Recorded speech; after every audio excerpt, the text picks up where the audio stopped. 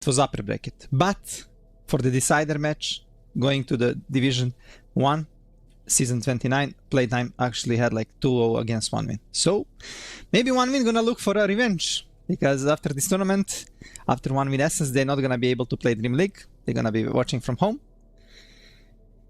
But they have time to revenge. And maybe win Essence 1. Yeah, they can beat Playtime here. They did take a game off of them in the group stages, but still lost the series. So Playtime, they did win there. It was a very long game, the one that 1win did win. So out of these 5 players, who's the key? Who's the key to beating Playtime? Oof, I will say Squadix, but just for 1win. But if I watch whole matchup between 1win and Playtime, it's gonna be on Sweden Strong and Rain. Because Schofield and El Misho, they are looking so strong and so good on the Playtime. But all of them are good in the Playtime, not gonna lie. But supports are making a really huge diff. And today, if 1win wanna have a chance, they need to have Sweden Strong and Rain on their prime. On the laning stage, on the rotations. And yeah, this guy, Schofield, man, if you give him clockwork, it's out to win. And I'm really excited to see if 1win did their homework. If coach so bad, gonna ban Schofield clock. If they let it through, carry, it's already 1-0. Really? Really? Is that how you feel? Aren't you gonna say like they probably thought about how they would beat Schofield's clock, so they're gonna have an answer to it, and it's not gonna do much? No? No. I cast his games on clock. He's doing unreal things. Like you cannot replicate this with any hero. Like his playstyle, this early jump pickup, like what he's doing, and with clock is just another dimension. Like he always escaping, he's buying first item blink, doing so much space. It's unreal what he can do. It's always interesting to me when we're casting South America teams, when everybody else like 2 names, maybe 3, and then here I always enjoyed casting with Bowie because he would tell me what is the first name, what is the last name, what is like a middle name, because I would have no idea, right? It's definitely something that we are not seeing a lot in Europe.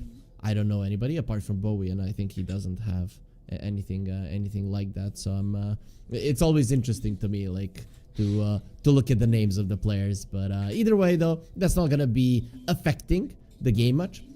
What is gonna be affecting the game much is the heroes, and I'm gonna assume, LeBron, that you have your little papers. I mean, of course, papers are here, bro.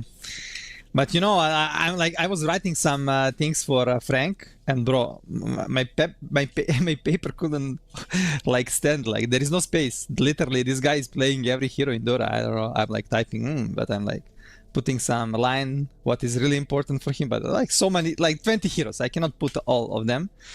But I think Playtime have a bit advantage in the drafting stage as well. Like they played a lot of series, and they're actually learn a lot about this meta right now. Yesterday I casted them in the morning with Ares. They had like they struggled a bit against Yellow Submarine, but they managed to beat them 2-1. And then later against Nigma, they kinda didn't have problems. It was like 2-0, and maybe it was a bit longer games, but still all games that were under their control with a lot of net worth. Like always, net worth like was in their favor, like lead.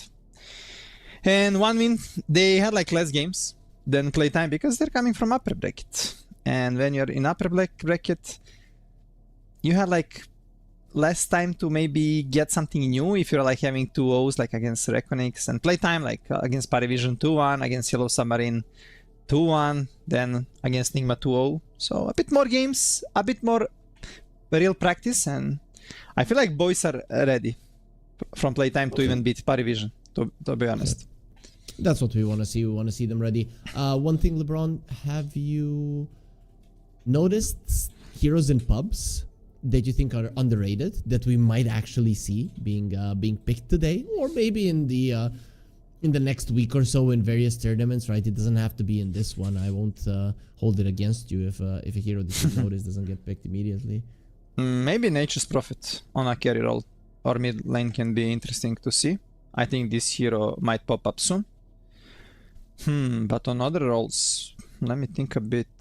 Give me some 20 seconds here. You can maybe talk something. What about my bounty hunter? Okay, I didn't notice. I saw Ducalis trying it out on position 5. Not sure if he won that game because I was playing my own game later on. I was in queue. But yeah, I think Nature's Prophet can be strong. Not gonna lie on carry roll. Maybe some Mirana. I would love to see. But yeah. On 5 or 4? On 5, on 5. But it can also work on 4. For me, what is interesting, Kez is getting a lot of popularity. Like, it's really popular. But Violent is not playing Kez. Like, he's having 13 games on Kez in his career, and it's only 38% win rate. So in last 15 or 20 games, there was no Kez.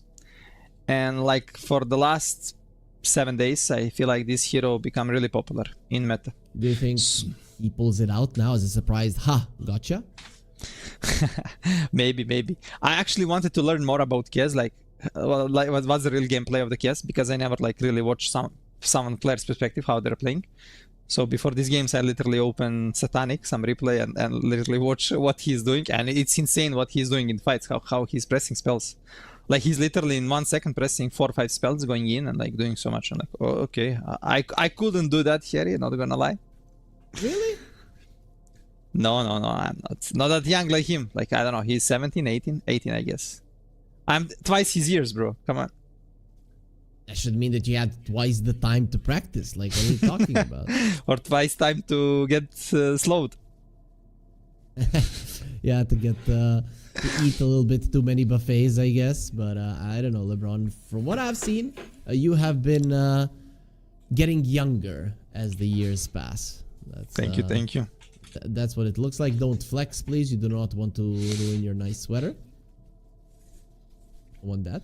Looking at at what the teams picked. First pick for 1 win, and playtime did go for Radiant. So how do you feel about the first pick? I know that you were adamant that the second pick is better, but I feel like the teams have been getting slightly better at using the first pick. Do you feel the same way? Yeah, I feel the same way. And the thing is, like, these tier 2 teams, for them it's much better to play with second pick, and tier 1 teams, they usually always go for the first pick.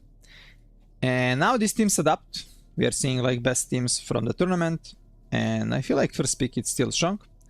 You can see on camera, Sweden strong, very having fun with manager, Chesve, and so bad coach.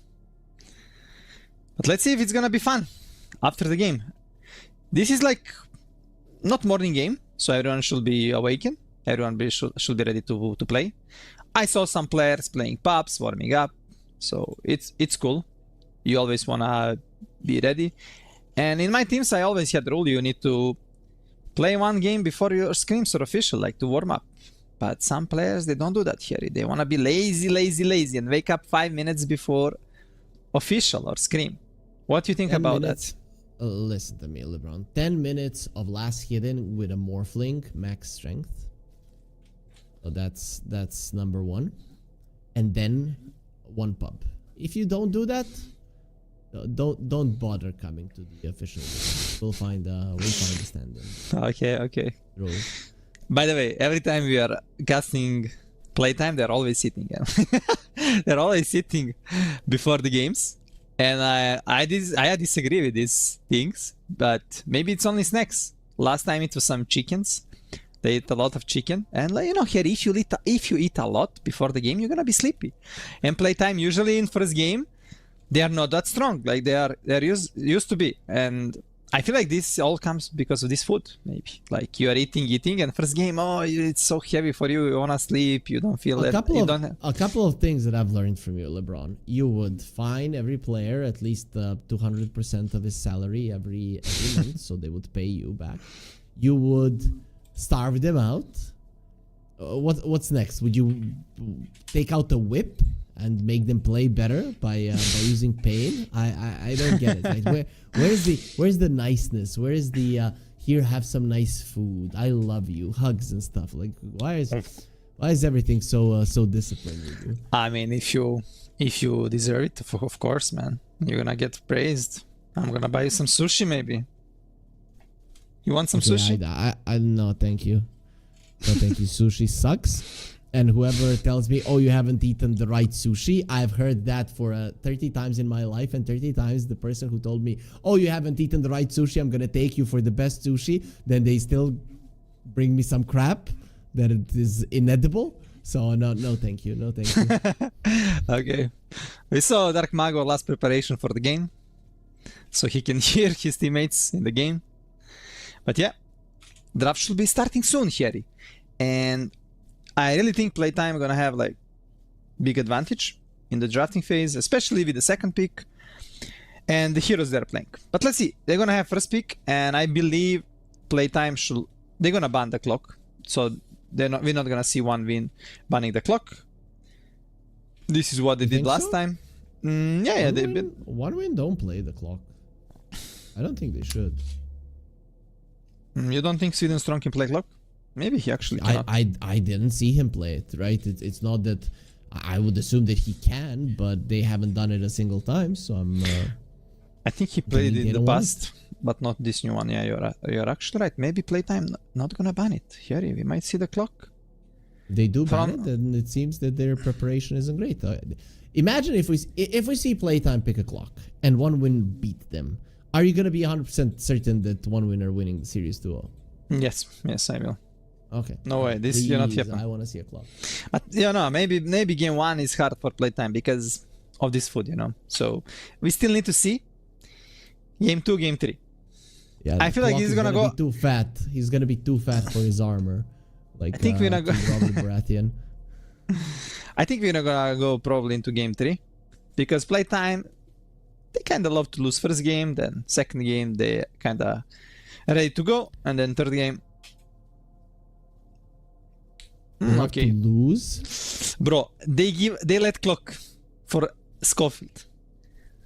If you watch one game with Schofield clock, you will understand that you cannot give this hero. If you give this hero, you lost.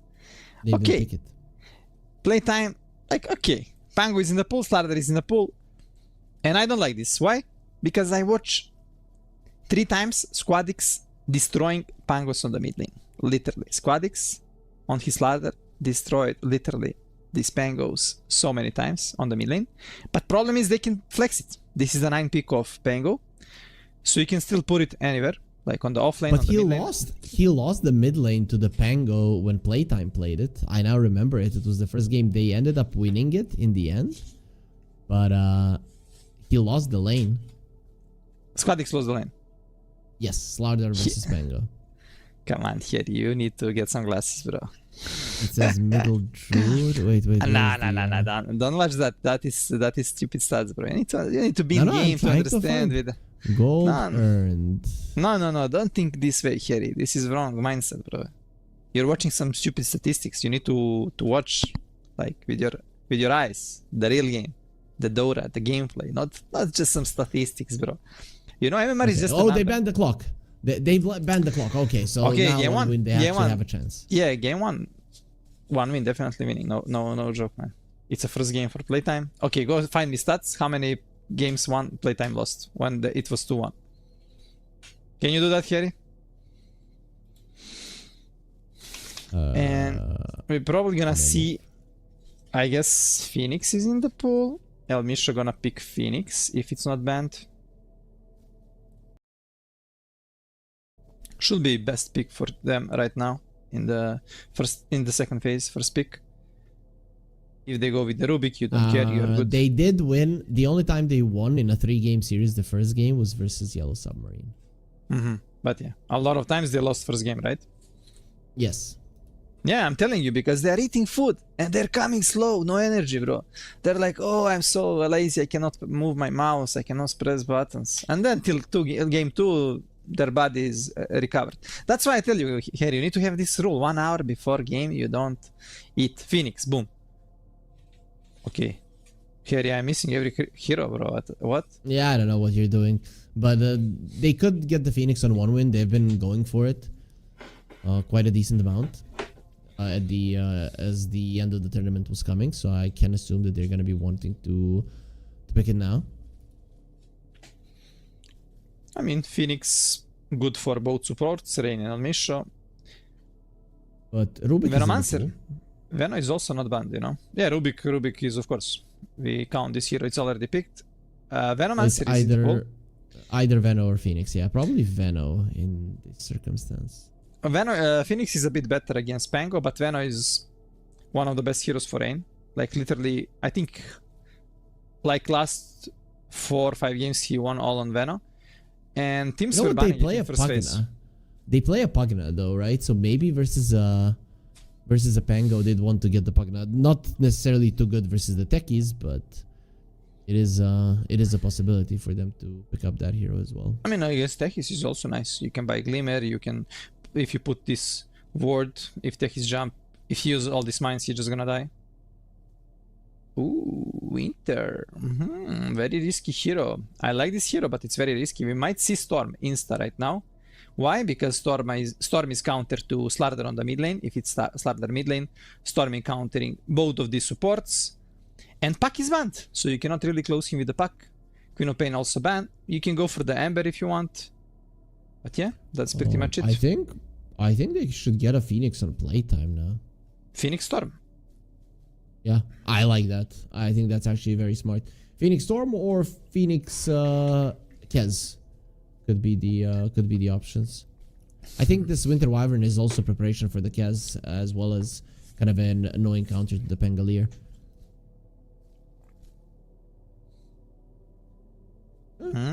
Okay. And then this might be a 5 Treant, yeah. For Elmisha, Treant, probably the best melee if you want. I mean, Vitz already play a few times SF, and it's kind of securing you nice lane against Ladder off lane. And you want to keep this Pango as a flex on mid lane and on the off lane.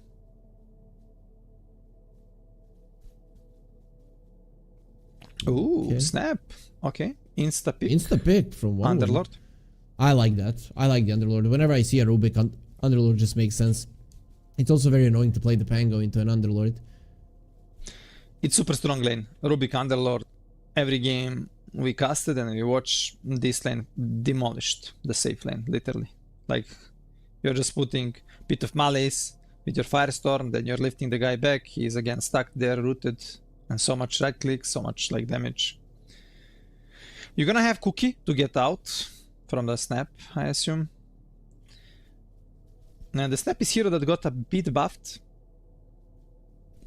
And I thought we were gonna... Did they maybe change her Cookie that you do not move when you are rooted? Because a lot of things were changed in that way. I want to check. Maybe yes, but still. After the root is gone, you can use Cookie on this lane, so... The first root. And during the telekinesis, you can use the Cookie, so you're gonna push the guy. You cannot really put him back. It doesn't say anything when I click on the hero, so I'm gonna go quickly through the patch. One win needs to pick the carry. And Monk King is kinda still in the pool. You want some hero that can go in. It works, okay. Yep. You need some melee hero, I guess, or I mean, don't need to be particularly mid lane, melee hero, but someone that can go and fight this SF 1x1 at some point, like 2-man fight him. And I feel like Monkey King is one of them that can do Ursa, but Ursa into blind, you don't see the lane. You can get Enigma. Is Kez still a possibility? I mean, problem is Violent didn't play Kez a lot, yeah. And his win rate is very low on Kez. Unless like they want to surprise them. They've played some Luna. Luna is stable. Ooh, they go Kez. Okay. Let's see what Mr. Violent got for us, because he got 13 games on Kez, 38% win rate, and I think in last 10, 15, 20 maps, I don't know how many, there was zero Kez. So I was literally like watching, but I was does he play when a Kez? And then okay, he's playing.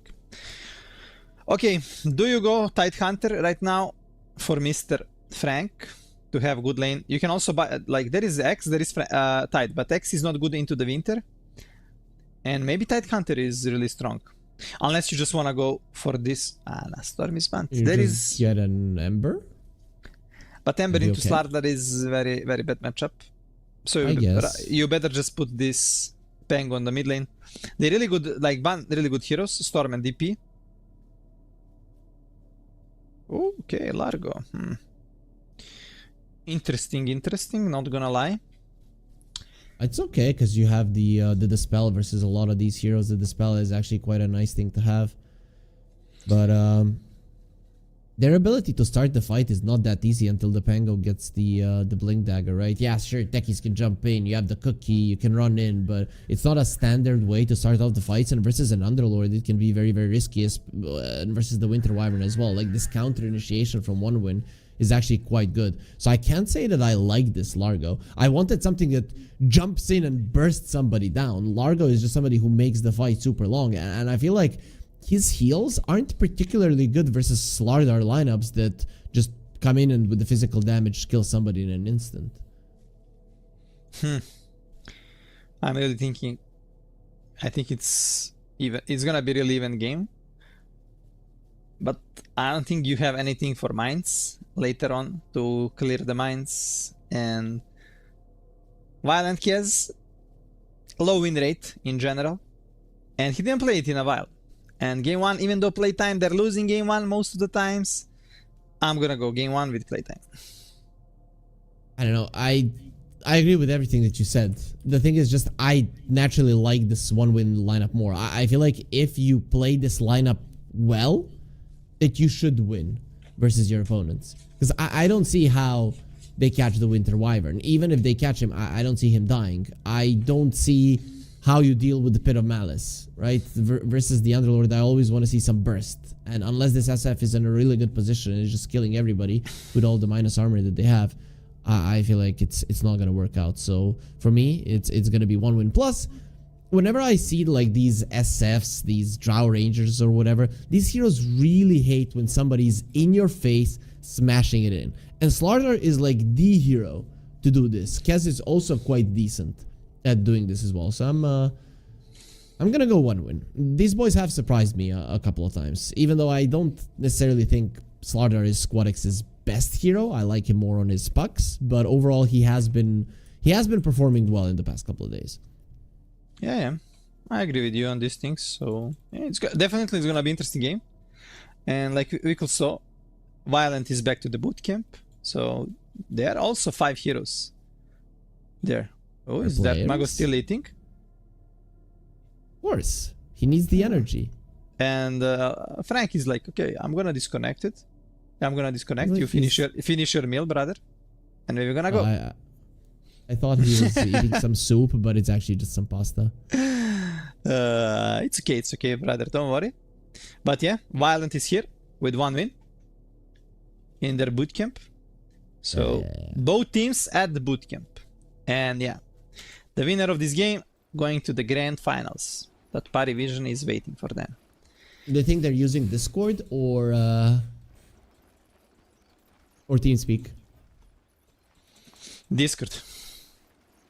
They don't know what is the better platform. They don't know how to use TeamSpeak.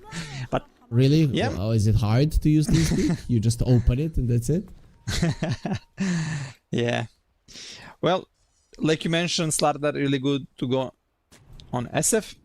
And there is also Kiaz, the hero that also loves to like go and smash you. And with this corrosive haze, he can do a lot. But problem can be this early game. And SquadX on the mid lane, he should have a free game. So maybe with SquadX good game, they can start snowballing hard. Okay. We're looking at the odds. They are favoring playtime. In terms of Dota Plus, who's draft as Dota Plus favor? It's gonna be 1-win, of course. Dota Plus knows, just like one of the casters here.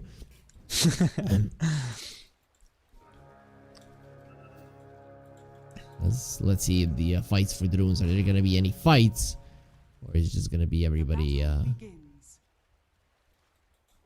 They see Schofield and they run. I just cannot believe that playtime they rate Pango more than Clock for Schofield. But okay. It's a Dark Mago Pango, his best hero. And Dark Mago right now is in his prime. So Harry, maybe this counter Slardar might be better on the lane against Pango, but Dark Mago Like you said, maybe he won it last time. If you believe into these stats. But okay, where are we gonna see? I don't need to believe in the stats. You and me watched that game, and he won the mid lane. Okay. Do you think we're gonna see first blood on the bottom? Well, maybe now because Mr. Morale won't have his tangos. They didn't get delivered, so we'll see what he's gonna do without the tangos and without any heals. Yeah. Power spike for SF gonna be level 3. But there is also this lane, Rubik Underlord, that they might be able to surprise SF. Only issue for you gonna be this reactive taser from Tetris. You're not gonna be able to. What about the Largo lane? I kind of feel like there's a lot of damage to look at in the top lane as well. Like bottom lane maybe has squishier heroes that get closer to fight. But thing is, on the top lane there is a Winter Wyvern. If he skills the Cold Embrace, I don't think they're gonna feed on top lane on one. They're gonna have like free lane. Okay. Oh, but maybe it can rain. Very fair. He needs one more hit. Not gonna be getting it. That was close. He was already used. Yeah, now he's just gonna get the level 2. Just gonna heal himself. Nice. He's dropping even items. He knows what he's doing. Alicia, being annoyed. This is what you talked about. His reactive taser will pop. Mr. Morale eating 3 raises. One more hit. He's gonna turn around with the blast off, and he doesn't die while flying. And now even Sweden Strong, he's gonna be in trouble. He got the first blood. No man on the SF. He has 7-1 charges, and he's gonna be getting it wits. Gonna be now level 3.5. Okay, if that Underlord had tangos and he was healthier, that play might have worked out better for them. Yeah, but this is just power of Tetris. He's so annoying with this taser. If there is any other support, this Underlord Rubik should be having so much fun. And they will be getting the kills. But no. They got outplayed. And just a reactive taser. A bit broken. Just a bit, not too much.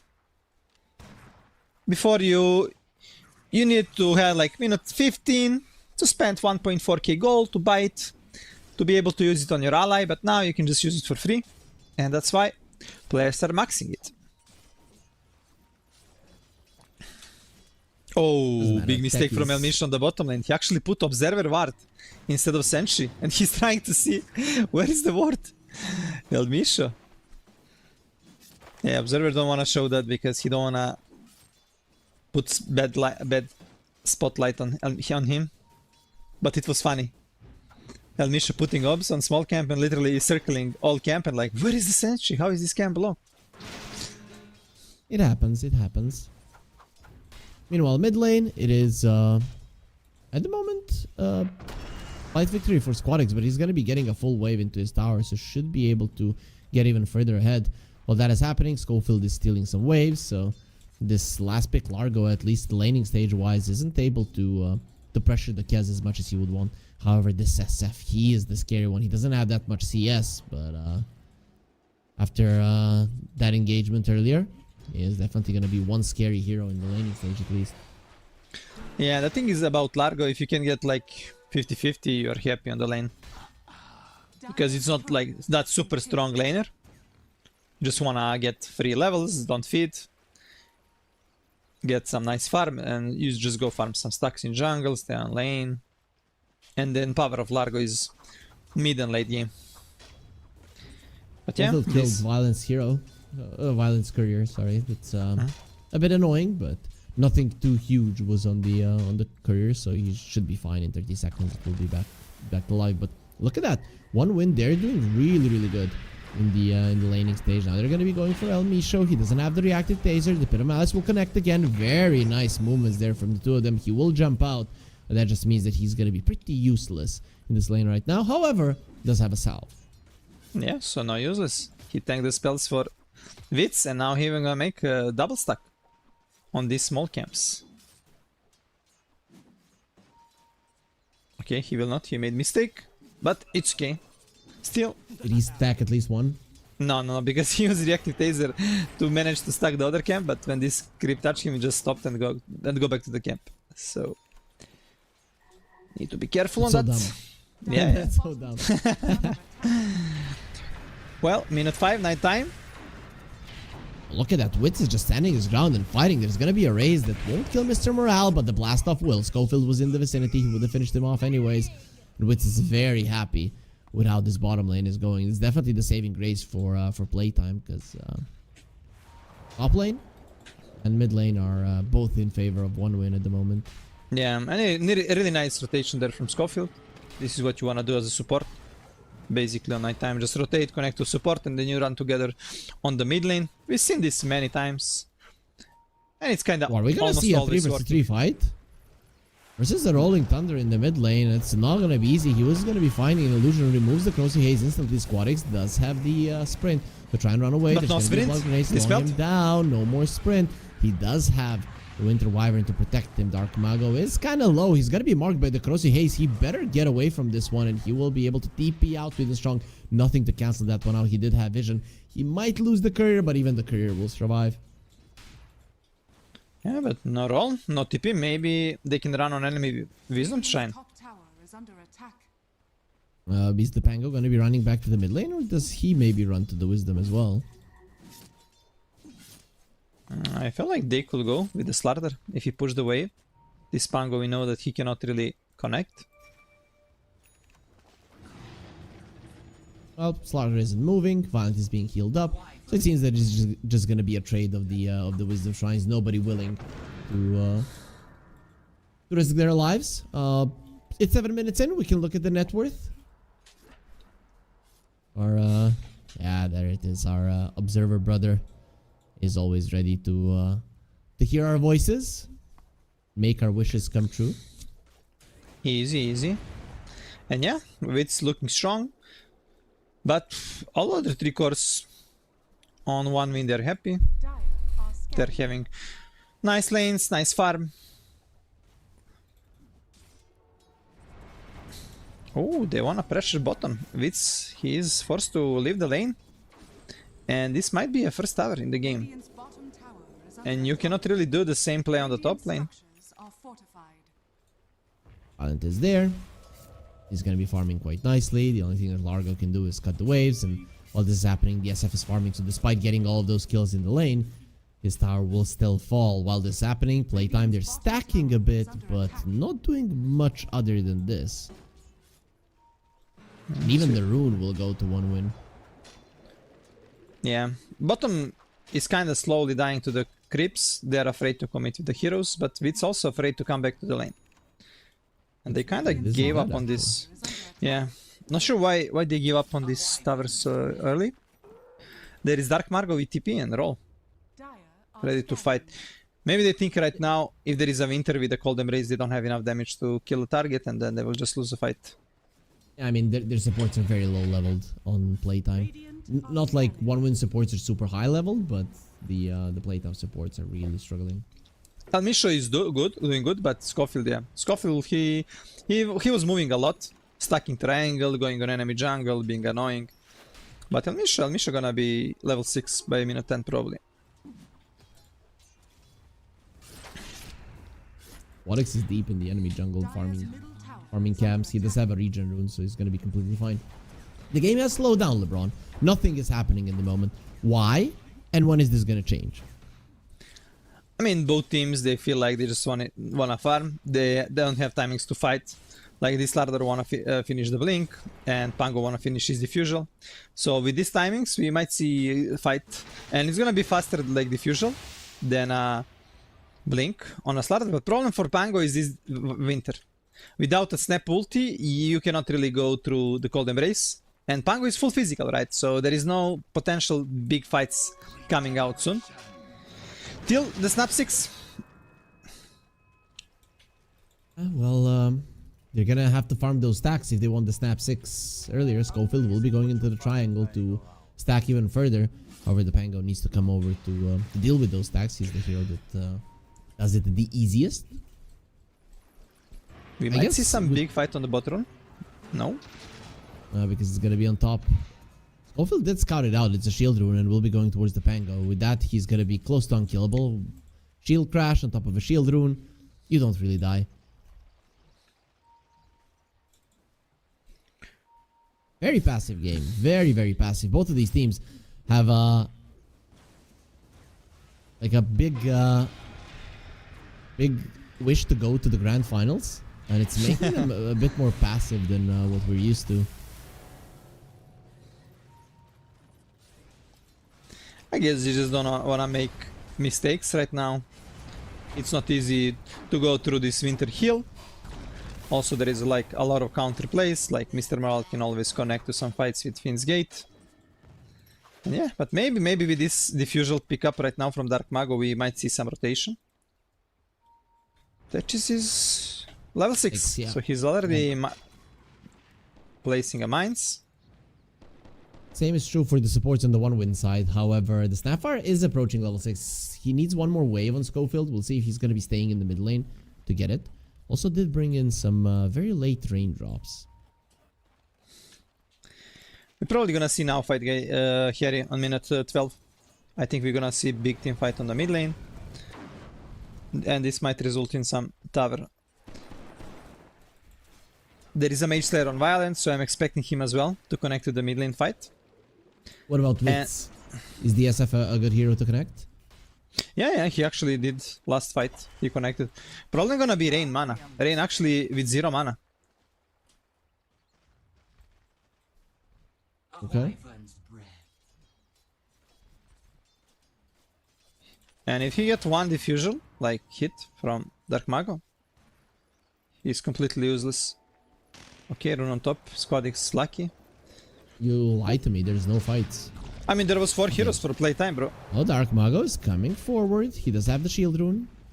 Recently activated.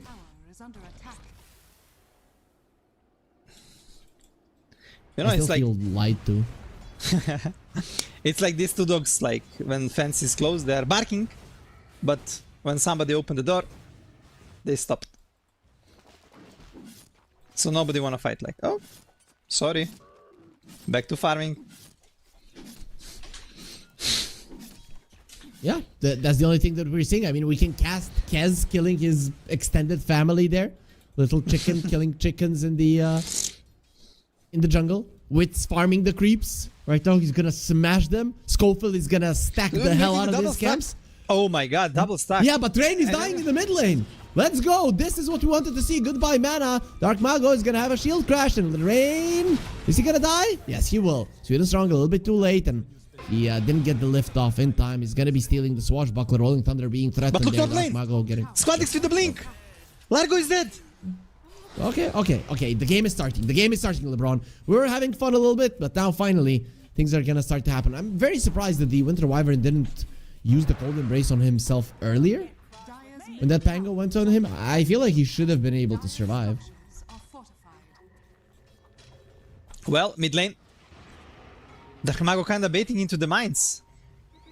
Yeah, come on, Squadix. Come on. I'm gonna be jumping in on Squadix. He's taking a lot of damage. And that's gonna be the ulti from the Winter Wyvern. The Pango comes over. He wants to hit his own buddy, but they already killed the Slardar. So it's gonna be quite nice. Even Mr. Morale connected and died. This is huge fight. They're gonna be able finally to open this tower. But top lane Kez, he actually wants to steal the wisdom. Schofield? You don't wanna let him. Maybe this play saves them the tower. ESF didn't TP. Will be able to run away. Did it save them the tower though? No. Nope. SF has more than enough damage. Yeah, that mines won them a fight. And Very the thing cool, is, like, very cool. you cannot really, you can buy Manta maybe on Kez to kill the mines. And yesterday one Kez, he was buying it, but not sure if this is the way you wanna play. But you might be forced to do it. Because you don't have any units to kill the mines. Also, Winter ulti was kind of forced, and it was not like too much impact on it. You kind of want to use on Pango, if Pango is rolling, and when SF is in the range of hitting the Pango. It's and not... when the Slardar is in the range of reducing his armor as well. I mean, that will be ideal. It's gonna be like, there is like gonna be like 20-30% chance you can do that. But Ray need to be really patient with his ultimate. Is Pango gonna be getting a Lotus Orb in this game because of the Crossy Haze, because of the Winter Wyvern ulti? Oh, wait a bit. Misha dying. Not sure if he's gonna be buying it now, because thing with the Pango, you wanna have diffusal into Blink, into Axe, right? You also wanna buy Shard, so it's gonna take some time. And later on it's already kinda mid-late game. Not sure you wanna buy it like for your fourth item. But yeah, Lore is definitely good as well into the Underlord Pit of Malice. Warwick's again running over. Is gonna be getting the jump on Dark Mago, who will swashbuckle to the side. He's not in the Pit of Malice any longer. Ulti from the SF just keeping them at bay.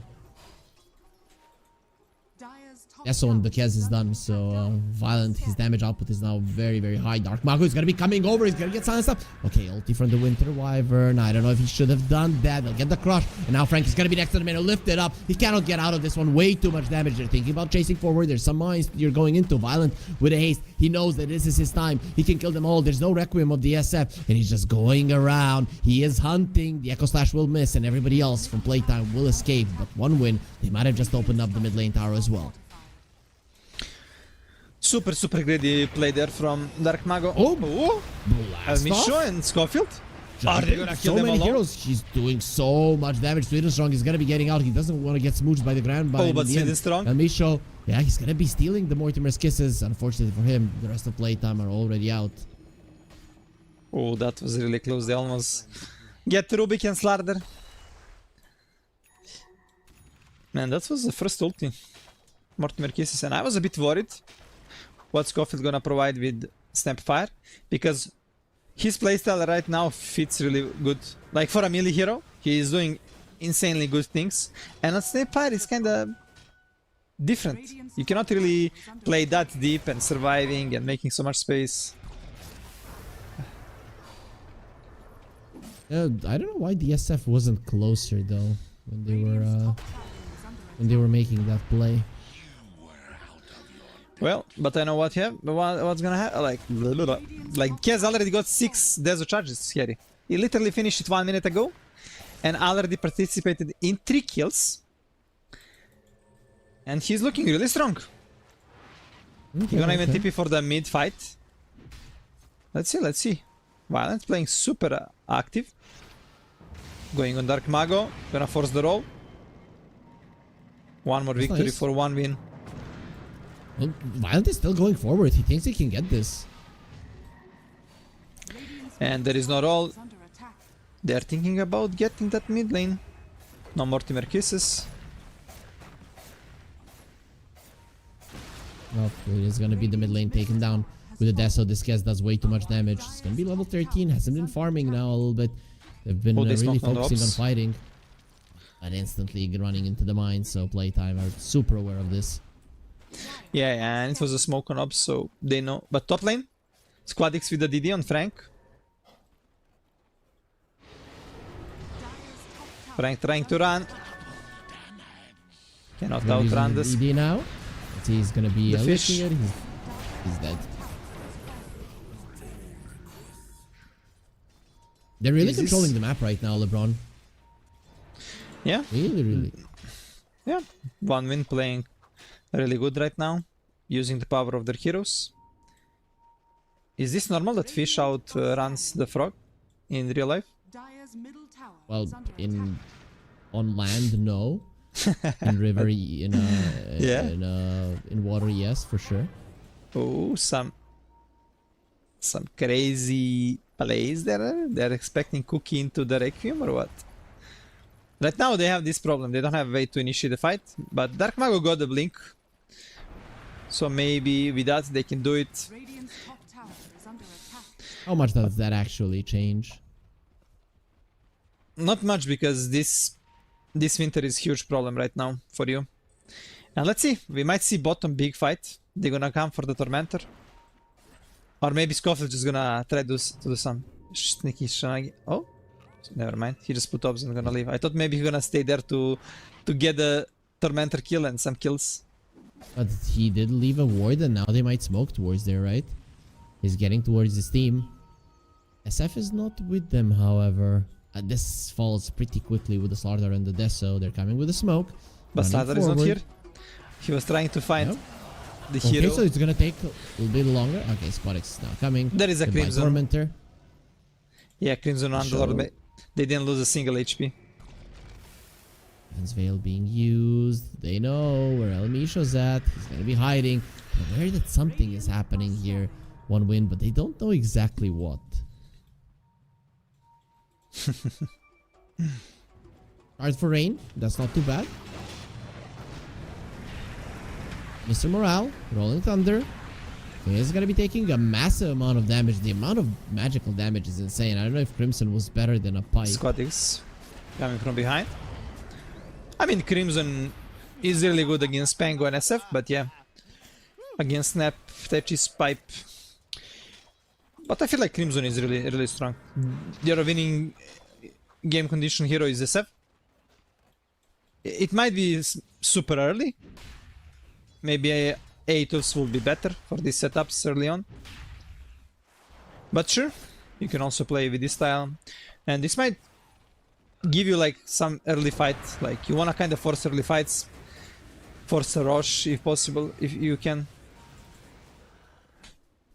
SF is going to be going for a Butterfly. How early in the game will Kez get a MKB? And he's going for an Aghanim Scepter. I see a lot of Kez's skip the Ags. Do you like it, dislike it? I think it's needed item. Like last games I watched, they all go for Dags. But Kez needs to buy BKB, so his Monkey King bar gonna be delayed. I think next item for him need to be BKB into these heroes. Okay. Let's say smoke from one win. If they get a kill, they might go for a rush. El Misho. Going into a triangle. El Misho's in trouble. He's just gonna die. Do you go for more, or do you just walk into the pit? Pit seems to be the call. Yeah, too much minus armor. From one win. There is Axe now on Frank. So Frank got Kaya Axe. There is potential of fighting. But because Tetris is dead, they're just gonna skip for now. They believe this SF can carry into the late game. Okay, Violent will get the Aegis. Gonna be quite happy with that. So do you... he's still queuing up the BKB. Guess this Aegis should give you the ability to farm the BKB relatively safely. They're gonna be chasing for the Snapfire, and there with the Echo Slash, the bash is there. Schofield in a lot of trouble. Doesn't look like he's gonna be getting out. Yep, he'll just die.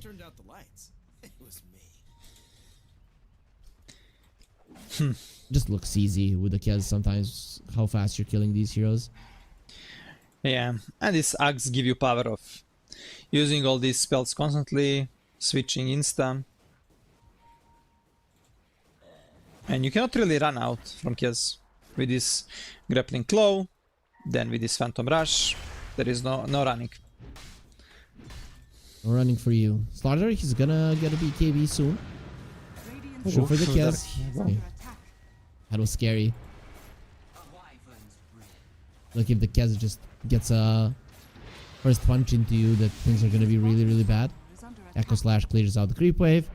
Probably gonna get healed by the Winter Wyvern. That's his damage after Call Embrace, sorry. Oh, plus 80. Yeah. Okay, not bad. They even have a Slower Crest to buff him up. Yeah, this Kez is looking really strong right now. He's buffed a lot, plus Corrosive Haze. He can burst heroes insta. SF is still, like, with this Butterfly, should be the top dog on the map, right? There's very low chances of a Kez being able to man fight him, or am I wrong? With BKB, he can, but without BKB might be hard. Problem right now, for playtime, they cannot really take a teamfights. They got Axe on Pango. Maybe they will look to take a fight soon. They got like 3 big items. On Witz, on Frank, and on Dark Mago. So all 3 cores got like huge buffs, like huge item. Now let's see if this is gonna work out. There is still ages. How do you feel about the game right now? I mean, one winner obviously controlling it, but they're not increasing their lead. Yeah, they're not increasing the lead, and they're not finding the kills. But they're opening these towers, they're opening map, but maybe they're playing too much safe. They're not trying to force a fight, like to chase them. So they're thinking they're gonna win in the late game, that they have all tools for it. It's a counter smoke from one win. The perfect moment. They still have 2 more minutes. Dark And Mago? What a jump from Dark but Rain Mago. with Nothing there. ultimate. That's not gonna be lasting for too long. They did kill El Misho. Meanwhile, Frank trying to go for Rain, who's healing up with the Cold Embrace. Not gonna be trying for too long, as there's gonna be stolen Mortimer's Kisses. Now the Rubik is gonna be raining down with the damage, and even the SF is ticking down. He will survive in the end somehow. Dark Mago getting stunned as he's coming out. They will mark him with the Corrosive Haze. Nowhere to go, nowhere to hide. They're gonna have the Pit of Malice. Frank pulls him down to low ground, purges the Corrosive Haze, and now they don't know where he is. Violent, no more mana, no more chances to chase. And boy, was that close. That could have turned into a disaster for Playtime, where they lose both the SF. Yeah, I don't know. I guess they were so lucky in the end, but because this was so bad. Like Rain forced to use ulti, his ulti was useless, and I thought like 1-win gonna lose the fight. But because this Kez literally destroyed SF, SF almost died, they were forced to run out. And luckily, Frank managed to save here Dark Mago. He was literally dead. So they will be happy on Playtime with this trade. It could be much, much worse. But you know what? Here in next team fight, they're not gonna be Aegis on this case. But he got BKB. It's not easy to kill him. But if they manage to somehow control him, maybe use SF ulti, we might be able to burst him. They're gonna go smoke. One more smoke, actually. Okay.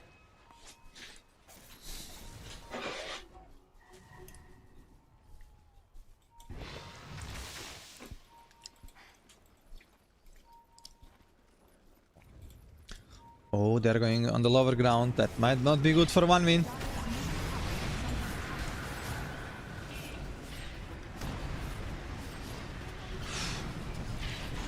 Oh my god, Witz is killing them all. But they're all kind of surviving on low HP. Squadix gonna fall. But big boss Witz, is he gonna kill them all? Nothing can stop him right now. Oh my god, what a team fight. I mean, big mistake from 1-win to go on the lower ground. Playtime, they were ready. And I guess Rain again, he was forced to use the ultimate super defensively. And he don't have tools. My friend Herifrick is gone. So hopefully he will come back soon. But look on the replay. When I saw that they're going in this lower ground in the bad spot. But they managed to find this Rain so early, this Winter Byron, that he was forced to use ulti that early. He couldn't save anyone. And Witz here almost killed Kez. Even though he got the Aegis, he destroyed Squadix, and right now there was no chance. Like, so much damage, so much slow. And I feel like 1-win, they lost positioning, they lost their formation. And that was huge win for Playtime. That was also fight with Kez first time being BKB and Aegis, even though he was losing it in that fight. He had the Aegis and BKB. So really nice fight for Playtime. And right now, they need to be worried how they're gonna take the fights. They're seeing Schofield, there is Ags on Underlord, gonna stop him. He's not gonna be tipping out, but still, this kill is not giving you anything. It's not that big of a deal. Sorry, LeBron, for leaving you for a minute there. Whoo! For just 1 minute, when big fight occurs and Playtime won the fight, carry into the enemy Aegis. They killed 3 or 4 heroes. 4 heroes, I believe. 4 heroes, yeah. Okay. Only so Kez survived.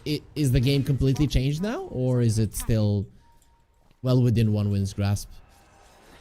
It's not completely changed. I think it's still kind of even game. But problem is, like, you lost the fight where you had like Aegis first timing BKB on Kez. And it all started like with bad start from them. They're going on the lower ground, losing positioning. There was like some nice ward there from Playtime. They're gonna get 2 supports on 1-win, but still, they're getting these random support kills on like some bad spots in the map, so they're not getting anything big from it. Every game that we're watching, LeBron, goes like 50 minutes. Is the same happening in pubs? Are games super long, or is this just exclusive to competitive games, or maybe even just our tournament? In pubs, no. In pubs you don't see much these games. People are giving up earlier, they don't believe and stuff like this. But here, yeah, here in the tournament, all teams gonna play till the end, and it's not really easy to win the games like in these first 30-40 minutes unless it's some super big outdraft. And this game and draft both kind of balanced. That's why we're gonna see super even game. But next Rosh, Yari, next Rosh gonna decide next 20 minutes of the game. If that team cannot end the game. Okay. What do you think about this build from Violent? He's keeping the Monkey King bar, going for Daedalus. I don't know, man. I feel like it must have something to do with him probably just thinking, I'm gonna ignore the SF and kill everybody else. But I'm not sure. If I was one win, I'd be like, let's jump this SF and break his neck. That'd be because last choice. fight Witz literally destroyed them alone. Not alone, but he was literally fighting 3 heroes. Like he smacked Squadix to 10% of HP alone, then he was forcing, like he put Kiaz as well on 10%, he was forced to run out. And yeah, I agree. I think he should be sitting on SF, and I don't think he's lacking the damage. If the target is marked with corrosive haze, he got plenty of damage. But okay, so. let's see. Smoke. Rosh is up, so they're trying again to make a smoke play into some kill for the Rosh, but problem is if they go for the Rosh... mines. Yeah. And they just know.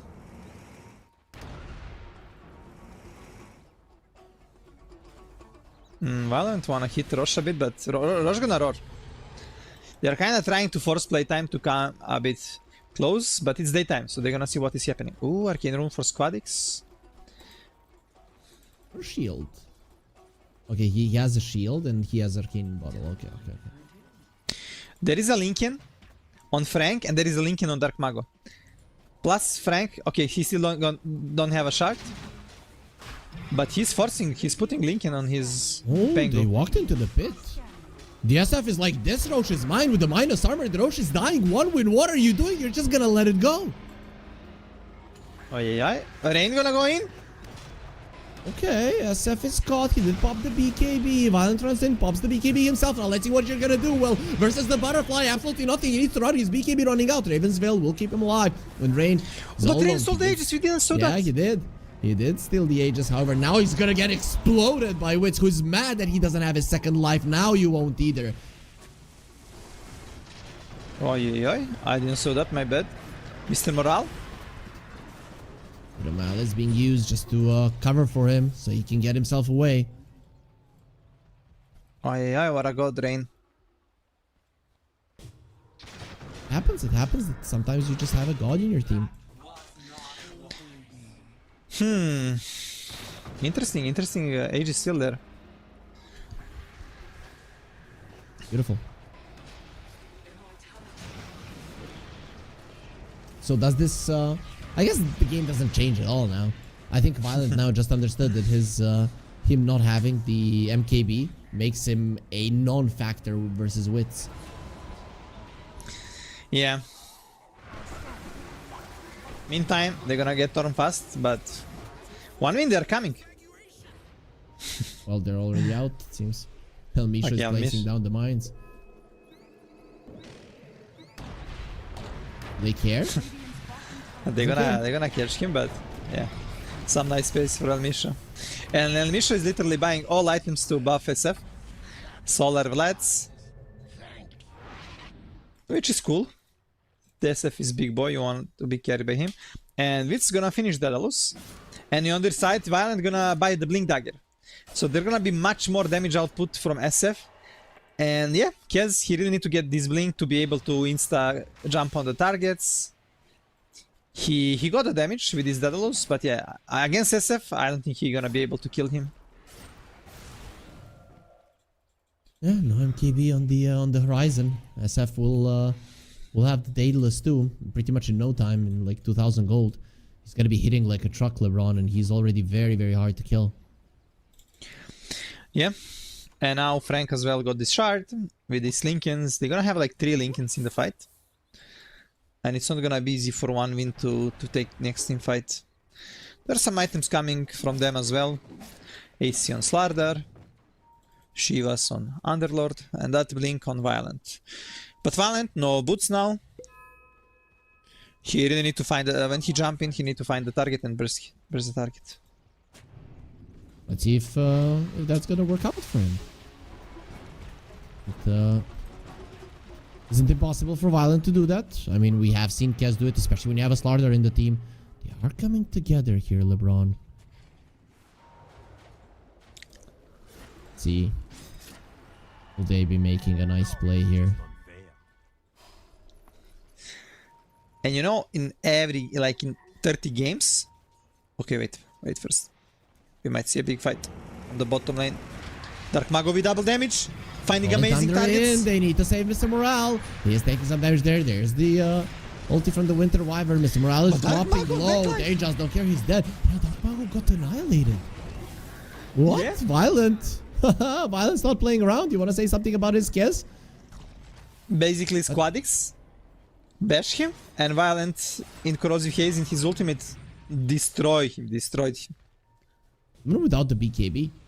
That's interesting, right? I thought he had to use the BKB because of the Rolling Thunder, but Echo Slash seems to have been mostly enough. 3k damage Kez did to Pango in like 1.5 seconds. Not sure it was on live there, but... Yeah, we were kind of in between things, looking at the and Mr. Yeah, watch Morale. now on this side. Yeah. Ash, Rush, Echo Slash. Poof. Good. That's so dumb. Insane. He wasn't even hitting him. That's... Yeah. It's insane amount of damage. Oh my god.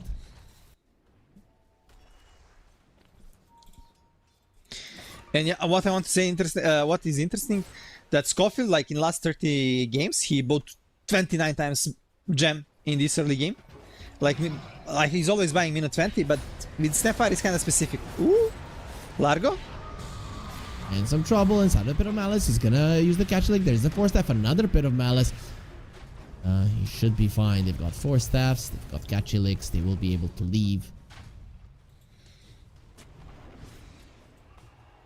And the power of this gem in early game is like they're controlling so much in the game, even though they buy it even when they have like good lead, when they don't have good lead. And this game he cannot really do that. That's his gameplay because he's playing Snap, and he doesn't feel safe like to carry the gem. So this is changing a bit their gameplay, but still, let's see. Both teams kind of look to smoke and fight. You don't have a Fiend's Gate. That is a big spell to have. Gonna be jumping in. Goodbye, Schofield. I don't know what's happening with this damage, right? They've got an AC as well, so that's extra -5 armor that's coming your way every single time. you can't react to press a ghost even. And this ladder they're gonna buy nullifier soon, so it's gonna be even useless. Who's gonna be 25 first? Bang already has it. He went for the less seconds on the Rolling Thunder.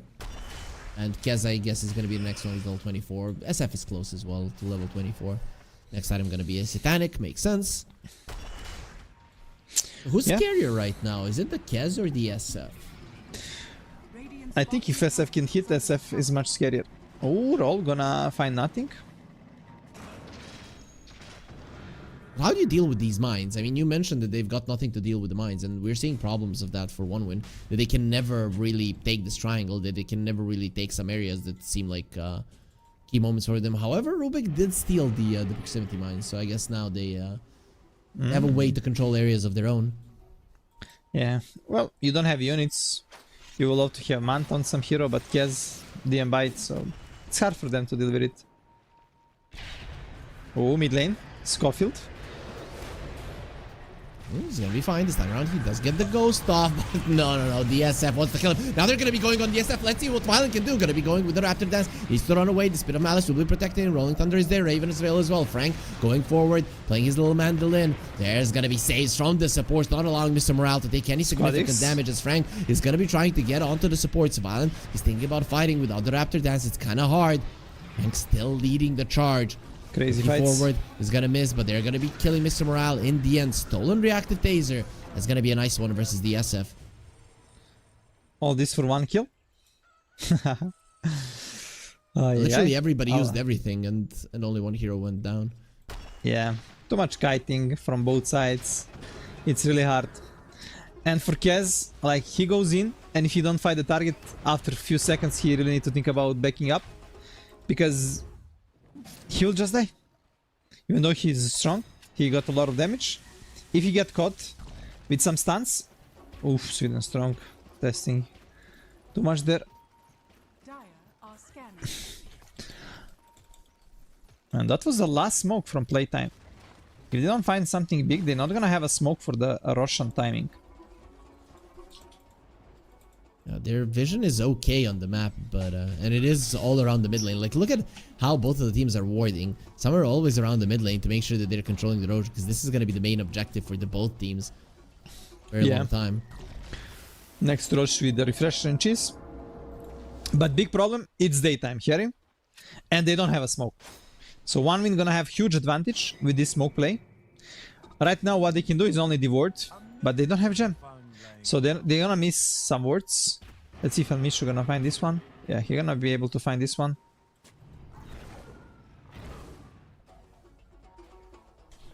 Finally, one win have a gem. Playtime. They don't have one just yet.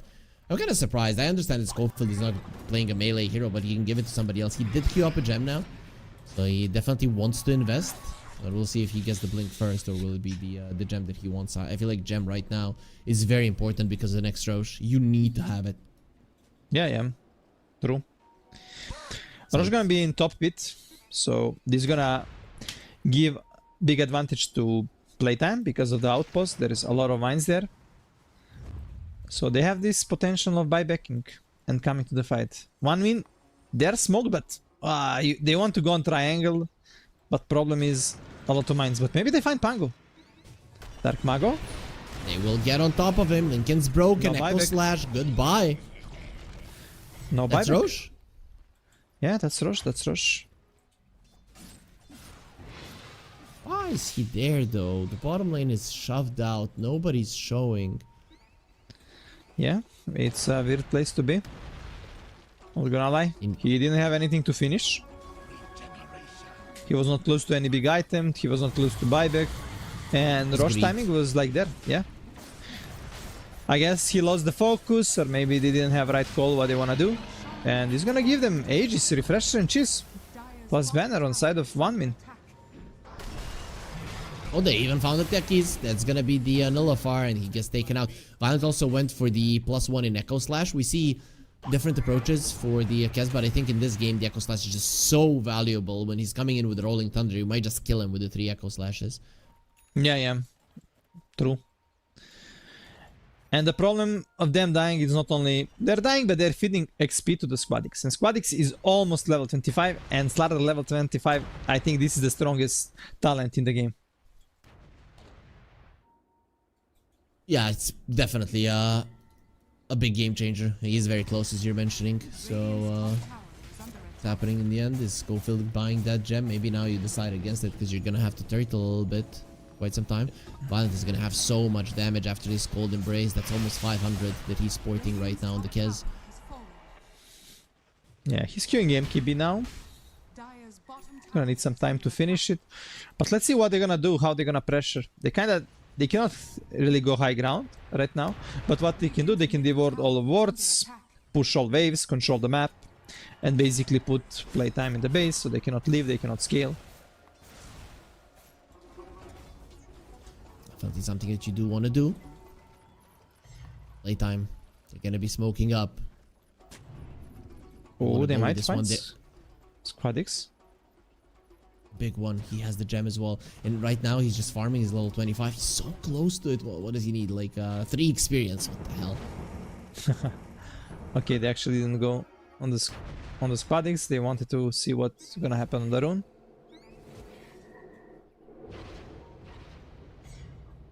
It's so dumb that these mines, when you run away from them, you do not hit them in the end, even though your attack was flying. I think that should have changed. It's not fair. Yeah. Can they kill Tormentor in 5 seconds? He's gonna go on the top. What? Oh, okay. They don't need 1 second when Violent comes over. He's gonna be getting the shard now on the Kez. Was he the only one? I guess so. Yeah, he's the only one. The lifesteal from the Impale is actually no joke. You can get like 500, 600 HP back, even more if you're critting. Yeah, it's a lot of... Okay, well, I'm just killing the mines. 2 minutes left on Aegis. You kind of want to force them back to base, get like this last tier 2, and see maybe if you can pressure high ground. Radiant's middle tower is under attack. Like he still has the Forager's kit. Oh, they're going on Dark Is this Mago? normal? Okay. Dark Mago? Nice blink out just in time. Okay, but still, they still got gate. They can go. They can return on the mid lane. Take his neutral item. Oh, still got this for just kit. I don't know. I guess he really valued the mana. Lincoln's Largo? broken. Lift, nice 4-stack after the lift, and blast off. Elmisha is just covering for his buddy. They're gonna be getting a tier 2. Without the Rolling Thunder playtime, cannot really turn this one around. The Aegis will be expiring in a minute and a half, and seems like one win, at least with this Aegis, will not be threatening the high ground. It's gonna be another 60-minute game, LeBron, by the looks of it, because next Roche is gonna be on the menu. And how many smokes do the teams have? There's one on the Winter Wyvern, and there's none on the other team, right? Yeah, playtime they need 1 minute to get the smoke. And yeah,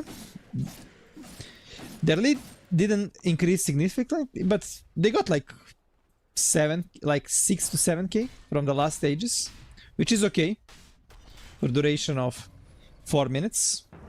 But most importantly, they managed to put super deep vision. They devoured a couple of wards and they're controlling them up. Playtime, they're stuck into base. They cannot really leave the base. And once these 2 wards around the mid lane expire or get devoided, then you're gonna feel really claustrophobic. Lucky for them, during the nighttime, they're still gonna be active.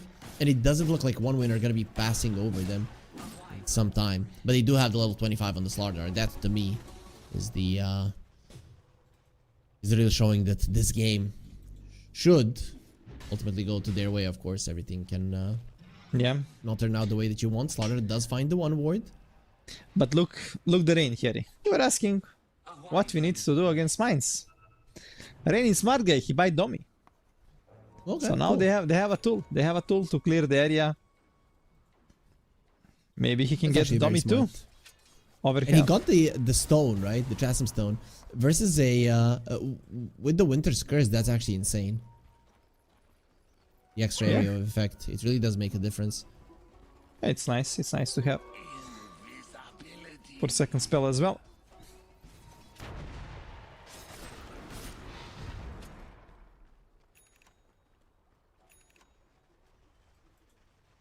So 48 minutes into the game. No more Aegis. They still have the cheese and the refresher. It is on the Underlord.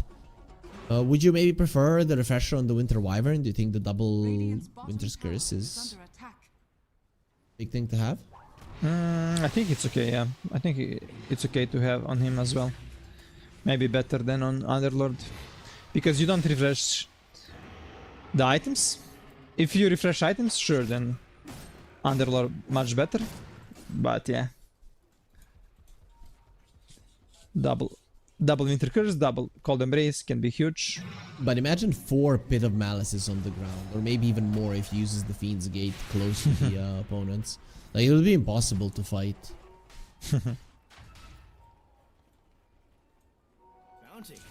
Yeah. Game got slowed down, but one win managed to get around 12k from the Aegis till now. Oh, and Sweden Strong, he stole the mines. Now it's our time to put some mines, brothers. Dire's You as well Won't don't be have able to leave tools the base. to kill them. Dark Mago again in a very aggressive position. If Rain sees ulti. That was close. Yeah, they need to leave base. Get some farm.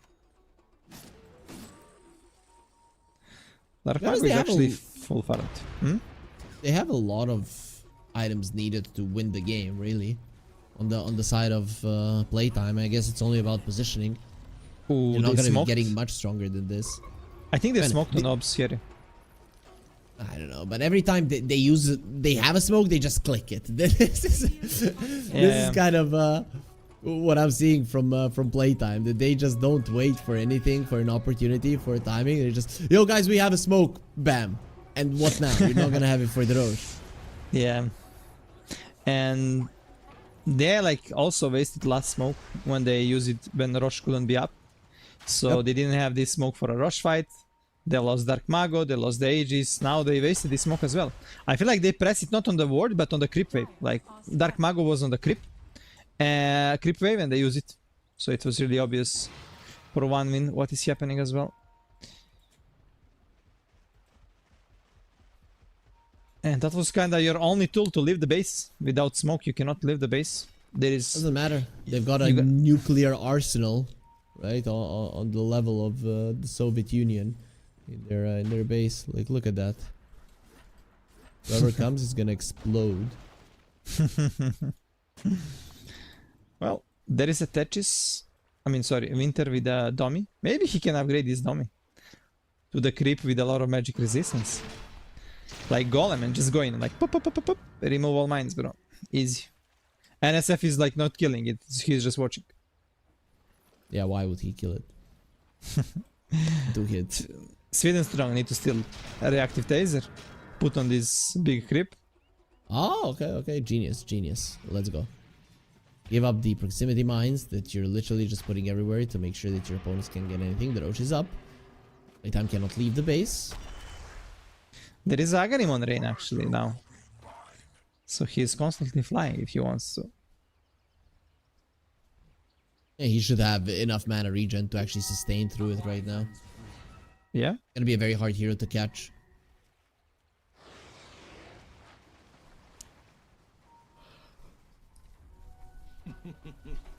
Well, Roche is up.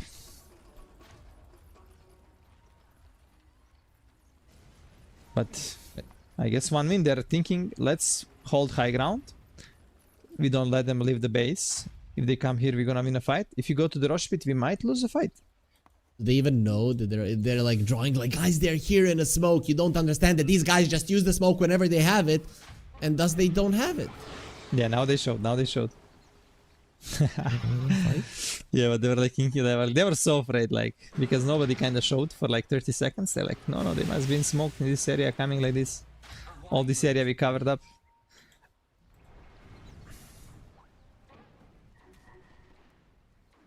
Not the case, LeBron, it seems. Not the case. Here, if they only pick Clocked for Schofield, they will scout everything. Early game will be different. Schofield will destroy them.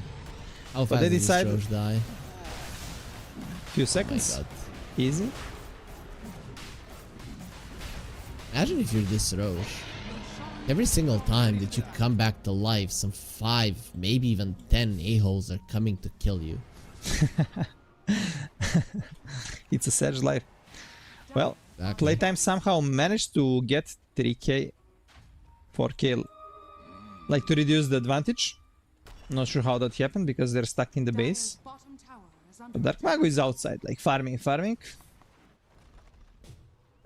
You know Kenny from South Park? Maybe Valve should like make a deal with South Park to I don't know, for one patch have Roche be a Kenny. Every time he dies, he comes back to life and dies again. Oh my god, they killed the Kenny. Yeah, add the announcer as well. Would be cool. They would have to they would have to censor some of the things if they would allow Cartman to speak, but that'd be hella funny. Double refresher shard now. Now we don't have to think about, oh, should it be the Winter Wyvern that uses it or the Underlord? And tell me, did they fix the bug with the refresher shard? That it's I not don't know. yours and that it doesn't share cooldown? I think they didn't probably.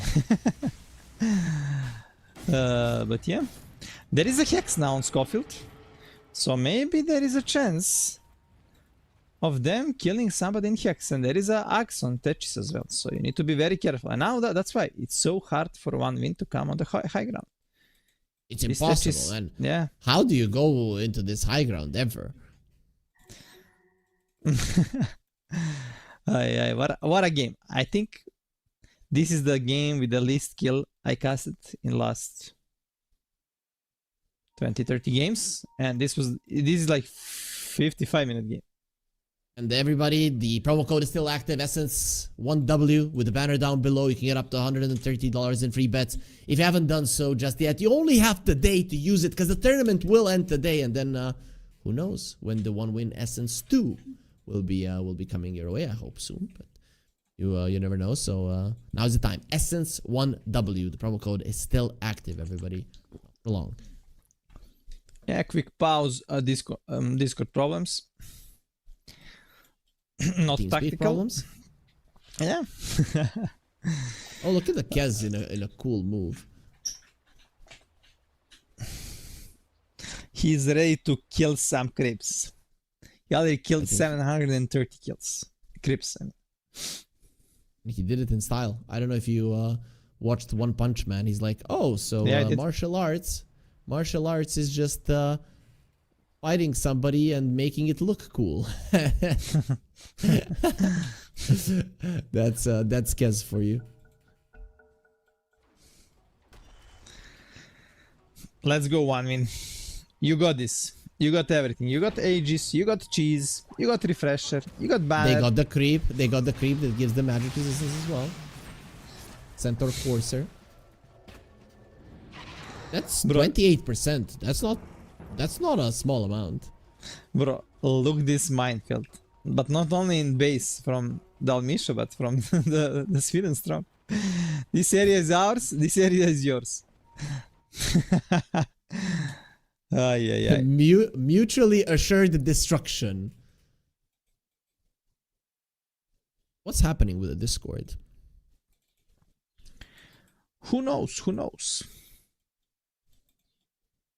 Maybe they're giving too much information, but there is no kills, there is no things happening. So this like is boycotting. You guys are talking too much, but I don't see anything like happening. Some action. Maybe I should like turn you off. Turn me off. You know, please. You know, it like in some of my teams, like we had like this practice where you just turn off, like you're playing without the Discord, without TeamSpeak, literally without the communication. Your coach was like an anime fan, and he looked at Naruto when he's putting a blindfold when he's practicing, and he thought that would be a good way. Okay, very smart. Very smart. Yeah, like in a couple of teams we actually tried this practice, like when sometimes things are going bad, like you're playing bad, and then communication is not good, and you're like, okay guys, let's play without the communication, so just focus what other people are doing and try to like try to play like this. And you know, we actually, I said, like we did it in few teams, but in one team in Elements Pro Gaming we were like fighting 4 versus 5 in one team fight, and then we watched like where is our carry, the Swift ending, and he was actually farming on the other side of the map, literally don't even know the team fight is coming. That was good old days, man. Was it his fault or your fault? Do I mean, you think his fault. Do you think his decision not to come to the team fight was smart? maybe I don't know if Swift is listening to this, but I feel like you're blaming him, and it's very easy to do that when he's not here to defend himself. Swift is a cool guy. We recently had some lunch together, like in good old times. There was funny stories. Funny stories when we actually had when we started first like to play competitive 2016 in Elements Pro Gaming. I couldn't pull the creeps because I was like not position 5, I was post 4, but when I played with him I was post 5 and I couldn't pull the creeps, and he will literally teach me how to pull, and my defense was like, bro, but why you miss pounds here with the Slark? In the but yeah, interesting stories. But what is interesting, minute 55, 1-win against Playtime. Can they go and treat on the high ground? There is a smoke from 1-win. Excuse me, can we talk about your stories, old stories? Because nothing is gonna happen here. They're just gonna jump, start exploding, go back, wait for the next Rosh, and we're gonna do that indefinitely until time itself ends.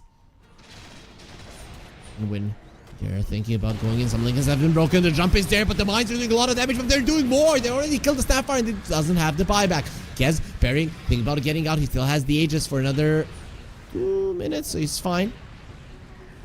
His Dark Mago is rolling through them all. There's going to be a bash on Mr. Morale, but he's still alive. So 1 win, they got 1 kill. Let's see if they can get more. Also, killing some of those mines is a big victory too. They're going to be placing 2 banners. They're like, this is my base. This is my base as well. Lift up, tossing the Kez away. Mr. Morale using refresher. It's broken.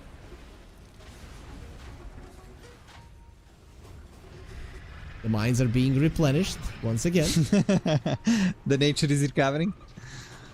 Exactly. You know the drill.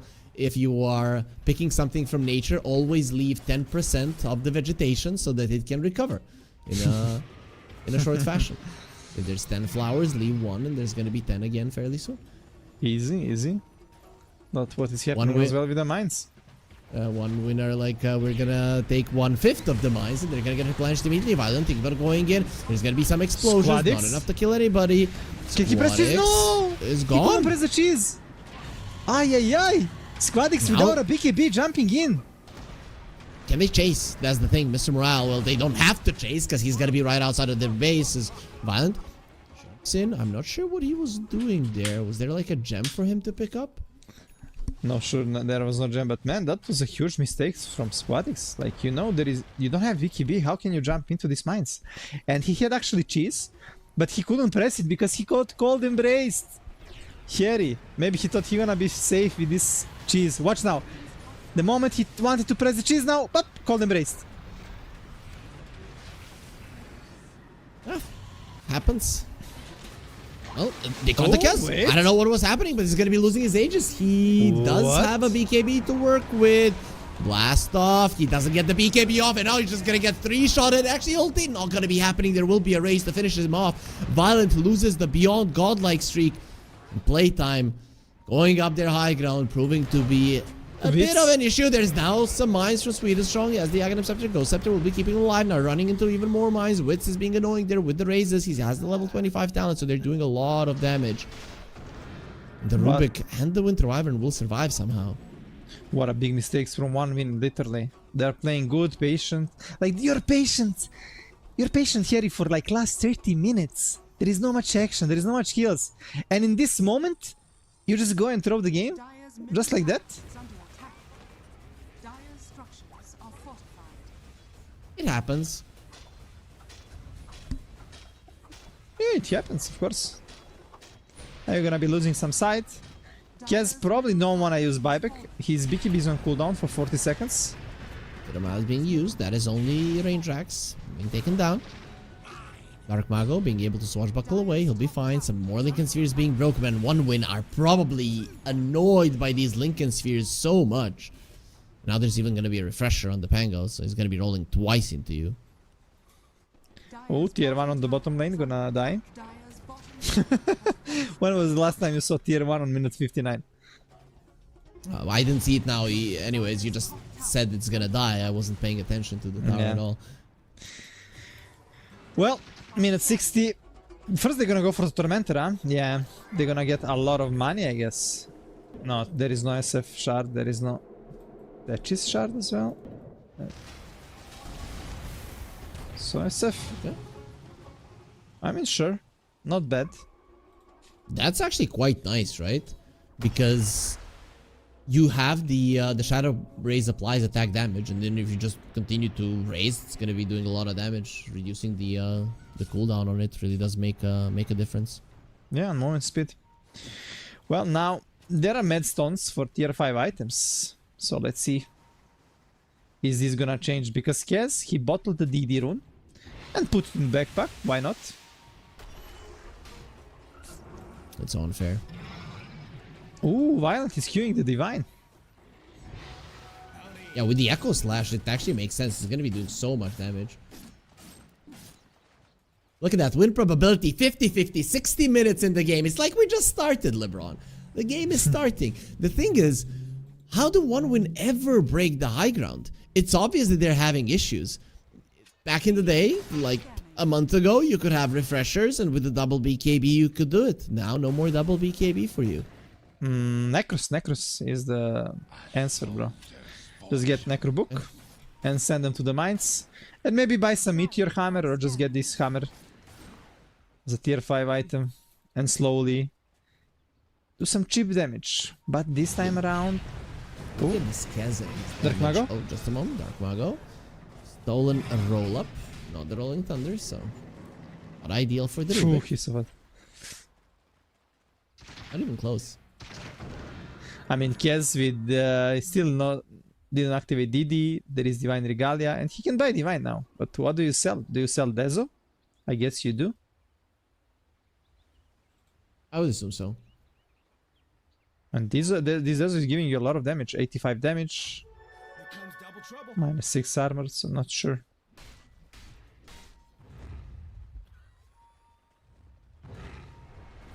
That is a lot. We'll be smoking up on one win. We do have some Necro Books. Jumping from the Slardar. That's gonna be on Misho dead. Violent with an AD rune. They're gonna be picking up some mines. Why are you not running away? They want to fight around this ward. Playtime. And then a There 4 is versus Necros. 5. Necros killing all mines. Both supports, Rain and Sweden's Rogue.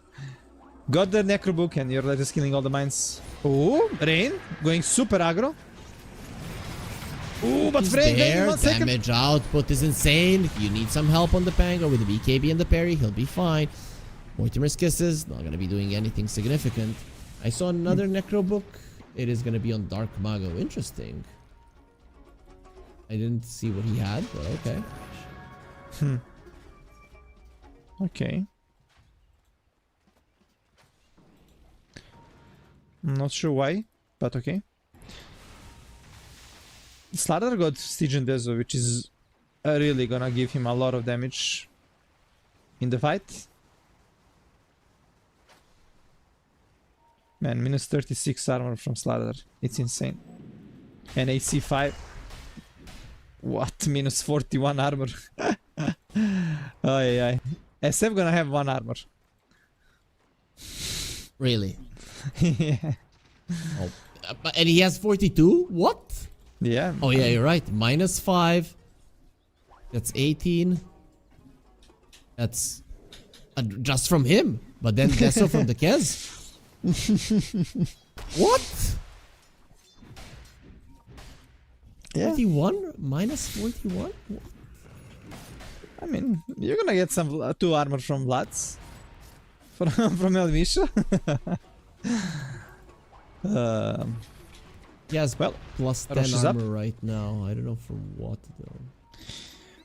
Let's see. Rosh is up. Is there a smoke on playtime? They do have a smoke right now. On both supports, actually. 2 smokes. They didn't waste their smokes, like Carry, like you're saying. They have smoke, they insta using it.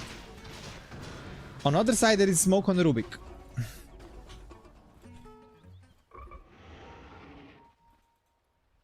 Okay. Any other smokes? Only on the Rubik. They do have one in the shop. Oh, but look Witz. He blinking. A Randall Scout.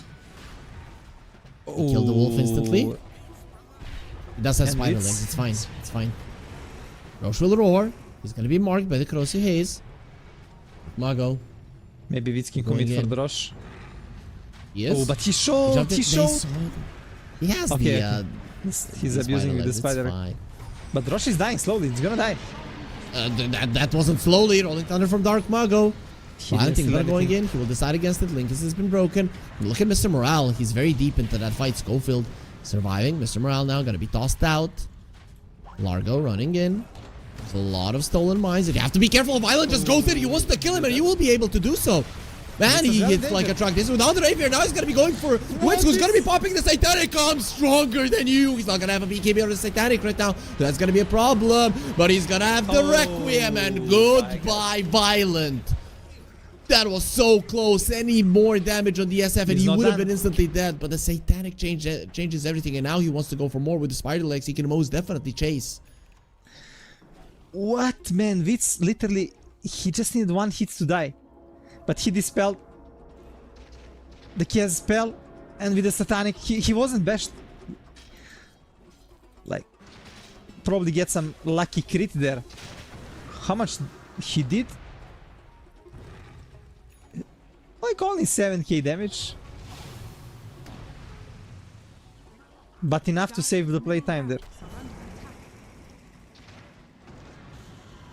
Squad X, no BKB. Radiant are scared.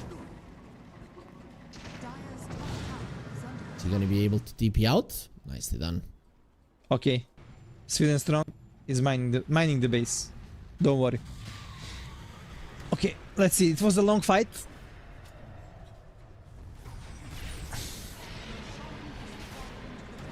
I don't know, man. Violent. I really want to see again when he's going for that SF.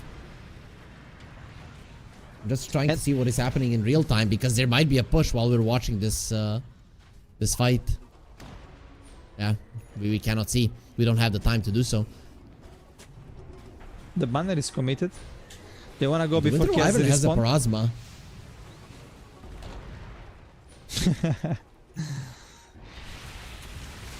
Well, Kaz is Does up, he? Underlord is up. Oh, you SF? cannot satanic. Again, Satanic? No way! No way! Wisdom, he's gonna do it twice in a row! He's gonna survive on 0 HP, just standing his ground, baby! They will finally kill him. And Mr. Morale will take the credit for a kill. Now Violent is in. Without wits there's gonna be some bashes, and goodbye Dark Mago. Without wits. Playtime, they're nothing. Hey, was any buybacks? No? They got all 3 buybacks. But how do you go? I mean, you wanna go now, force buybacks, definitely. But you need to be very careful. You don't have BKB on Violent. If you get hexed, you can get bursted.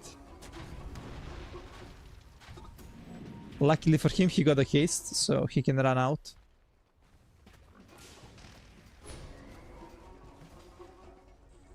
Okay, he has to Force out the haste is buybacks for expired. sure.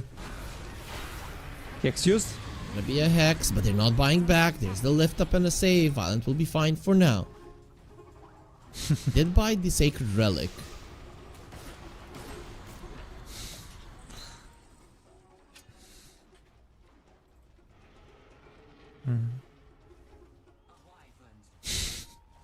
Ruby got Rhapsody, not sure. Is it good? Let's see.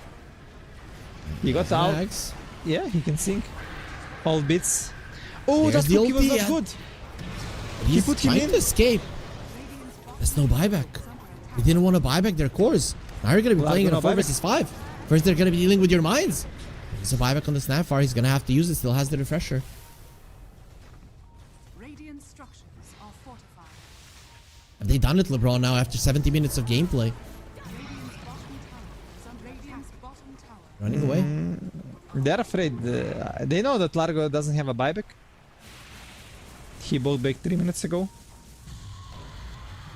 Radiant's middle tower is What is Squad X farming? And the starter has level 25. The crush cooldown is 3 seconds. It's just hard for playtime to play against 2 saves from Rubik, from Winter. It's hard for you to commit. Radiant's middle barracks are under There is a refresher on Snapfire. He already used it actually. But you're gonna Yeah, he die. wants to use it again. No Yeah, buyback. Goodbye, Snapfire. There's gonna be 5 versus 3. Dark Mago in the backlines. He's been marked by the slaughter. Has to be careful. He's just being chased down. We should jumping Those back bit of now as well. malices are keeping them at bay, and it is gonna be the tech he's giving his life to. Radiant's bottom barracks are Dark Mago uses the refresher. They did see it. They were paying attention with the corrosive haze, which cannot be dispelled. And finally, one win. Are managing to break the enemy base. There's no more mines. They want the mega creeps, and LeBron, by the looks of it, they're gonna be getting them. is fallen. Yeah. Mega creeps under the way, but is it gonna be enough for this game, Harry? Oh, they're a bit playing safe on 1 win. Ulti, Lincoln Sphere is gonna be there. Requiem being used. Violent gonna be going in. And we'll be getting the techies. They're gonna have the frog back very soon. With turns around there with the Satanic. He's healing up. He's on the high ground. Violent will follow him. Without the Satanic, you cannot fight him. And they don't want to get close. They know that the Kazuroi Katana will be more than enough with the Wind Waker. Dark Mago is trying to escape, but it does look like the end. There is a buyback on Wits, however, and they're gonna have the frog soon. Buyback there on the Pango 2. Dark Mago can still fight, but for how long? Oh, Winter gonna die back. What is he doing there? What? Being the only non-coward of his team because they ran away in a 5 versus 3 fight. Ay, ay, ay. Yeah, really shouldn't have Ay, been there. ay, ay. That's a huge... Now without a winter.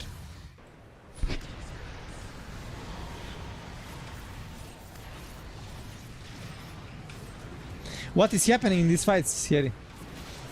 Well, Witz is surviving barely and getting the Satanic off at the right time. I think that's the only thing that we should pretty much focus on is Witz's positioning because he's the main hero for both of the teams, right?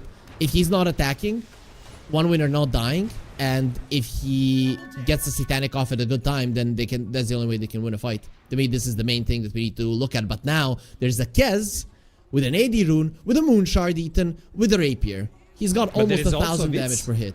There is also Witz with Divine, Thierry. So Divine against Divine. And he has lost his Regalia.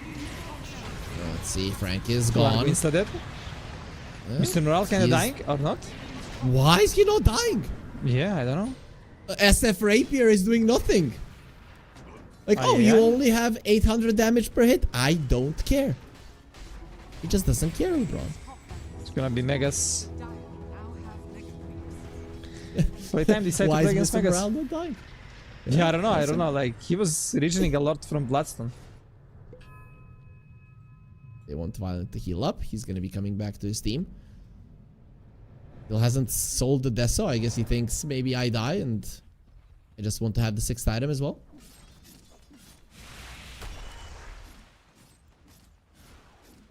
Dire are scanning. Daytime. They're trying to defend their throne. And look at how patient one win are. They're like, this game is ours. We just need to take it easy. Maybe they're just gonna wait for the Roche. They could. I mean, there is 0 buybacks on playtime. And all of them are really afraid to come close. Mr. Morale, Rolling Thunder is coming in. Bit of Malice. We're fine. There's the save from the Rubik. Now they're doing damage and he's gonna die. Violent? He does have the buyback. Violent is gonna be going in. Nice cookie is in the throne there with the spider leg, so they cannot connect on him.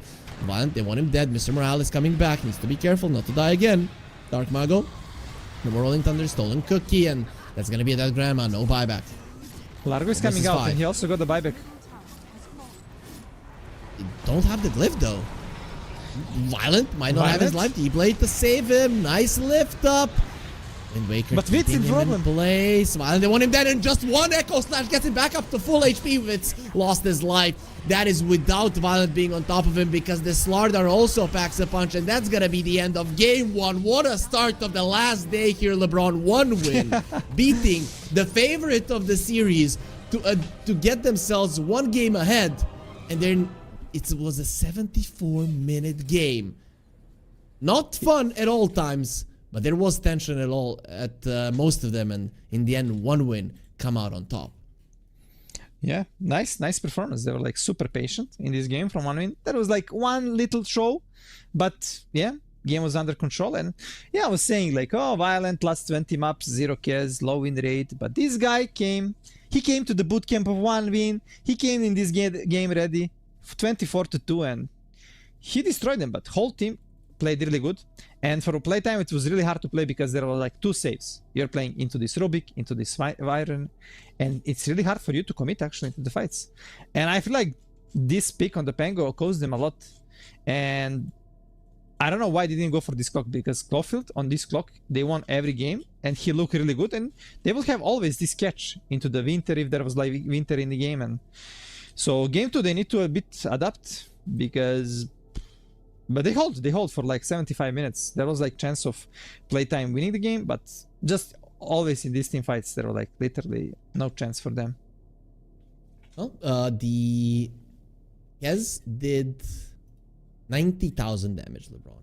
90,000 damage. That's how much. Underlord 73, just so much damage on 1 win, and ultimately they're gonna be 1 game ahead, but it's not over. It is best of 3 series playtime. Did manage to win versus 1 win with the reverse sweep in the group stages, but can they do it again and secure the grand finals? We'll see after the break.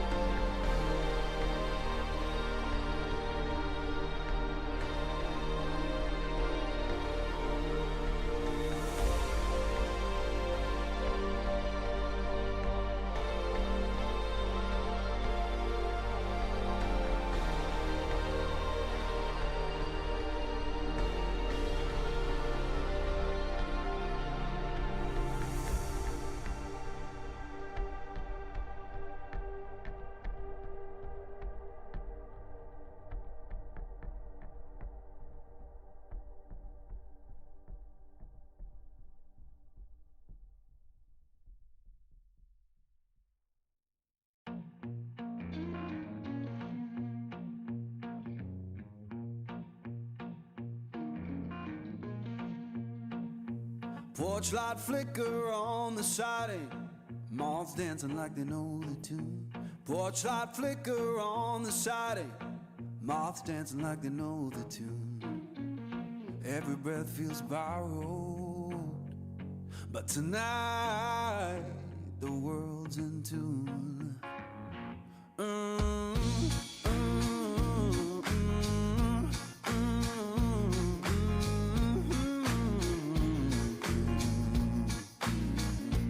Old chair hums beneath me, plank boards keep the time.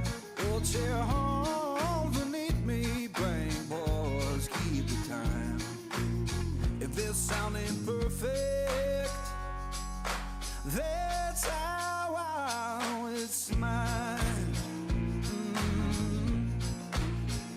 Someone left the radio humming low next door. Someone left the radio humming low next door. Static sings the harmony.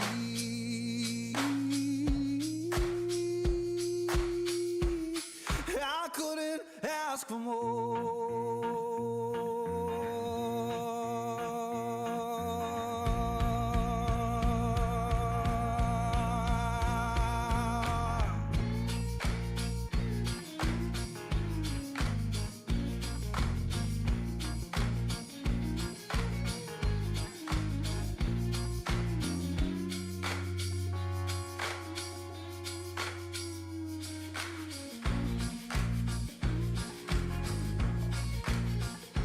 Let the porch light burn uneven, let the shadows play. Yeah, the porch light burn uneven, keep the night from drifting away. If this ain't heaven, it'll do for today.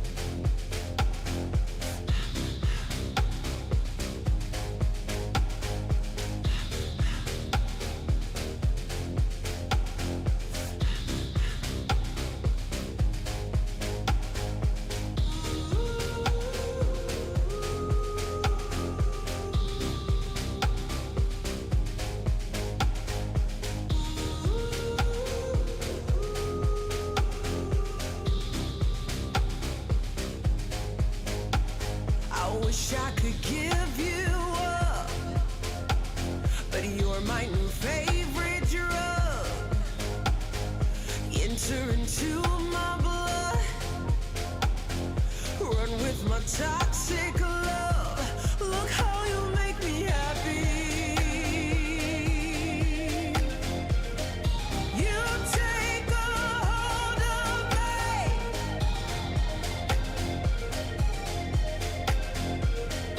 You take a hold of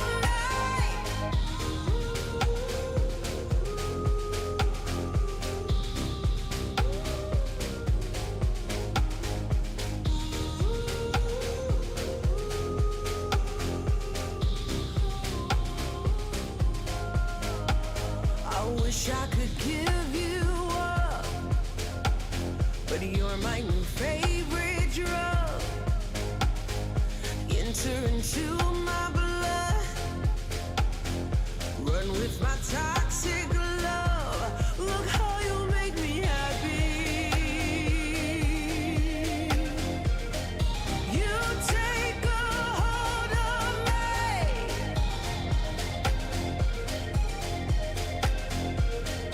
You take a hold of me.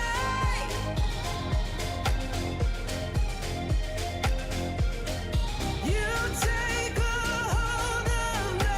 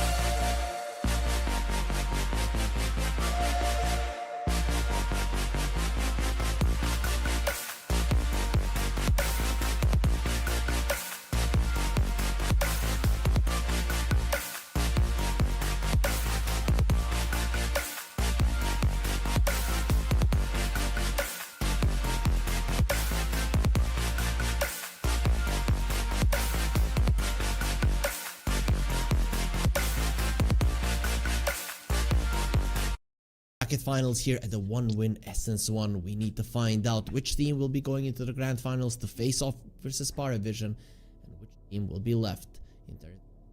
Harry and LeBron watching Playtime versus One Win. One Win did win game number 1 after a 73-minute, let's say, face-off would be the best way to put it, LeBron. So, LeBron, please, I want an action-packed game where there's no stopping, where there's no techies minds. Like, what needs to happen for us to get it? Because for the past week or so, when we've been casting, I've only been getting these long games, and I have to say they're not particularly fun for the majority of them. Some fights are fun, but I want everything to be fun. So what needs to change? Well, Playtime, they need to get Scofield his best heroes, a melee hero that he loves to play around, move, have fun, buy this early gem, troll the 1-win, and there's gonna be a lot of action. And the game 1, they go for this Snapfire because they were forced to get some damage, some nuke into the Winter Wyvern Cold Embrace. And this time around, first game, 1-win choose the first pick. This time around, Playtime gonna choose first pick, and I'm really looking forward to see if this clockwerk gonna be banned, because it was open in game 1, and I felt like nobody gonna give the clock to Playtime. 1-win decided to give it, and they didn't pick it in first place, got banned. And again, players because from they gave them, they baited them with the Pango, right? They're like, have everything. Yeah, and then true. it's hard, right? You go to eat the buffet and you don't know what to eat. You know, it's those moments when my wife tells me, I don't know what to wear. I'm like, you should throw out 80% of your clothes, and then you're gonna know. And you're gonna know. You know, I have like 3 shirts and 2 underwear. I always know what I'm gonna wear. True, facts. Well, this time around, clock gonna be banned, but Slardar is in the pool for Playtime. And let's see what's gonna be respond. Okay, they are like, okay, we're not gonna pick Pango into the Slardar. We know that matchup is not good. We're gonna go for the Queen of Pain, the best matchup. But this not gonna be Slardar mid probably. This is gonna be Frank Slardar, and they're gonna try to pick something else on the mid lane. And isn't Slardar mid kind of okay versus the co-op because he has so much regen in the river, or does he get trashed?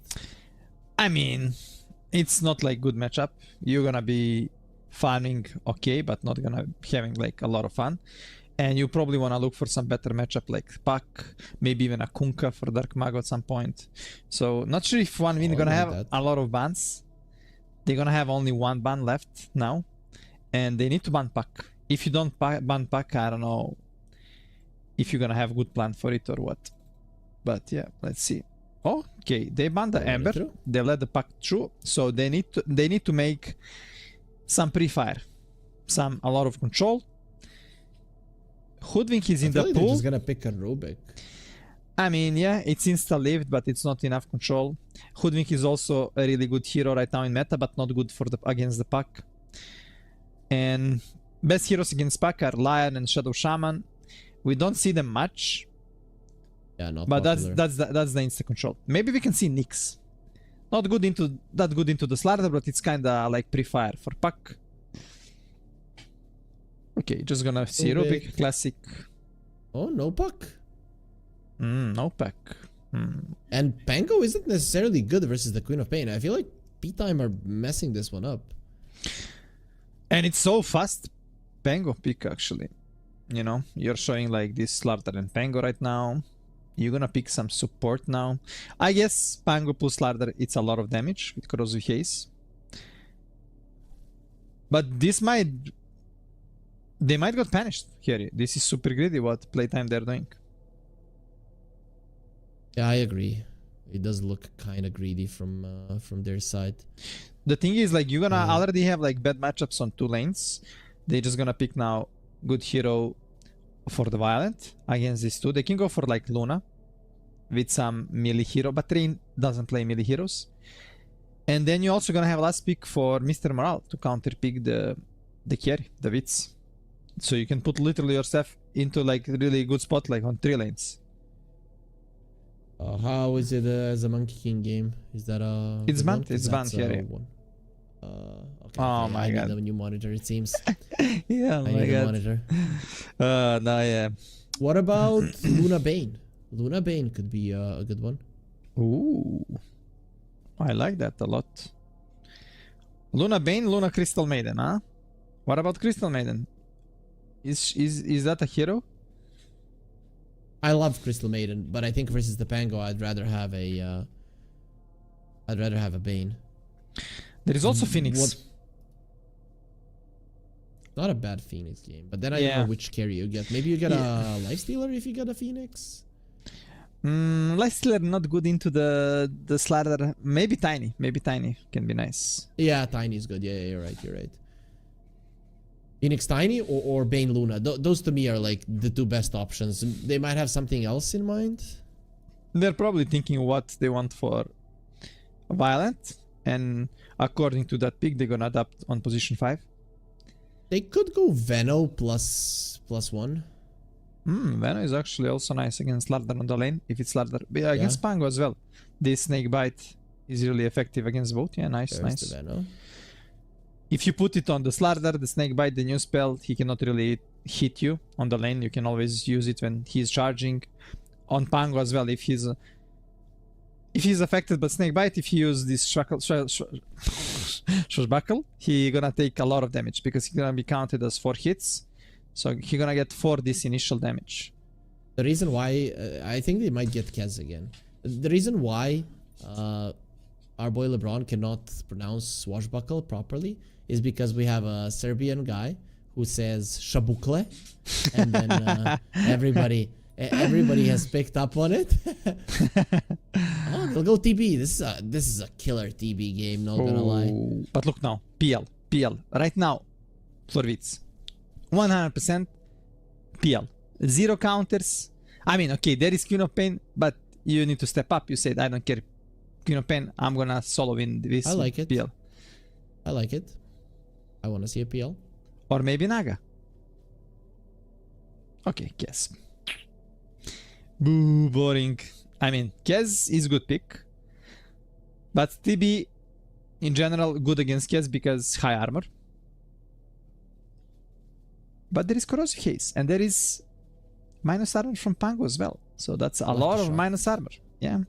So much minus armor, like it's gonna be insane. Minus 10 from Pango, minus 10, 15, 20 from Slardar. So let's see. Last pick gonna be for Mr. Morale. Tide is banned, Bristol is banned, Underlord is banned. Okay, a lot of heroes banned. I guess he's just gonna go for the Largo.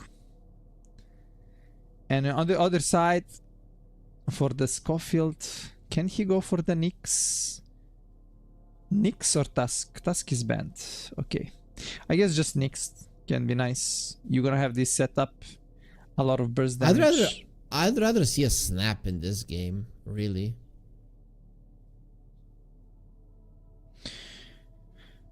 Or maybe Skyrat Mage. What about a Phoenix, man? Does he play a Phoenix? This is a killer Phoenix game. Probably gonna see this snap or Skyrat Mage.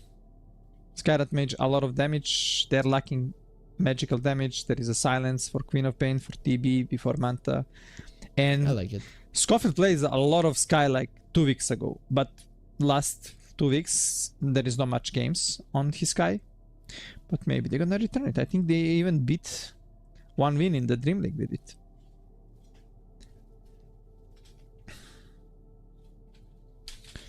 So the whole waiting is gonna be a Shadow Demon.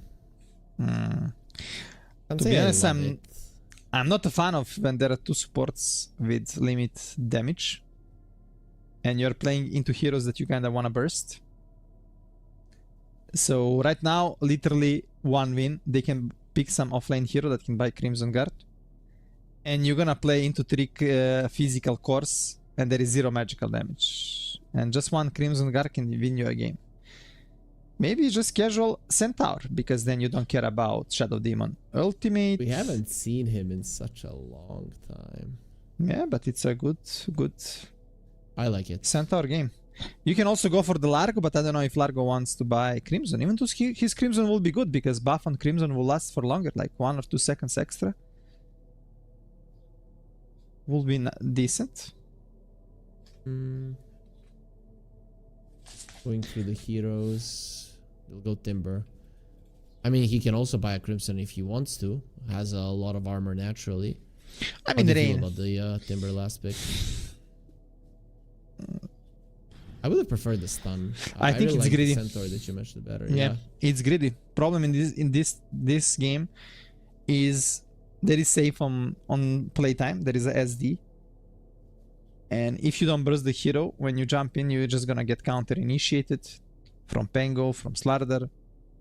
Kia's gonna run in with a lot of physical damage with buff from Corrosive Haze. But let's see, Rain playing the Veno, and Veno is the hero that can buy literally any item team needs. So maybe we're gonna see Crimson from Veno, because the Crimson is insanely good here. It's not dispellable, so you cannot really like purge it with SD, and you're playing against 3 physical cores.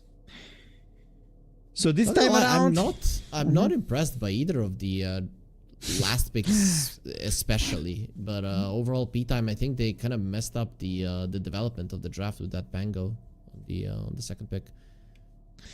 yeah, I feel like if this game go to the late, this Queen of Pain gonna destroy them literally alone with level 20, with Aghanim, Bloodstone. It's gonna be kind of unkillable, and I feel like later there's like, and I'm just gonna go with one. I think we're gonna go 2-0. The boys from Playtime today kind of getting out drafted. Maybe they're not ready, maybe they're testing too much, or maybe they're getting too much into these confident heroes in the first phase that later on. Don't work out. Yeah. I feel like I'm going with one win as well. As you mentioned, I think Mr. Morale is kind of greedy with this one. I definitely would have preferred the Centaur that you mentioned, but Timber is more in the meta. And really, when you look at it, the Shadow Demon and the Enchantress just die to this hero. Plus, he doesn't care much about the Enchantress in the lane, so that's quite nice. Do you remember when offlane Enchantress was being played? TI 8, I think was the thing, and then some teams were picking a carry Timber Saw or offlane Timber Saw but putting it in the safe lane. The lane versus the Enchantress is actually quite fun. Yeah, I remember Enchantress of Lane. It's just not fair. I even have a player, they played it in my team, Fanik. Okay. Even with Ghostic, I think I played when he, in the bait. He played a few games on Enchantress of Lane. Smoke breaks, Schofield knows they're gonna be using the smoke. Violent isn't inside of it. They haven't picked him up. He's kind of baiting on TB.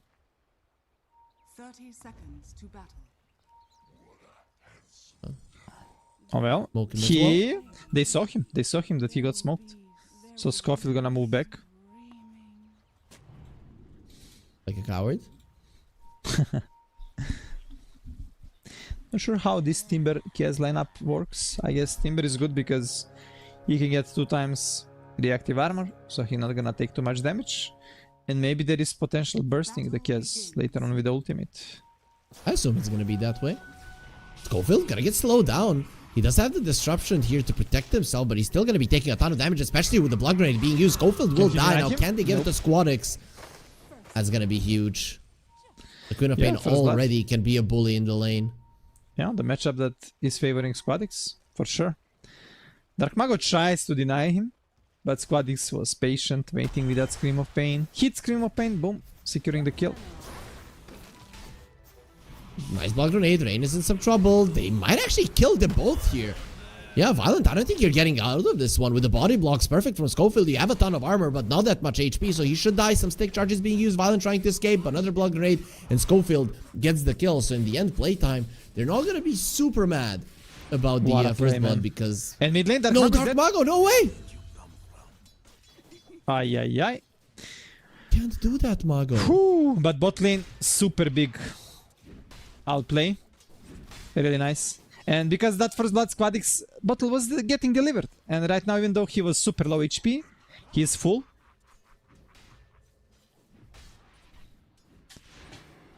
Oh my god.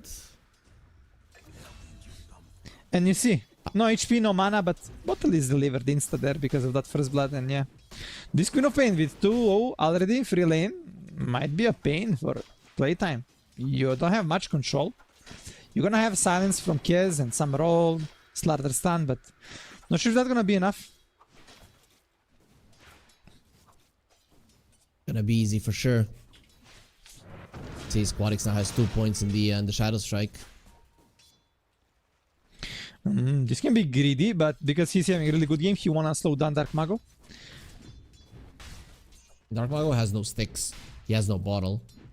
He's gonna have to pick up the water rune without the bottle. Yeah, but he got healing salt. He can Okay, regen. okay, that helps. That helps. Not if you have a Shadow Strike on you. Yeah, Dark Mago need to get the water rune so Queen of Pain doesn't bottle 2 waters. The thing is that the Quap, he'll get both. That's his. Oh, If Dark Mago is tries to go for greedy, that bro. one. He's super greedy. Queen of Pain even without a blink gonna get 2. Okay. I guess Okay. he put more emphasis on farming the bottle than Mago goes aggressive. He had money. He had money for a bottle. He just wanted to get that extra 2 creeps. Okay, okay. What about the top lane? Is this just a lane where the Rubik can leave once the Timbersaw is level 3? Yeah. Or Yeah, definitely he can. Level 2 reactive armor. Timber is not getting a damage from Ench, from Kez as well. And Ruby gonna free time to do whatever he wants. And Sweden Strong is a player that really love to stack the jungle. So even this Timber gonna have like a lot of stacks. And maybe with some rotation on the bot lane, he can even help the Rain and... what, are you gonna But- go for the Terrorblade? He does have some wand charges, so he shouldn't die. TP from the Sweden is Rubik. TPing. Violent has to be careful. He has to dodge that one. He didn't dodge it, but he survived either way. Schofield doesn't really have any more mana. There's gonna be some bashes. He's just gonna be bringing in the illusion back as Frank is dropping low, but he cannot come with the real hero. He understands how dangerous it is. Frank is still dropping low here. There might be another Fade Bolt. Nope, not gonna be happening. Dark Mago, meanwhile, is still dying in the middle. He has to use But the Elnish is healing here. self to survive. El He did Nisho kill is bottom Violent. lane. Yeah. Nice. Just a slow and a big alpha wolf. And this is happening because Rain is playing a bit greedy. He was farming this bottom jungle. Oh my god, Squadix. And again, 2 water runes. Ay, ay, ay. Man, this mid matchup is hurting them really a lot. And the thing is, like, Dark Mago could choose any hero, kind, against Queen of Pain. Bottom lane, Frank? Is he dead? Is he dead? He needs a deny. He's hiding in the trees. There's gonna be another Plague Ward that didn't attack him. He's still ticking out. He's in the river and he should be able to heal up through it all with the Tango. The real heal. El Misho, he does kill Ray. Now the question is, can they kill him? The Nature's Attendants will expire. He still has 2 more Fairy Fires and 5 wand charges. So now he's turning around. The Terrorblade has to be close so that he defends his buddy. But El Misho will most definitely live. He's outplaying them on this bottom lane a lot. Yeah, Misha trying to solve the problems for playtime. Really good rotations, not dying. And Misha is 203, but mid lane is big problem. Like Queen of Pain is level 6, Pango is level 4. And this is the Queen of Pain with 2 solo kills and with the first blood. Dark Mago cannot play. He literally cannot play this game. I don't know what he's supposed to do. Radiant are scanning. Well, they go baited again. Pango was in the pool. And they pick it into the Queen of Pain, actually. He could literally choose better laner, better counter pick. Are they gonna get him again? Use the shield crash, didn't get any shields, he didn't connect, but they're just gonna push him out of the lane. Violent is struggling though. Yeah, in the bottom lane. Not as much as the Pango, but he might continue die to struggle more. They want him dead. Gonna be diving in from the other side. He's like, what is happening? Isn't this supposed to be my tower? No, El Misho is the one who's controlling this lane. This is the guy who has everything down to the last thing under control. And this is the problem, right? We talked about top lane. You can leave the Timber alone. Yeah, but then the Enchantress can move as well. Squadix, Sonic Wave, goodbye Dark Mago. One more kill. Yeah, the problem is Rain is farming jungle. This is how they play with the Veno. He's farming jungle, getting Medstones for his team, and getting a lot of levels in farm. But this TB is really hard for him to lane on the lane because of the SD. SD just set you up, and because he's maxing Shadow Poison, there is a lot of magical damage as well, which TB don't like, and Violent is forced to go to the jungle and use the meta to farm. So they're gonna Also, be free Misha is tower on the continuing bot. to do really well, right? He denied the rune from Squadix. Squadix now has to go to the base because of that. And Oh, the yeah. bottom tower will fall. And that was a regen rune, man. That was a huge rune to deny. Whew. Yeah, imagine the squad with the regen. He would be on the bottom lane now, killing them, pushing them away from the tower, defending that, maybe even getting the wisdom shrine this way. Can't do anything. Mr. Morale is tanking so that the siege creep survives. And here comes Sweden strong. Mr. Morale kind of low on mana and HP, and they cannot kill Wits. He will survive. Mr. Morale also needs to be careful not to die. Yeah, that Pop was is really risky. rotating. There is no ultimate on Squadix for 40 seconds. But the Kez is low. And He knows. Kez got these subs. Really nice subs he put. So Misha literally told him, bro, buy your ward, place here where you need. I cannot do it, I need to pressure them up.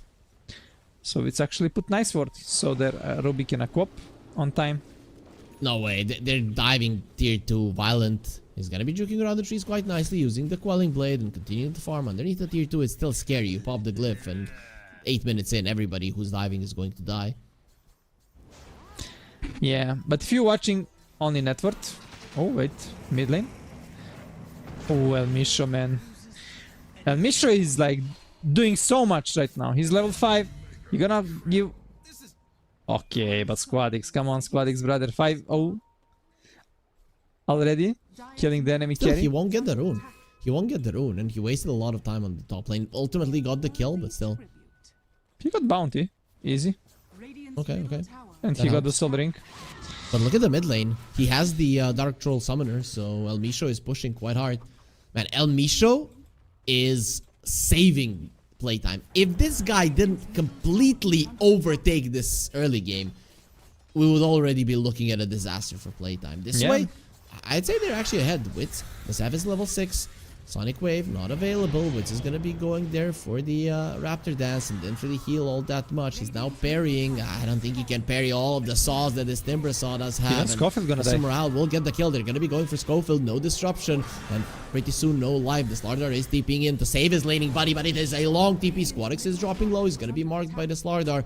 However, Timbersaw should be fine. They did TP the Pango to the top lane, and they do want the Queen of Pain. We're gonna be looking at El Misho as the Quap does TP out, and the Timbersaw won't be so lucky.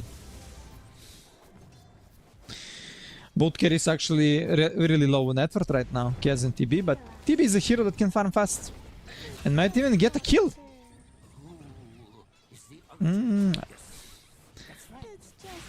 El Misho felt like he's unkillable, but without level 6, Radiant's bottom tower is under attack. he Felt can die. wrong.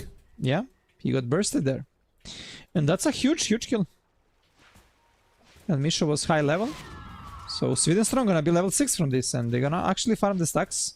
So TB is kinda recovering. And meanwhile Kez, sure he can farm in jungle with Echo Slash, but it's much slower than what TB can do. It's not the same. He's struggling more than his carry counterpart. So right now, Radiant's middle tower with P-Time opening up the mid lane tower, but still losing a couple of heroes on the top lane and losing a tower now as well. Do you think they're good enough coming out of the laning stage, or is this like one win all the way? I guess they're kinda still okay, Radiant's top because they're gonna have tower nice is under timing attack. soon. With the Slardar Blink, with the Pango Diffusal, they're gonna have a lot of damage. But yeah, this Squadix Squap right now, it looks scary. You're literally playing Queen of Pain into zero counter. No big stuns, no nothing. In 6-0-1, we've seen Squadix go with 0 kills in a lot of the games in this tournament and just completely pop off. And you said it, that Squadix is the X factor for one win. Like, if he is doing good, he can solo win games. It feels like that is happening here in game 2. Yeah. Squadix, for me, star player of 1 win and one of the best players in this tournament. Is under attack. Like, he is in really good shape for last 2 or 3 months.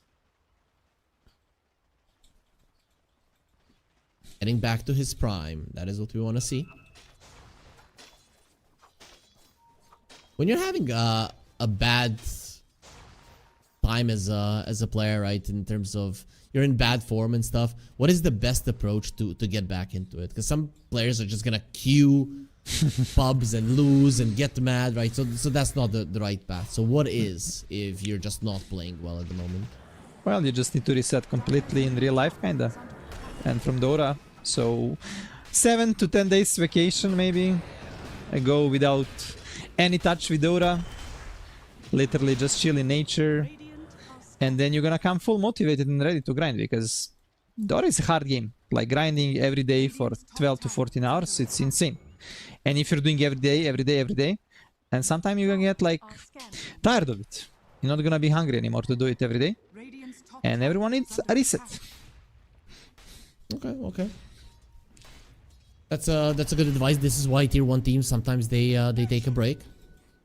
So we saw Miposhka on one of the interviews saying that he doesn't know what to do now when he doesn't have as tight of a schedule as he had in Team Spirit. So that can also be a problem. Some people are just indestructible though, LeBron. They're like, I can do this forever and always do well. Yeah, this is the problem for this retirement in Dota. Like for first 2-3 months, it's really cool. Oh, I'm enjoying life. And after like 2 or 3 months, when you did everything you wanted, suddenly it's boring, because for last 10-15 years, you were only playing Dota for 15 hours. It's kind of the same for professional players in all other sports.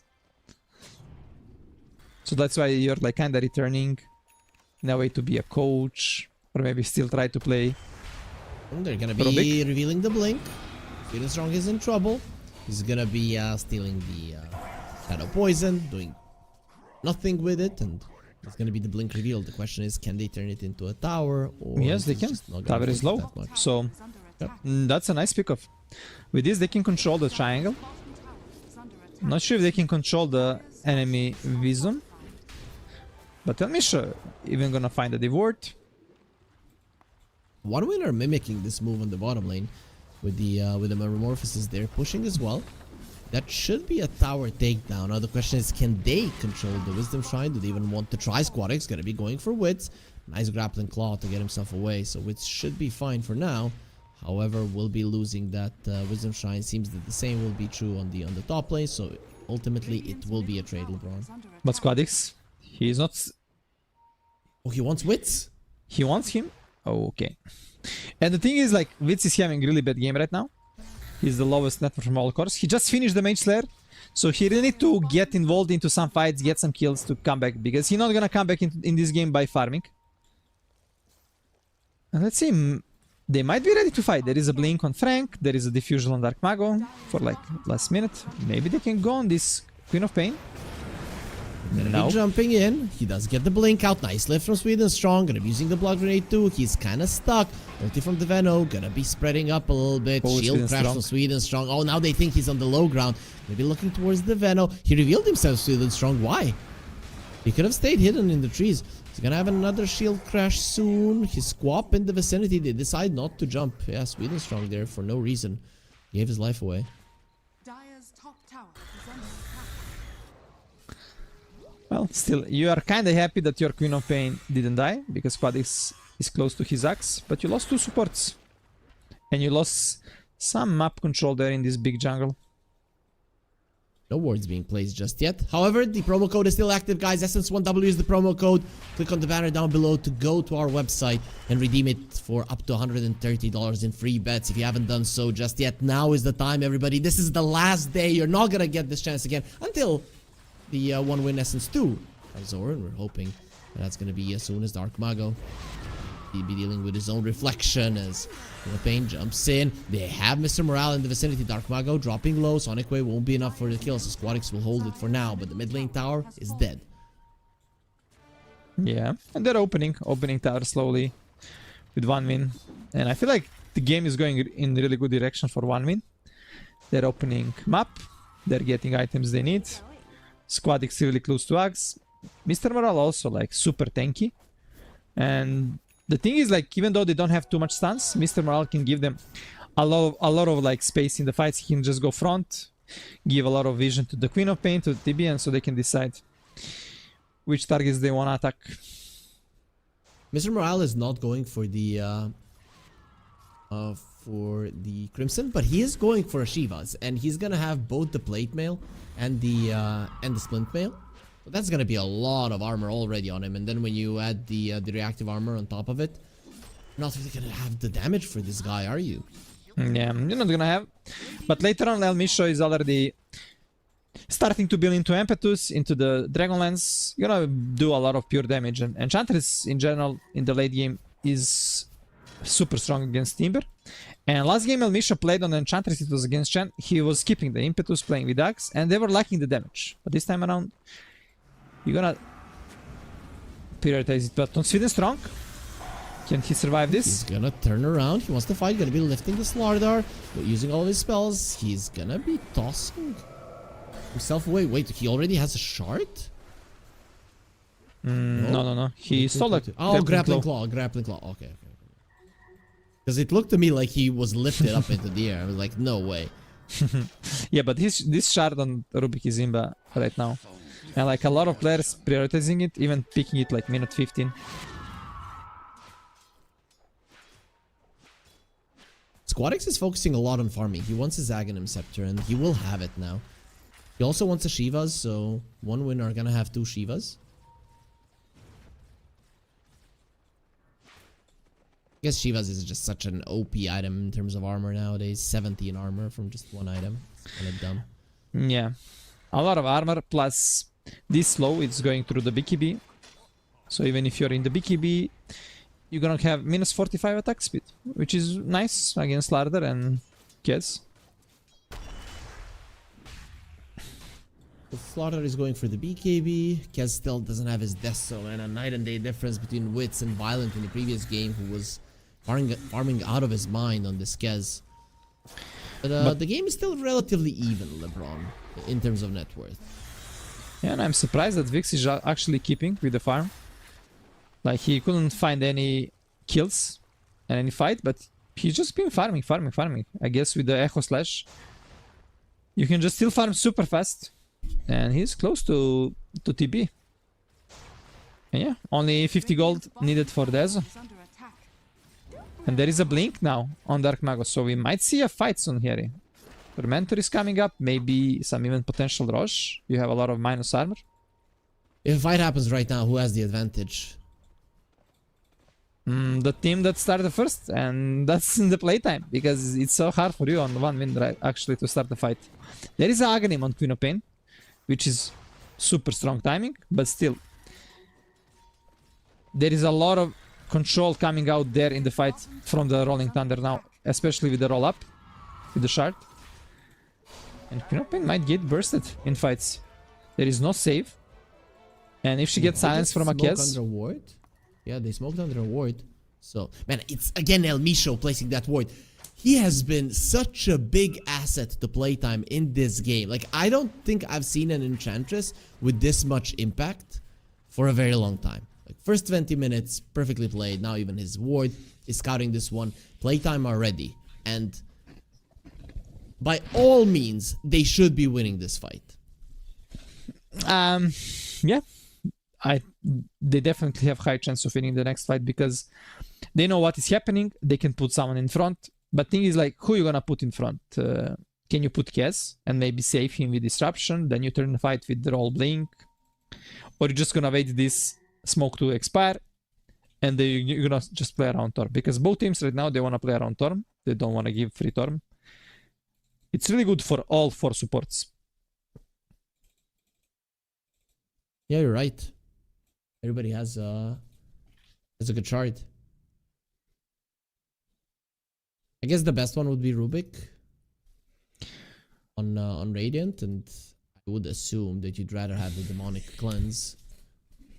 I mean, Misho will as well like accept it. Why not? He's like gonna start hitting a lot with the Impetus. He got Dragonlance. Yeah, he's no joke. Yeah, it's a lot of pure damage. Okay, they're gonna be smoke too. El Misho just wanna take a TB illusion on the lane to cut away. So TB Ench not gonna be there in fight. They're gonna fight with our Ench. Maybe they can Can go on they TB. burst down the Terrorblade? They're gonna try He's and dead. will be successful doing the no manta usage. Now they're gonna be marking this Timber Saw. He does have a lot of armor, but he's still taking a beating here from the Kez. The silence will be there. He's gone. Queen of Pain. I think they just have to bail. But look at the slaughter. He's coming from the side. The Queen of Pain. They see him. They cannot stop him. And same will be true for the Rubik. Still, big victory. 2 cores and a Tormentor to follow. Whew. They almost died. That was close. That was close. Misha got rewarded for not being there. But he finished his level 4 impetus, pushed double wave on mid lane. And that was a huge. Like, you don't have tools right now to fight because you don't have BKBs on 1 win and you don't have a tool to start the fight. You're strong with Queen of Pain Axe, but if you get initiated on, you're just gonna lose the fight. I wanted to play this Timber Saw Wits. Gonna go in with the Raven's Veil. He'll be fine. Yeah, this... Guys, I think they're regretting their Timber Saw pick right now. Yeah, I mean, just imagine this is a Centaur with a Crimson with a Blink. You don't burst TB, you don't die as well, and you have like initiation. Plus you have save against SD ultimate with the Stampede.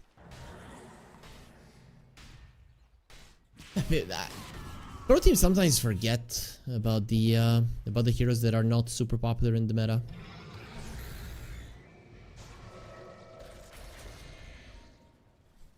Okay, it's gonna be fine. Which is rushing Gagarin. So kind of standard build right now. Mage Slayer Tezoax into BKB, I assume. Is there something that this Kez doesn't have? He's got burst damage, overtime damage, invis, bash, lifesteal. Like, is there a mechanic that this hero doesn't have? Escape. Tool to go in. Escape, yeah. Raptor Dance also like kind of strong stuff. Yeah, he got everything. And it's very popular hero right now. But you know, last 10 days it was not picked, but suddenly everyone started picking it. Like, it's going back and forth. But let's see, one win, they know they can, I mean, they know they're kind of strong, but they cannot initiate the fight, so what they want to do is like force the fight. And how are you gonna force the fight if you go for some big objective? Yeah, but imagine a rolling thunder right now into that pit. I guess Playtime are not aware of this. This is nice. We'll give it to Squadix. Okay, Violent is then not really intending to fight for quite some time, and that's a smart decision. Yeah, Squadix now with these Aegis can play super aggro, break formation for playtime. And the thing is, Violent gets some tanky item, like he's trying to build Skadi. If he don't get bursted, manage to use Sunder, they're gonna be able to turn the fight, because playtime, they really want to burst heroes. Sure, they can have like long fights with Pango rolling and stuff, but they really want to burst heroes. Heroes down. That is what they're gonna be looking towards, and the more items come out from one win, the more that physical damage burst is gonna be becoming insignificant. Timber wants a Sanchkaya. Veno is going for a Crimson, so you called it. He's gonna buy it. Solar Already into has a Crimson. Solar Crest. Yeah, Crimson gonna be huge. With Crimson, you're not gonna get bursted, and your TB gonna be able to fight them. But let's see, Smoke from playtime. There is a Axe on Dark Mago, so really big timing for him. Even though he had like insanely bad start, he died 3 times on the first 10 minutes, like 2 times even solo to Squadix Queen of Pain. But he managed to recover. He like top net worth. See, playtime. Do you wanna go? Radiant's courier has Looking towards Sweden strong, and he's not gonna be going through the portal, so we'll steal the corrosive haze, give some info to his team on what's going on, doesn't get Frank to the low ground, and ultimately dies to the right clicks. He even loses a courier, so it's a bit of a bummer. That was his blink. That's the gem bot, Schofield. He's like, we lost the previous game. What did I do differently? I didn't buy the gem 20 minutes into the game, so now he's going to be waiting for 25, but there it is. He has 3 wards also on Schofield. Yeah, now they're just gonna put a lot of vision in the areas they want to play. And with this gem pickup, they can control the area. Like, 2 areas, like, whatever they want. Like, it's gonna be hard for 1min to play right now. I have a question, Bron. Did you expect more from Squadix with the start that he had? Or is this smart for him to just farm because in the later portions of the game, he's gonna be the scariest hero? I mean, it was hard to make moves because he don't have like teammates to play with. With Timber it's hard, with TB it's hard. Supports can play with him, but they are not enough. Oh, Sweden strong mid lane. You look at Rossi Hayes, Frank now. He's gonna be marked, but there's nobody there to kill him, really. Only Thunder forward, Sonic Wave to keep them at bay. PP out from the Slardar, not gonna be allowed. So, in the end, that's not gonna be worth it for playtime. Because you lost the Slardar, you lost your 9-second BKB as well. Yeah, and Sweden strong is tipping the Frank. Good job, bro. You use your BKB to kill me, and you die. So yeah, nice trade. And right now, Queen of Pain with this Bloodstone, with the Axe, maybe kinda looking unkillable. Benno changed his mind. He wants an Athos. They are lacking catch. I don't think this is good. Because Crimson is him. It's undispellable. You're playing against 3 cores, physical cores. And this Crimson is literally imba. And I feel like Timber should buy the Gleipnir. I thought that's gonna be the... Yeah, that like could be the catch here, right? Yeah, I thought that's gonna be like solution. One thing that I do like is this Terrorblade items, going for a Skadi. I think Skadi into Butterfly, right? Just go super greedy. You don't need a BKB here. Yeah, Skadi is one of the best items for TB. And now he's gonna be super tanky. It's not gonna be easy to burst him like last time.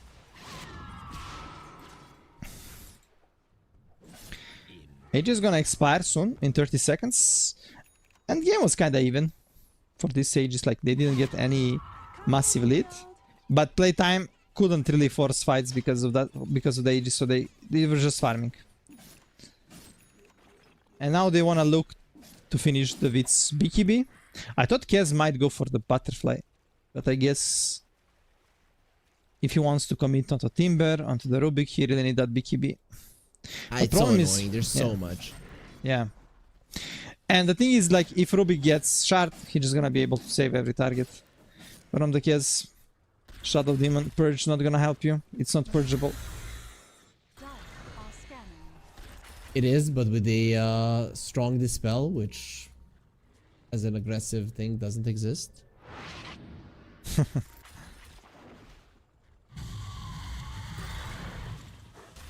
Okay, so 3k gold lead. Do you think playtime are in a solid spot, or do you think 1 win are happier with how the game is developing at the moment? I feel like 1 win is much happier, like if the game is kinda even and they're scaling.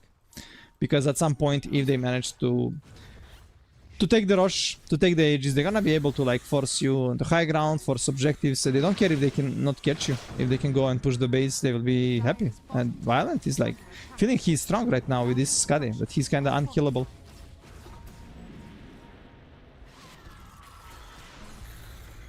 There is a pipe on El Misho. Why is TV buying Hydra?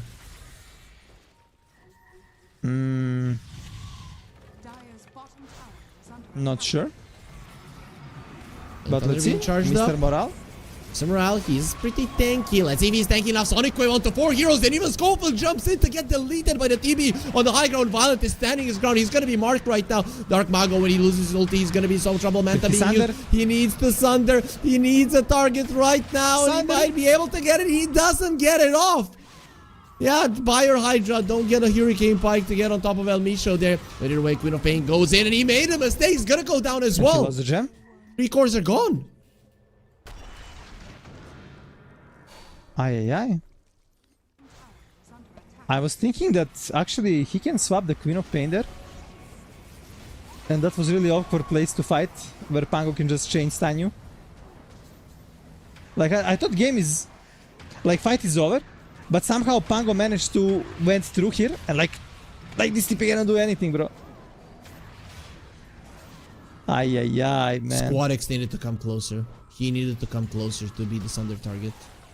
Yeah, I felt the same.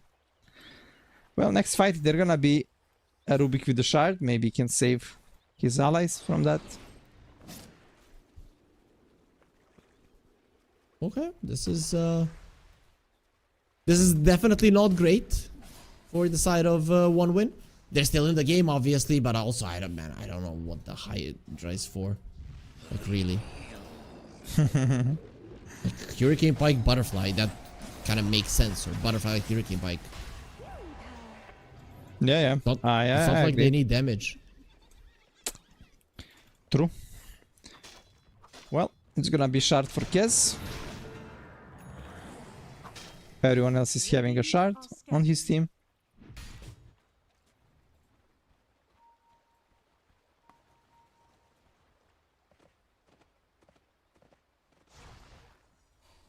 Okay, So- who do you catch now with 8s from Eno? Tell me, Harry.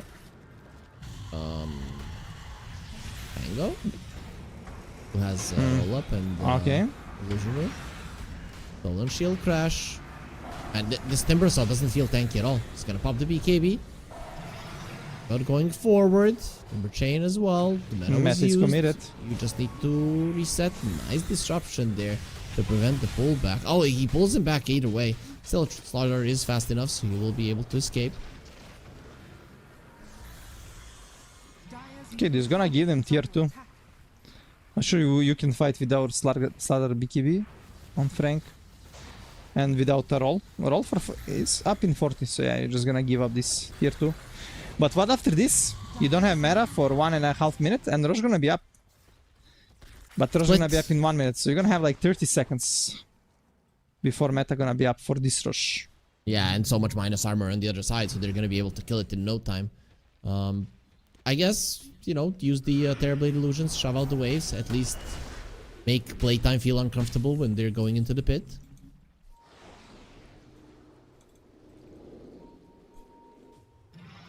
Yeah, they can do that. But they're gonna be attacked. Mr. Morale without no a BKB. now.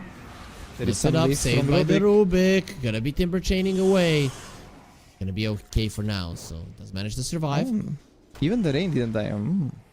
Because they wanted actually to finish the timber, so okay. And look at the bottom lane, Interesting. right? Violent is doing a good job. He's gonna be sending even the Demante illusions. There's no glyph, so that bottom tier 2 will be taking a lot of damage. It might actually be taken down. I mean, these TB illusions, they're pretty strong. Tower is gone. Yeah, that's nice play from Violent. And Rush is up,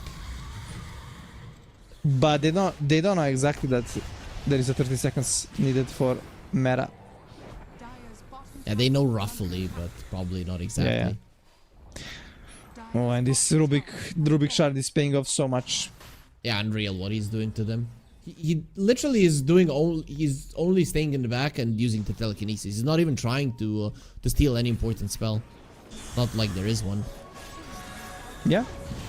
He gonna leave the Kias now? Crush, Sonic Wave, Wits.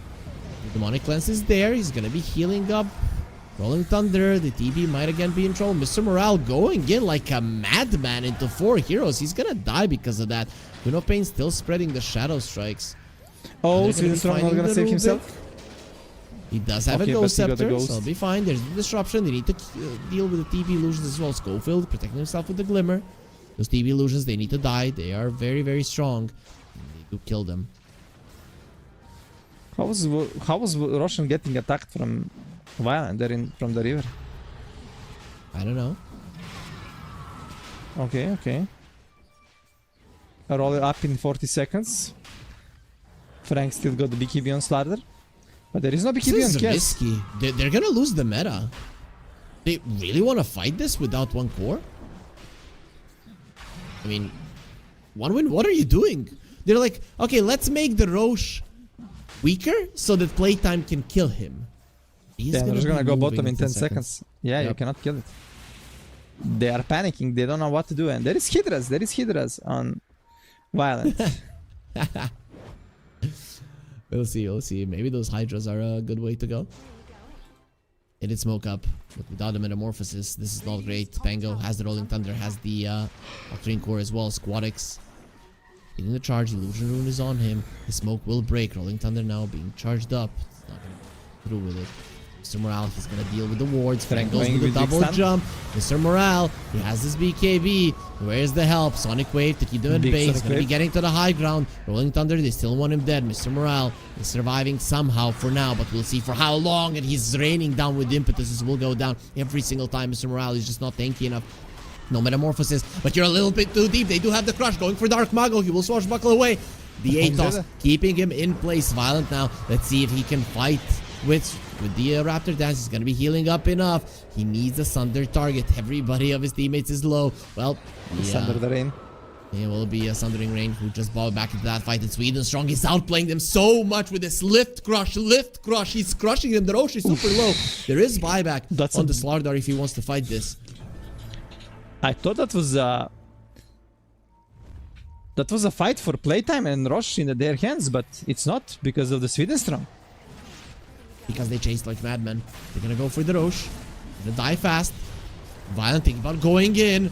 He will get crushed, but now they don't have the sun for this Roche. Who's gonna be getting it? It's gonna be Frank. He snatches it, but doesn't matter. Witz is already dead. Frank is gonna be a disaster if he dies twice right now. Once is almost certain. He's gonna be able to escape with it. No, he won't, because Sweden is strong. This guy is finding them one by one, saving his teammates, killing his enemies. There's gonna be disruption, Frank. Can you get out? No, you can't. You don't have a TP, but you have a TB breaking your back. Squadix will get the kill in the end, but we all know who did the most damage. There are 100 seconds on the sidelines. It is a disaster for playtime. Schofield is being chased up. He does have the blink out and the demonic cleanse, who will survive, but one win have turned this game around once again. It is gonna be in their favor. But you know why this is happening? Because Sweden Strong had this crash, and because of the shard, he was always applying the corrosive haze. And the fight was over. Playtime won the fight. But because he managed to stun Dark Mago, applied corrosive haze on him, they managed to burst him. And after this, like, they just keep going and killing them. And it was kinda over, because Violent had no meta, Queen of Pain couldn't fight, Timber was dead. But Sweden Strong literally solo won them a fight. And won them like... And if you look at it, it's not like a perfect Rubik game either, right? It's just a normal game for the Rubik. He doesn't have perfect spells to steal. He's just playing really well. Rolling Thunder annoying Mr. Morale. This time around, they probably can't kill him without the corrosive haze. Gotta be fine. Jumping in. Sweden Strong. He's waiting for you. And now they're dropping low as well there from the Noxious Plague. It's spreading Violent. Focusing on the Raxes. That's gonna be a full lane of Rax in favor of one win. They've also got this Flamethrower. Let's see if they're gonna go for more. With two heroes dead, you might still want to get at least the glyph from your opponent. Gonna be putting down the banner. They're not backing out. The disruption. No Rolling Thunder for 20. Could take the tower now. Will they go for more? Violent, he feels like he can. There's the lift. Witz turning around. Violent, he does have the Thunder. Will he get it off? Oh no, he won't. Why did they go? They could have taken it easy. Mr. Morale, he is dying. He'll get crushed. Where's the bash? Not gonna be following through there, and one win getting ahead of themselves, thinking they can win the game. Nice TP out from Sweden Strong, and this time around he baited his team into a bad fight. Oof, they overstayed there, and that was like so much damage in 1 second actually.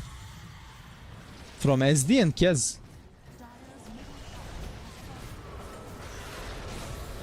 Good Violent. Oof. They aligned perfectly for Echo Slash. With a lot of minus arm from Pango. From the lucky shot, because he managed to use the shield crash there. And this is the type of game that I wanted LeBron. Just constant action from both teams. There hasn't been even a minute where there wasn't some action happening around the map. Right now, P-Time, they're trying to get their first tier 2. They did shove in most of the waves. And also the Shadow Demon is dealing with the bottom. So this is quite nice. When one win come back to life, first thing they're going to have to do is deal with the waves before anything. And now this Kez with Daedalus and Corrosive Haze, he's literally killing heroes in 1 second. Not only him, but Pango as well. This is now a way to deal with the butterfly, though. Yeah, but still, I feel like TV can get bursted easily as well. He don't have Yeah, I BKB, mean, we saw it. so We saw it. yeah, no BKB on him. He can get change stun without pressing a ultimate. And right now, Rain is trying to finish the Crimson, but I don't know. This Road of Aethys didn't pay off at all, like literally. Like this was the most useless Raid of Aethys I saw in a long time. Don't be like that.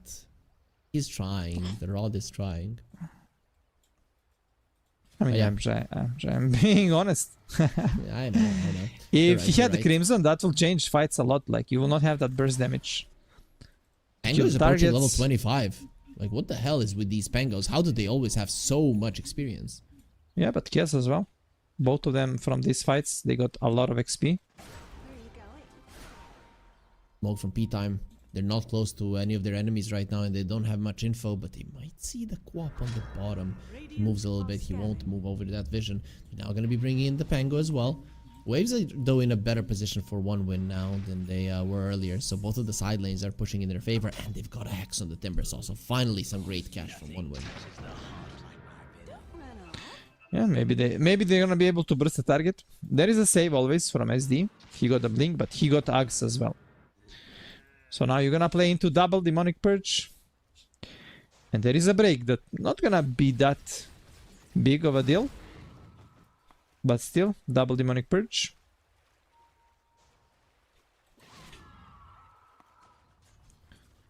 Gonna be making a difference. I mean, if the Timber Saw doesn't have reactive armor stacks on him, and you break him, it will make a difference, right?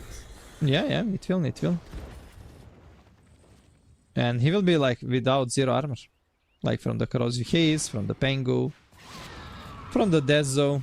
Like literally he's gonna be like, I don't know, minus 10, minus 15. He gonna melt. Not great for him for sure. Let's see, Rain really close to his Crimson. They should give him a farm, don't steal it. 200 gold, and this Crimson is undispellable, so Demonic Purge cannot do anything to Crimson. And for the 7 seconds you're gonna have this strong barrier that gonna help you a lot. And also BKB on the Terrorblade. That's gonna be a big deal. All of the fights that P-Time have won it have been on the back of the Rolling Thunder and him just annoying the Terrorblade until he dies. Yeah, nice. He got the money. Just need to sell the magic wand. Dire are scanning. Frank is level 24. Once he gets level 25, then it becomes a problem because you can no longer dispel the Corrosive Haze. We've already seen in the previous game how much of a difference that makes. Yeah, it's Simba. Literally most Simba level 25 talent. And we have some imba ones, but this one is just stupid. Yeah, this one is super imba. Well, a bit game slowed. Nobody wanna commit because Rosh can be up first timing in 1 minute. So they're just chilling, waiting for their timings to be ready to fight for this Rosh that's gonna give you refresher, cheese, Aegis, banner Did you see as well. the caster curse? Did you see the caster curse? I'm like, LeBron, this is the game that I wanted to see, and then it goes into farming mode, which is fine. This is still fine. This is farming understood from both teams. It's not like there's techies minds in the base and we're like, how do they end this? What will they do? You'll find a way. The odds favoring one win, and for a good reason. They're the ones that are controlling the majority of the map. Dire's Ooh, but They'll be coming in your base. I with the think it's TV a even illusions. game. I think it's a even game. But okay. Win probability, Dota Plus is 73% one win. Have you ever known Dota Plus to be wrong? I haven't. Radiant are scanning. Okay. Well, let's see when Rosh gonna be up. We're gonna know in 2 seconds, but players, they will not know. They can just assume. Okay, it's gonna be middle. 1.5. The Quap is gonna be level 25 with the shard. I'm gonna guess he's gonna get the blink cooldown, and then it's catastrophe. He also has the Crozier. That's actually Interesting. really good versus the Kez, right? You pop the Crozier when you're next to him. He uses the Raptor Dance and he doesn't heal at all. I mean, definitely interesting item. But there is a nullifier from a Slardar. Can be dispelled. And there is SD. Double ultimate. Double purge. The And- Queen of Pain also has the Conjurer's Catalyst. Man, that is just such a dumb neutral item. They nerfed it by double and it's still OP. It used to be every 100 spell damage. Yeah, but the thing is, Queen of Pain doesn't have a BKB. And she can get controlled. And also level 25 talent, she didn't take -2 seconds in blink. She took 250 sonic wave damage. Let's see, smoke broke. Maybe Mr. Alt can find the good hex. There's the hex, but it's not a particularly good one. And he forced the insta BKB. This is problematic right now. They're thinking about going for him. Lotus Orb to protect him. They also used the Crimson Guard. Stolen roll up, Sonic Wave. Violent standing his ground, popping the BKB, not doing any significant damage. Everybody's still alive here, LeBron.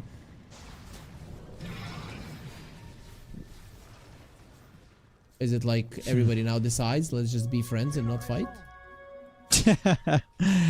Yeah, but Rosh is up and you're gonna lose your meta. So Violent what you gonna TP do, top. my friend? Yeah, you cannot fight. You cannot fight. You need to give up the Rosh. Like cowards? Well, what can you do? Fight like men. He got the Daedalus right now on violence, so he's just gonna split. Oh, Kez did go for the Shoto Sai critical strike this time around. So he doesn't want the extra Echo Slash. I'm fine with that. They don't really have all that much lockdown.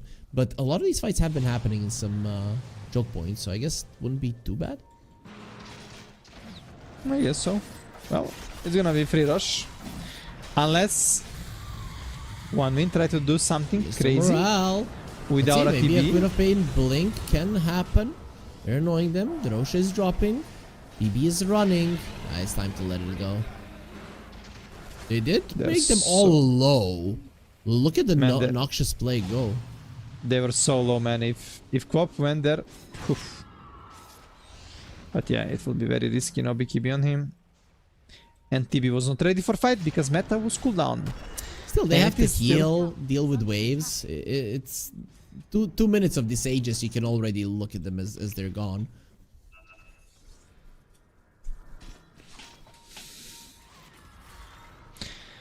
Yeah, but let's see. There is a big ward from playtime. They're gonna find Veno. Dark Okay. Mago. Got stuck in that little corner. X onto the Slardar, stolen crush see this again strong from the big Rubik. spell. We saw how much it can do. Now they're looking towards the Timbersaw. Lotus are protecting, still has the BKB, turns around, starts to fight, gonna be tossed away. Thinking about re-engaging here without the Veno, they will decide against it. Squadex inside of the pit. Waiting to see. Oh, he misses on the crush. That could have been a problematic situation for Schofield, but Oh, but They'll be Violent fine. committed meta. What? Why? When?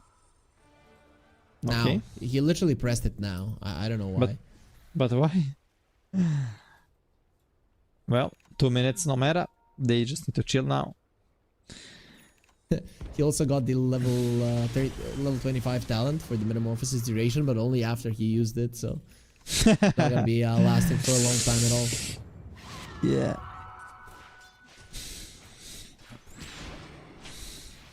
But still, very small downtime. Now it's gonna have a downtime of 50 seconds after this one passes, which is a huge deal.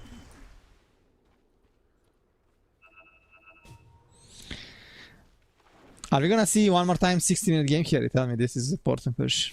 Yes. Okay. I think okay. there's no doubt about that. Okay. By the way, El Misho got Orchid and you don't have BKB on Queen of Pain. Okay. So he's gone. If he get caught, he's dead. He's dead if he get caught. And he's probably gonna blink in. Yeah, he's gonna get Blink Hint, he's gonna get Shard. I mean, sorry, Nullifier from Slardar and Orchid There- and he's dead. There is a Lotus Orb on the Rubik, and there is a lift on the Rubik, so I think you're underestimating how good this Rubik is. Okay, okay, but maybe there's gonna be some mistake in the fights that you don't expect. There's gonna have some unexpected things. What if Dota Rubik is a have to lift game- himself? Uh, What is? Dota is a game that is never unexpected. Like, everything is very expected in this game. You always know what's gonna happen. Let's see, smoke, daytime, smoke for 1 win. There is a level 25 on Slaughter, undispellable, corrosive haze. Jumping for the co-op. Dark Mago? Think about going for the Pango. Frank is also taking a lot of damage just from the TB illusions. Falling Thunder, Dark Mago, coming forward. Violent Oh, he commit again? What? Violent. I don't understand. Look at his face, he's not too happy about his performance. I mean, there is no control. You can only commit meta if target is hexed, if it's maybe lift, and you can kill. Like literally, there is zero control. And this guy, sure, he's rolling, but you're not gonna kill him in 2 hits. Yeah, TB is the type of hero that still needs to attack for quite some time. He's not the one hit and destroy you type of hero.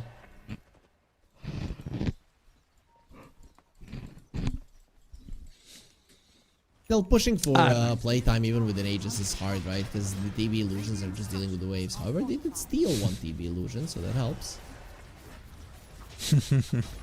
I don't know, guys. I think this is gonna be again 70-80 minute game. Let's see. Aegis left in 40. You don't have meta. So... Yes. Okay. They do have easy. a BKB on the Queen though. I think that changes the game quite a lot. The 9-second BKB 50 minutes into the game on a hero that is already having a really, really good time. I mean, sure, it's gonna help. Radiant are scanning.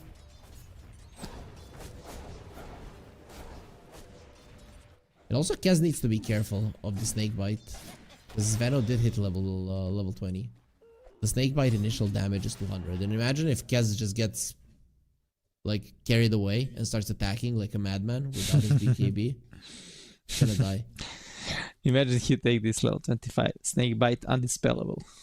Then that can be huge in fights, but I think I never saw it. Yeah, Well, until a level 30 Veno. Then we see it. I don't know, I just feel like it's so hard for 1 win to win this game, to be honest. Really? They have strong timings. Yeah, I think like this is literally playtime game. Like they have this undispellable corrosive haze.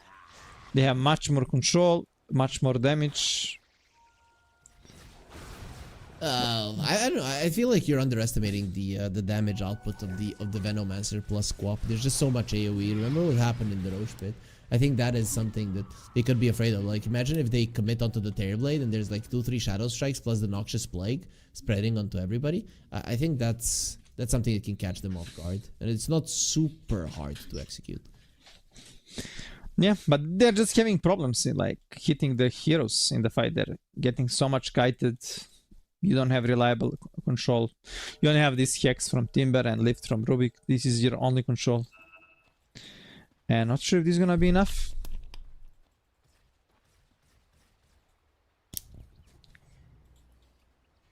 But let's see. New Rosh in 2 minutes, potentially, first timing. So, we're just gonna chill, farm, push some waves, don't make moves, wait for Rosh. Okay, Tormentor actually. There is one more objective in the game. Okay. Not gonna be game changing, but having that shard is nice. He was the only one who didn't have it, right? Yep. He's gonna bait him to take this Black Ward talent, left one. Not the undispellable snake bite. This is actually not working in his favor. The Terrorblade has an Aghanim Scepter, or Aghanim's Blessing. Oh, okay. Once he gets the blink, yeah. But what then, he sell? Manta? I guess so it's good okay. on the TB, but it has to be a Manta. There can't be anything else. Maybe if you Hydras? haven't bought a dumb Hydra. It's supposed to be percentage based, good in the late game, and we're thinking about him selling it.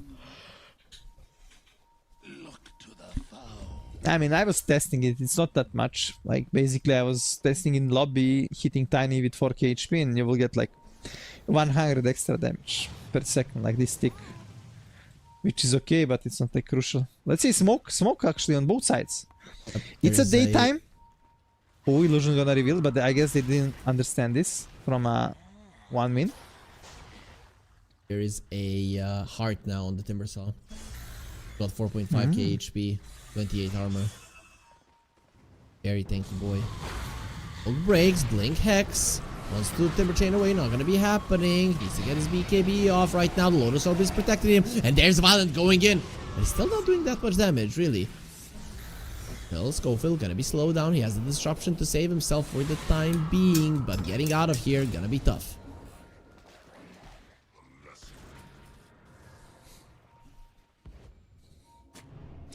Let's have a buyback.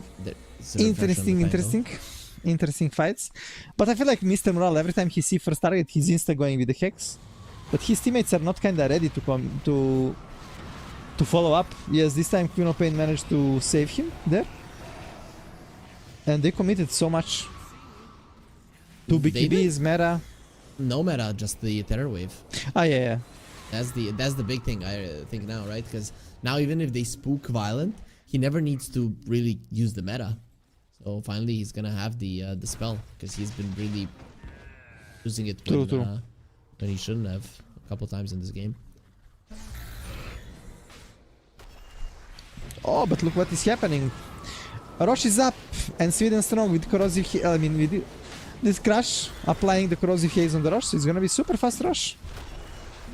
And there's gonna be refresher and cheese. Who do you give this refresher? What? Do you give it to Rain? Give it to Rain? Okay. Yeah, it actually makes sense if he has it, right? Because his damage output in fights is insane. But still, Queen of Pain is also very good. Man, Rain needs to finish this axe. If you get axe, that's imbalance. Gave it to the TB. I don't Really? think it makes a lot of sense. Yeah. Okay, double meta, I guess. Double axe. Nobody cares, right? You can use meta and then Terror Wave and you're gonna have another meta in 10 seconds. True. Look, he's using meta just for fun. You see? For fun, for pushing. Okay. You need to get closer, my friend, so that your illusions have the metamorphosis.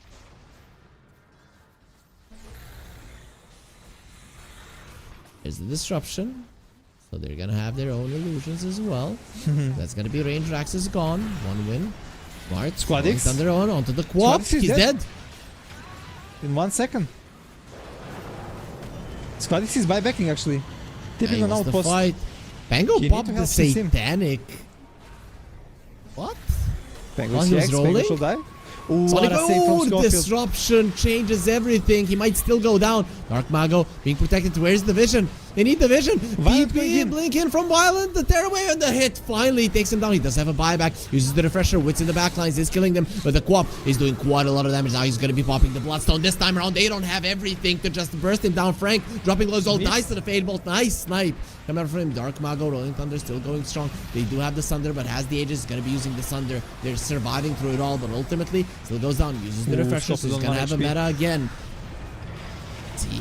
Quap in a great position. He jumps in. There's another Terra Wave as well. And now they don't have the slaughter. They're not going to have Dark Mago either. There's going to be big shield crash, but it doesn't matter. The damage is just way too overwhelming. Wits with the parry, keeping them at bay. You're now 2 cores down and 1 win. Going forward, Mr. Morale gonna get silenced up. Nobody really cares about the silence. Squadix no longer in any trouble of dying. The Metamorphosis still going strong. Violent will start killing the supports. Wits, you're next on the menu. He has a buyback, but he cannot do it all on his lonesome because his teammates, his friends are gone. And with that, playtime will be eliminated with 1 win, getting a chance in the grand finals versus Parivision.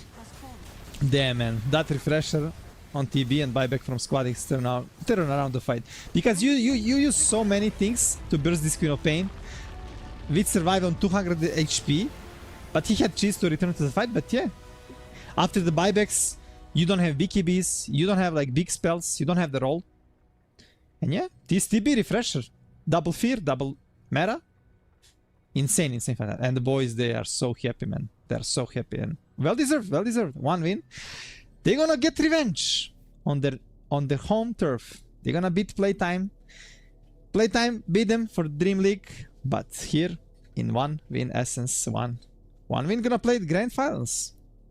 Yeah, my friend, this is what it happens to play on the home court, right? We were making fun of it a little bit, right? But it seems that it matters even in Dota itself, LeBron. It matters for sure. Like, Like they want to defend. They want to defend one win essence. They're thinking like this trophy should go to us. And imagine they win it, and in the end one win even make a trophy and send it to the office. That would be cool. But in the grand finals, here it's not gonna be easy. They're gonna face one of the best teams in the world, Parivision. What do you think about that match? Well, Parivision already beat them 2-0, right? So I feel like we could see one win getting smacked. But I have to say, one win have been drafting really well. And I think this series, for me, they won in the drafting phase. And it isn't necessarily that one win like drafted the best in the world, but they just drafted standard, and I think Playtime dropped the ball twice, which is something that shouldn't really happen. But LeBron, you think it's gonna be 3-0, 3-1? Any predictions? First, I agree. I agree with you about the draft. Playtime literally changed the draft how they did it, like in the past games, and I was surprised because I think I casted more than 20 or 30 maps of Playtime, and it was like not their style. But yeah, grand finals, one win against Parivision. Parivision gonna be huge favorite. I don't think it's gonna be 3-0. I think one win gonna get at least one map, but maybe we're gonna even see maybe one win can even win. Who knows? They are playing on their home turf, but it's best of 5. If it's a best of 3, I can see one win maybe winning a Parivision. But in the best of 5, it's super hard. And plus, they are playing already one best of 3, so maybe they are a bit tired, and Parivision coming fresh. So this might also affect them because it's best of 5. So Parivision, they're gonna have some time to warm up, even if the first game is kind of weird for them. But it's best of 5. Long games, a lot of games. They are not tired, LeBron. They are hyped. They are hyped because they get their revenge. First they got it on P-Time. Now it's time for Parivision on home turf. It is going to be a very nice thing for them. We're going to be seeing the squad of 5 players here that are going to be playing versus one of the best teams in the world. As you mentioned, one of the legendary captains being their coach right now. But they will fight until the very end. With that being said, LeBron, thank you for casting with me throughout this tournament. You and me are done, but the tournament isn't done, and what our colleagues are going to be taking over. Best of 5 grand finals. It's going to be an hour break just to allow for one win to prepare for the last series. So enjoy yourselves, everybody, and then be ready for the grand finals here at the One Win Essence 1.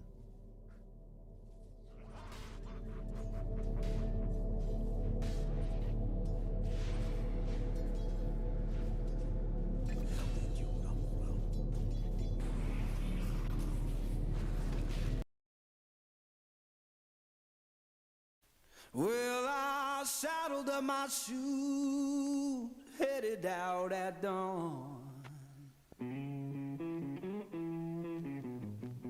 Yeah, I saddled up my shoes, headed out at dawn.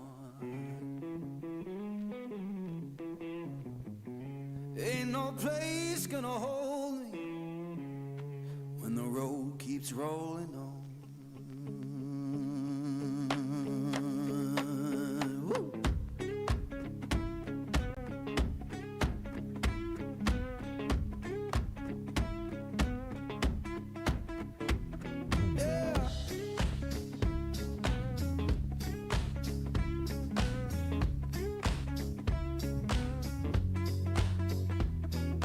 Left my baby crying, said she can't live that way.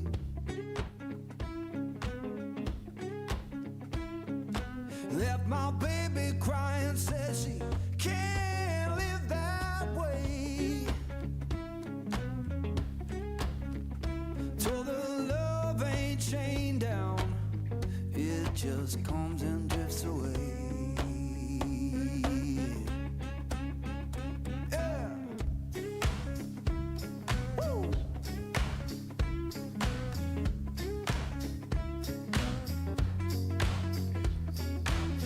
The sun in the distance looked like a burning coin.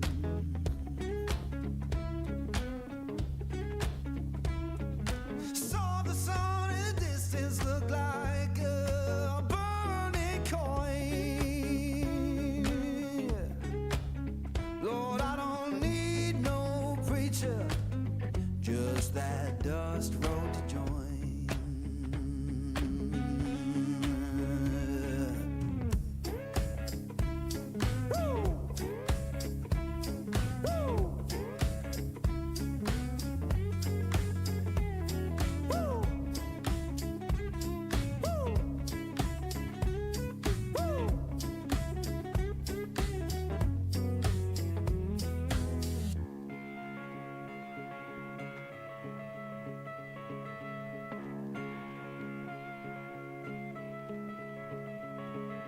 Now I'm rolling through the valley, wind hums through my hair.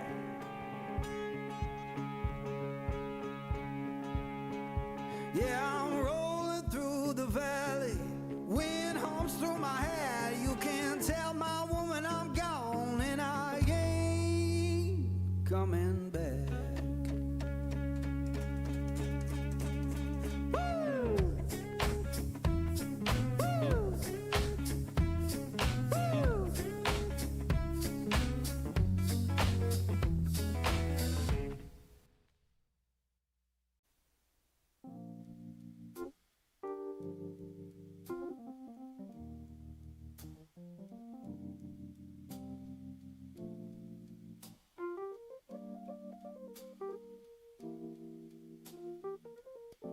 The fire burned out,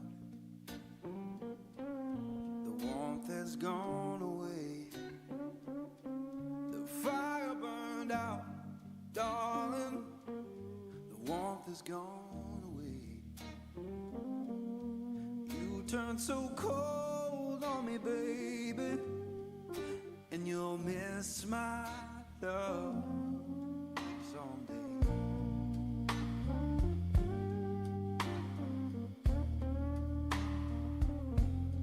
Fire burned out,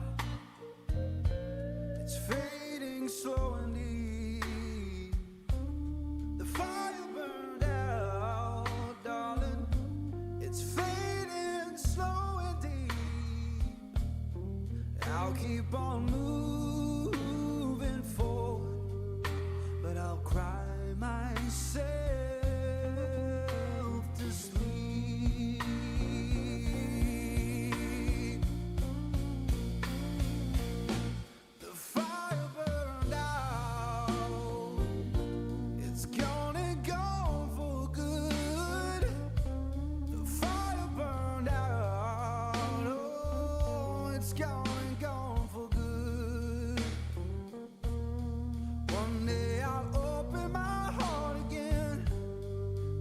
Like I always knew I should. Oh, you know I'm free now, honey. I'm free from your chain. Oh, free now, honey. I'm free from your chain.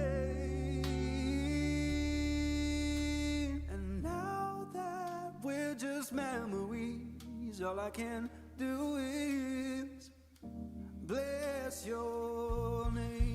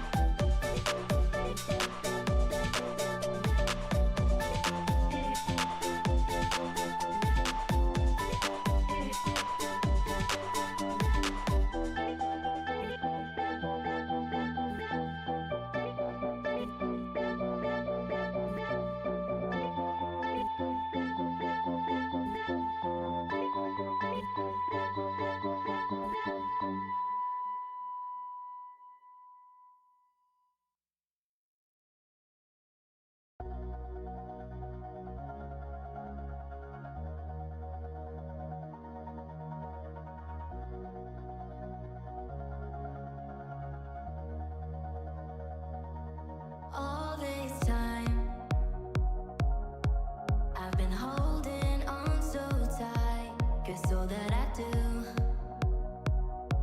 was easy to use. So call my time, but you weren't really mine, just something to do. Thought I never knew. No surprise, but nevertheless, I'm still stuck in self-defense. No surprise, but nevertheless, I get lost when I look in your eyes. I just want to be next to your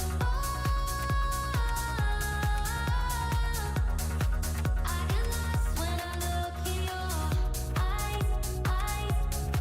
Do you even eyes? Learning do you even learning? Leave now, make your escape. You know the fortune favors the brave. So close, just get away. No surprise, but nevertheless, I'm still stuck in self-defense. No surprise, but nevertheless, I get lost when I look in your eyes. I just want to be next to your I get lost when I look in your do you even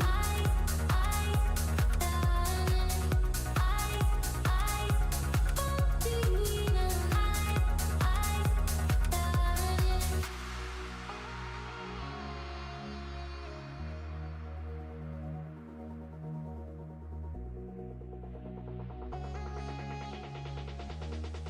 I get lost when I look in your eyes. I just want to be next to your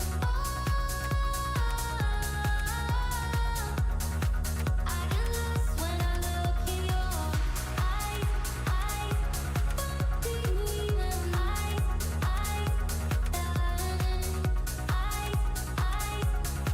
do you even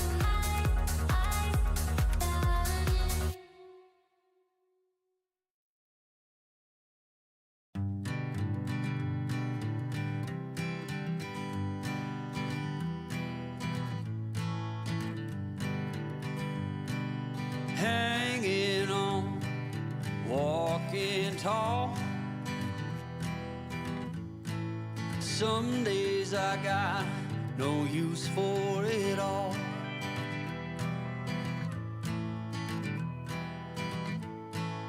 Working hard, making less. Some days are bad, bad at best.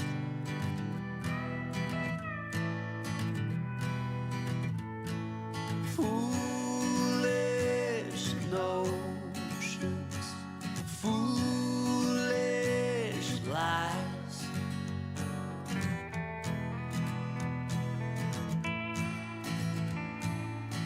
I set to thinking I could make something of me, playing every game except the lottery, serving everybody else and told myself I'm free. Misery is a showy state of bad company.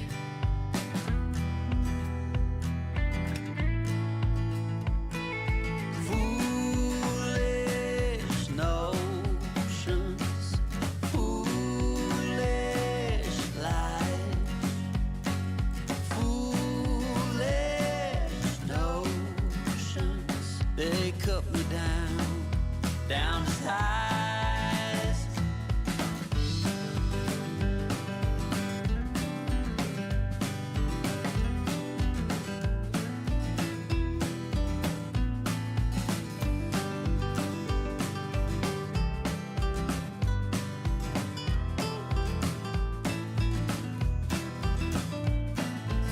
You came along and lifted me up.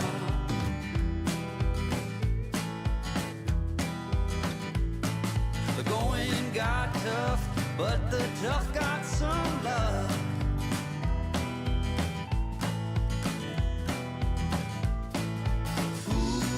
Foolish notions, foolish lies, foolish notions that made me wanna cry.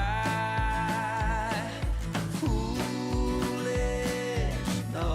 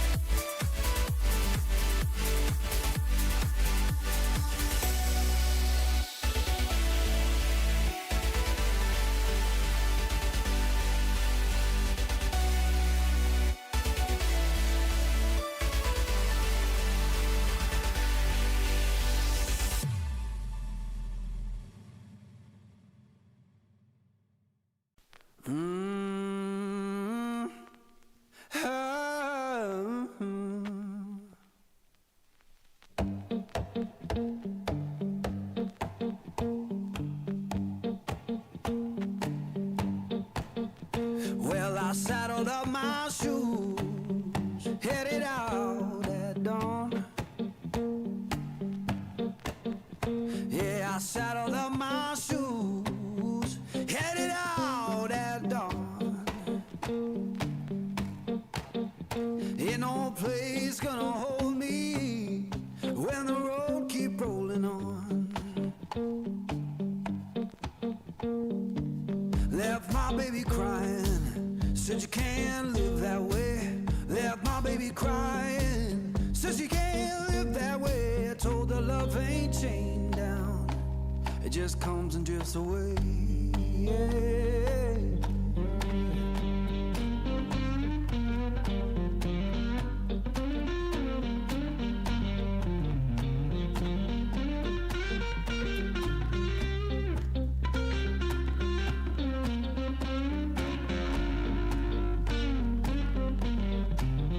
Saw the sun in the distance, looked like a burning coin. Saw the sun in the distance, looked like a burning coin. Lord, I don't need no preacher, just that dust roll to join.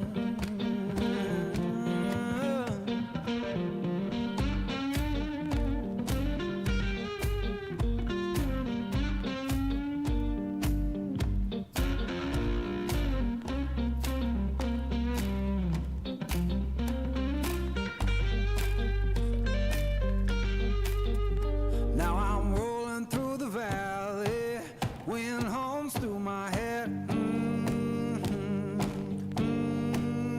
Yeah, I'm rolling through the valley, wind hums through my head. You can't tell my woman I'm gone, and I ain't coming back.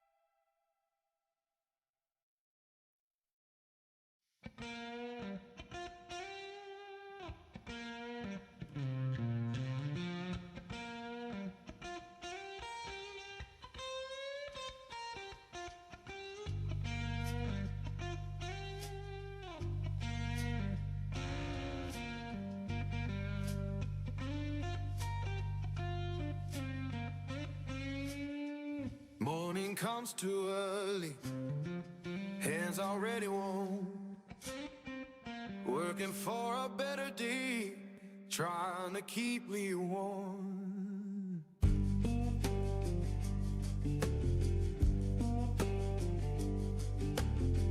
Boss man count his tally, we just count our turn. Fair don't come easy, I had to stand and fight for mine.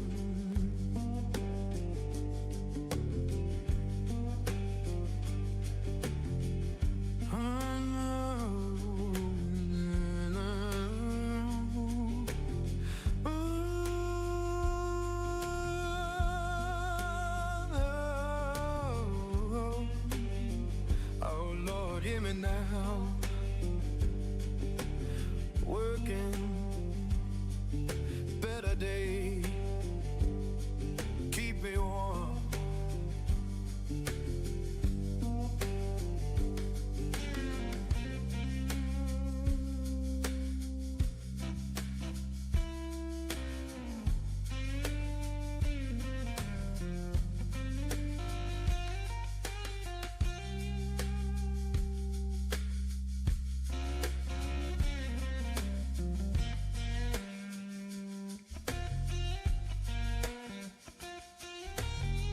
People talk about difference, but I just see the same. Every heart need kindness, every soul need a name, and we're deep.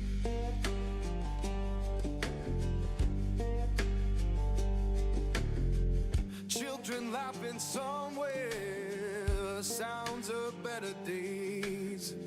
Keep the light inside you, don't let the darkness stay.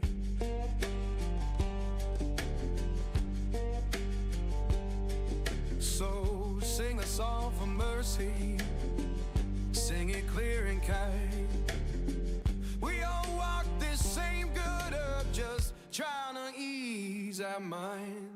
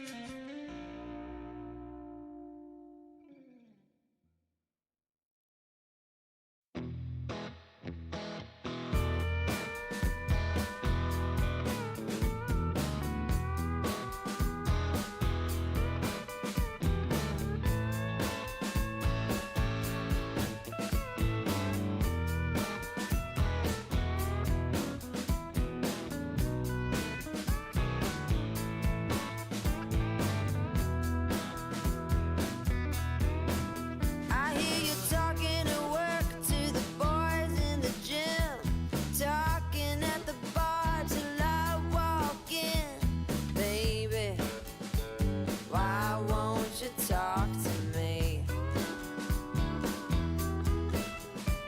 Can't get your tongue when we're talking about what I need.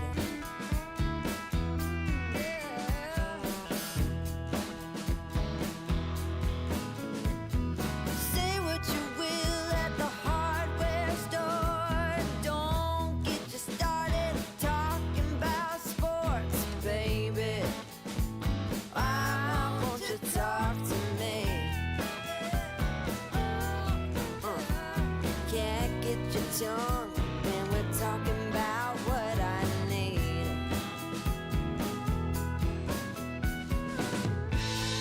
Think you're the silent type, but that ain't what I like.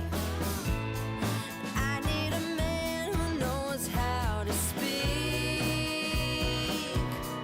so talk to me.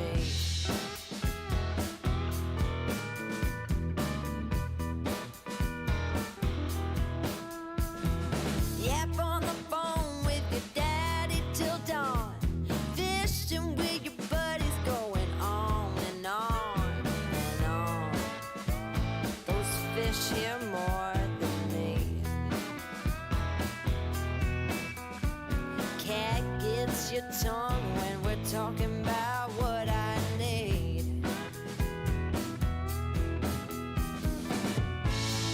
Think you're the silent type. That ain't what I like. I need a man who knows how to speak. Oh, you think you're the silent type, but that ain't what I like. I want a man to keep me company and talk to me.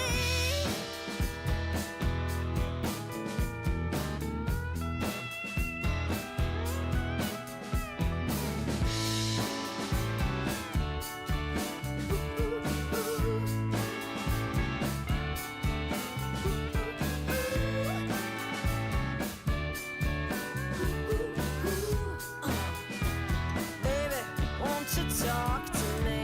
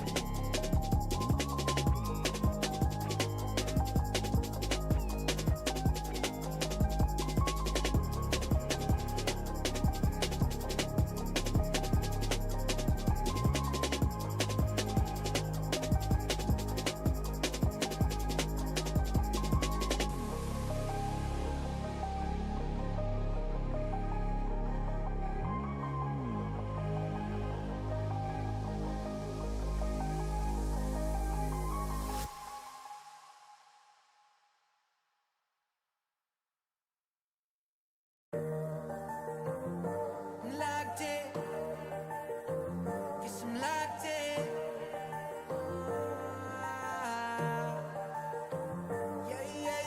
Looking for a piece of mind. I've been trying to redefine life. I can see the signs, world is going to see me shine. Fighting for my soul's sake, whipping fast, no brakes. Nothing's ever been a waste. Now that I've been wide awake, Luke's trying to pull me back in. I was stuck for a minute and forgot the passion. Since the lights turned on, it's been camera action, and you start to see it all like a chain reaction. Watch it happen, yeah. Swear that I'ma find my way.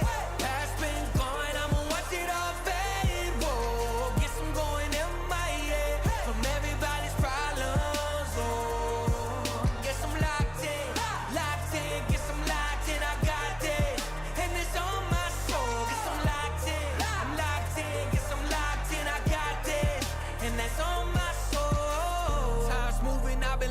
track of where I've been. Had to quiet all the voices living in my head. I see the riches of the world, I'm not impressed. Know that I'm far from perfect, but trying my best. Looking up to the sky, feeling grateful.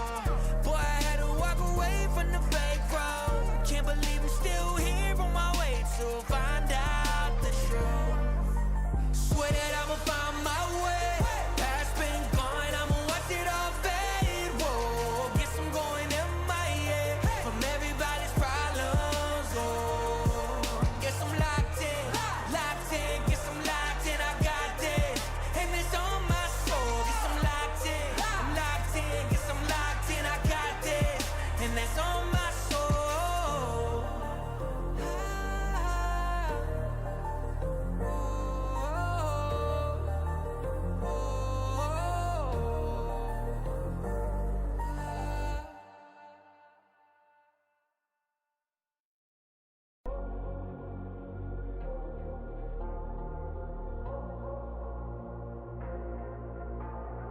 Say it louder, say it louder.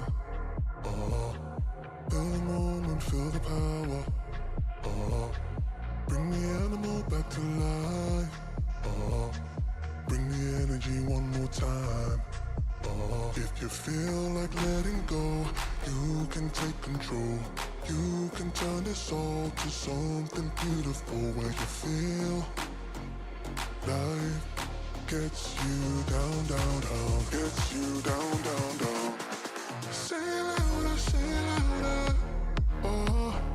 Feel the moment, feel the power. Bring the animal back to life. Bring the energy one more time.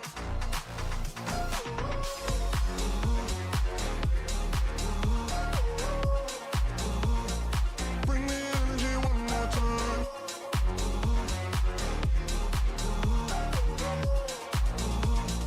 Bring the energy one more time.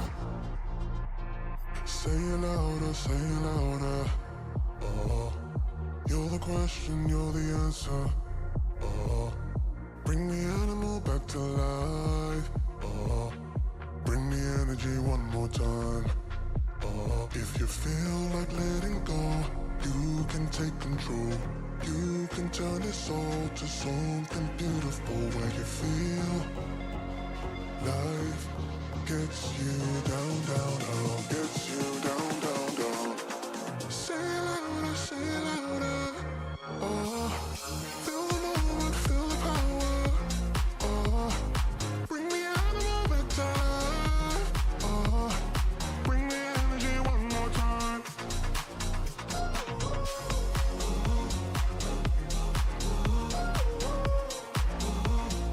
Bring the energy one more time.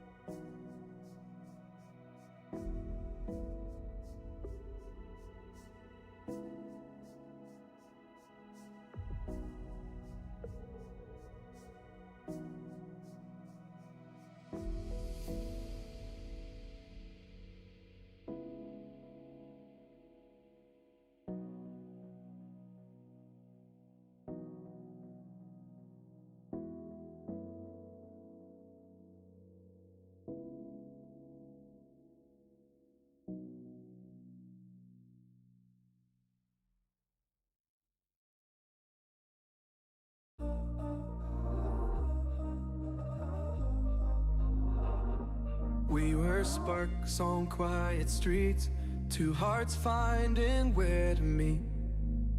But life pulled us apart, left me talking to the dark.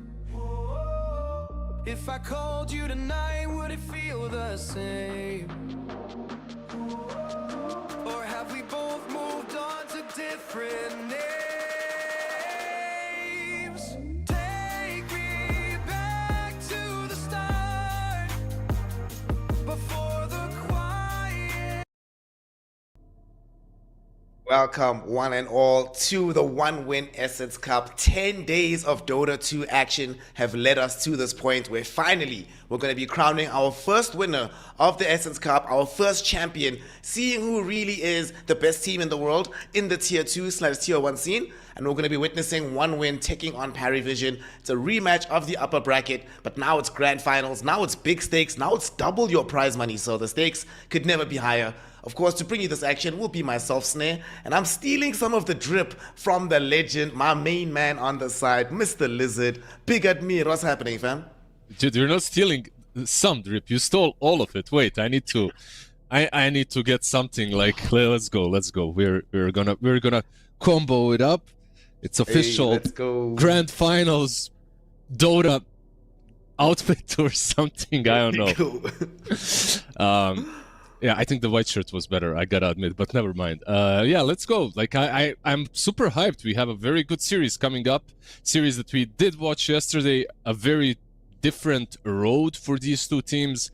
When it comes to getting here, on one side, of course, we had a team that is...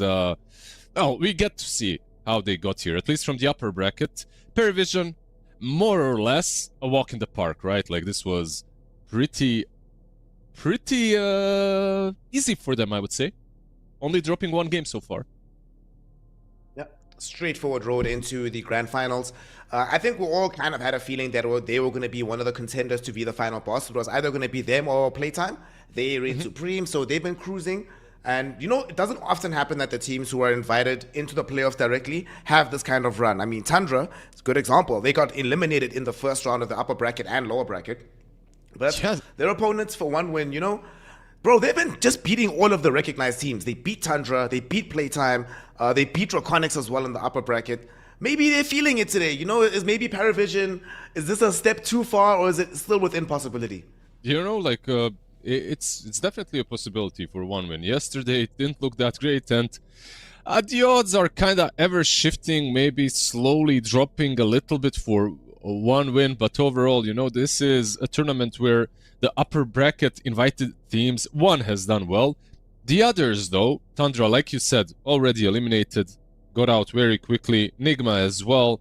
Some teams, they heard what beasts are playing in the play-in stages, so they dropped out immediately. They didn't want to lose like Tundra did. And of course, this is the team that came through the low bracket. This is the team that played through the play-in stage as well. And this is a team that is going to be challenging Parivision, because it is a challenge for One Win to take them down after yesterday, right? Like yesterday, they already got 0-2'd. Yep. You want to try and run it back and not have the same result be staring them in the face. To be fair for One Win, because it is a challenge, like you say, for them, if they even win one game, you can regard the tournament as a success. You can be like, yo guys, we beat a lot of recognized teams. We took a game off of Parivision, one of the best teams in the entire world. So there's literally no pressure on their back. Simply being here, you know, you beat Playtime in the lower bracket. You've demonstrated that you can beat tier 1 teams. So for them, anything to play for, life is good. Just try to develop as much as possible. And honestly, seeing some of the Dota that we saw between yesterday and this morning, yesterday our core complaint watching One Win was the first 15 minutes, laning phase, extremely well done mechanically. The first couple of moves on the map, that can look very solid, but then the strategy starts to peter off as we enter into the mid game. Today they played long games, gang. They have a lot more experience in the post 20-minute mark. They will definitely be ready for Parivision. Well, yeah, they are ready. They also had a little bit of a break as well in between, right? To prepare for them to refresh after long gaming. On the other side, Parivision didn't play too many games in general in this tournament. They're still experimenting, and I think that's maybe one place where 1W might be able to exploit them. That's it. In every other part of the game, I think that Parivision are just a stronger team. It is what it is. If it quacks like a duck, walks like a duck, whatever, it's a duck or something like that. I always hated that saying, but whatever. In any case, Parivision, they walk like a duck, they talk like a duck. They are ducks. the 5 ducks. They need to change their name from Parivision to Pariducks. They've been looking super solid. Obviously, I think the main place that is going to concern one win is these drafts. You just never really know what Parivision are going to throw towards you. They have a way of making the game very chaotic, you know. It might be able to destabilize one win, and especially 9 class. If they can find that 9 class hero that can just completely negate whatever you could have going on in the early game, I struggle to see how one win come back from those conditions. So just find a way to deal with 9 class. And I don't know what he's going to play today. Are we going to see Monkey King? Is he going to go for that Earth Spirit? Is Coddle going to be in the mix? Does he want to play IO? Super hard to draft against him. Yeah, it is. Yesterday, the Earth Spirit actually was wonderful from him. Like that Earth Spirit actually was. I feel like they could have had a different hero and still they probably would have won the game. But overall, the Earth Spirit just presented himself as a hero that they also have to think about banning or finding ways of dealing with him. But I don't think there is a way. Like the way they played around him, they played him like a semi-save, and I mean not a semi-save. It's like it's basically like a Tiny when Tiny was a popular position 4, but maybe with a little bit more of with a little bit more built-in mobility. Of course, you don't have to buy a blink, but at the same time, a little bit more of a skill hero, right? Where you actually have to connect with your rolling boulders. It's not sometimes they just miss, especially in the laning stage, which is what happened to them. I think that's one person on the side of Parivision that maybe there is a way to exploit, and I'm not saying him as a player in particular, but all the strategies that are kind of wild around him. I feel like sometimes we saw it in Wallachia when they give him a certain hero, they put everyone out of comfort zone just to have that certain hero on him, just to have that little bit of experimentation going. So maybe something that 1W could bait and could exploit, but overall, you said it, it's going to be an uphill battle no matter what for 1W. Even if he's playing position 5 anti-mage, I feel like it's not going to be easy. Yeah, we also saw him lose pretty spectacularly on Huskar earlier in this tournament, so maybe one win can debate them into picking the Huskar, forcing 9 class to play it. But no matter what, like you say, it's still going to be uphill battle for them. The odds makers seem to agree with this assessment. It's better than it was earlier today. As they just won their lower bracket final, I think it was like 7.5 to 1, which is a bit crazy. But I said it was crazy yesterday, and they got stomped. It might have actually been better to make it 8 or 9, you know, so you can get some money out of it. Yeah, of course, of course. When it comes to, by the way, they have a very nice smiley face on their preparation board. I guess everything that they have prepared is probably on the opposite side, right? So they just swap it up. But yeah, for now it's right there, just the smiley. All the prep is hidden. Unfortunately, sometimes I like to have a little bit of a sneak peek into what they have prepared. But let's get into it. Like, we are getting very close to the game. Are there any like special heroes that you're expecting from 1W? Anything that you have seen recently that surprised you? I think we should be looking towards the Sweden Strong Wind Ranger. He's been one of the only other players outside of Save on BetBoom that's actually making the hero look viable. And I do really think if you have a good position for Wind Ranger player, that hero can go a long way, just giving you that extra piece of damage and aggression earlier on into the game. So I hope to see that.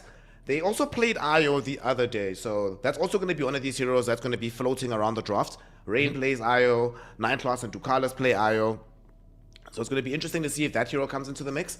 I think it's more important for one win. Parivision, I think, have a wider breadth of strategies, so they don't need the Io. But if one win can get it, they really should, just to have some kind of way to always collapse back on Parivision, because you know at some point they are going to fight you in a chaotic fashion.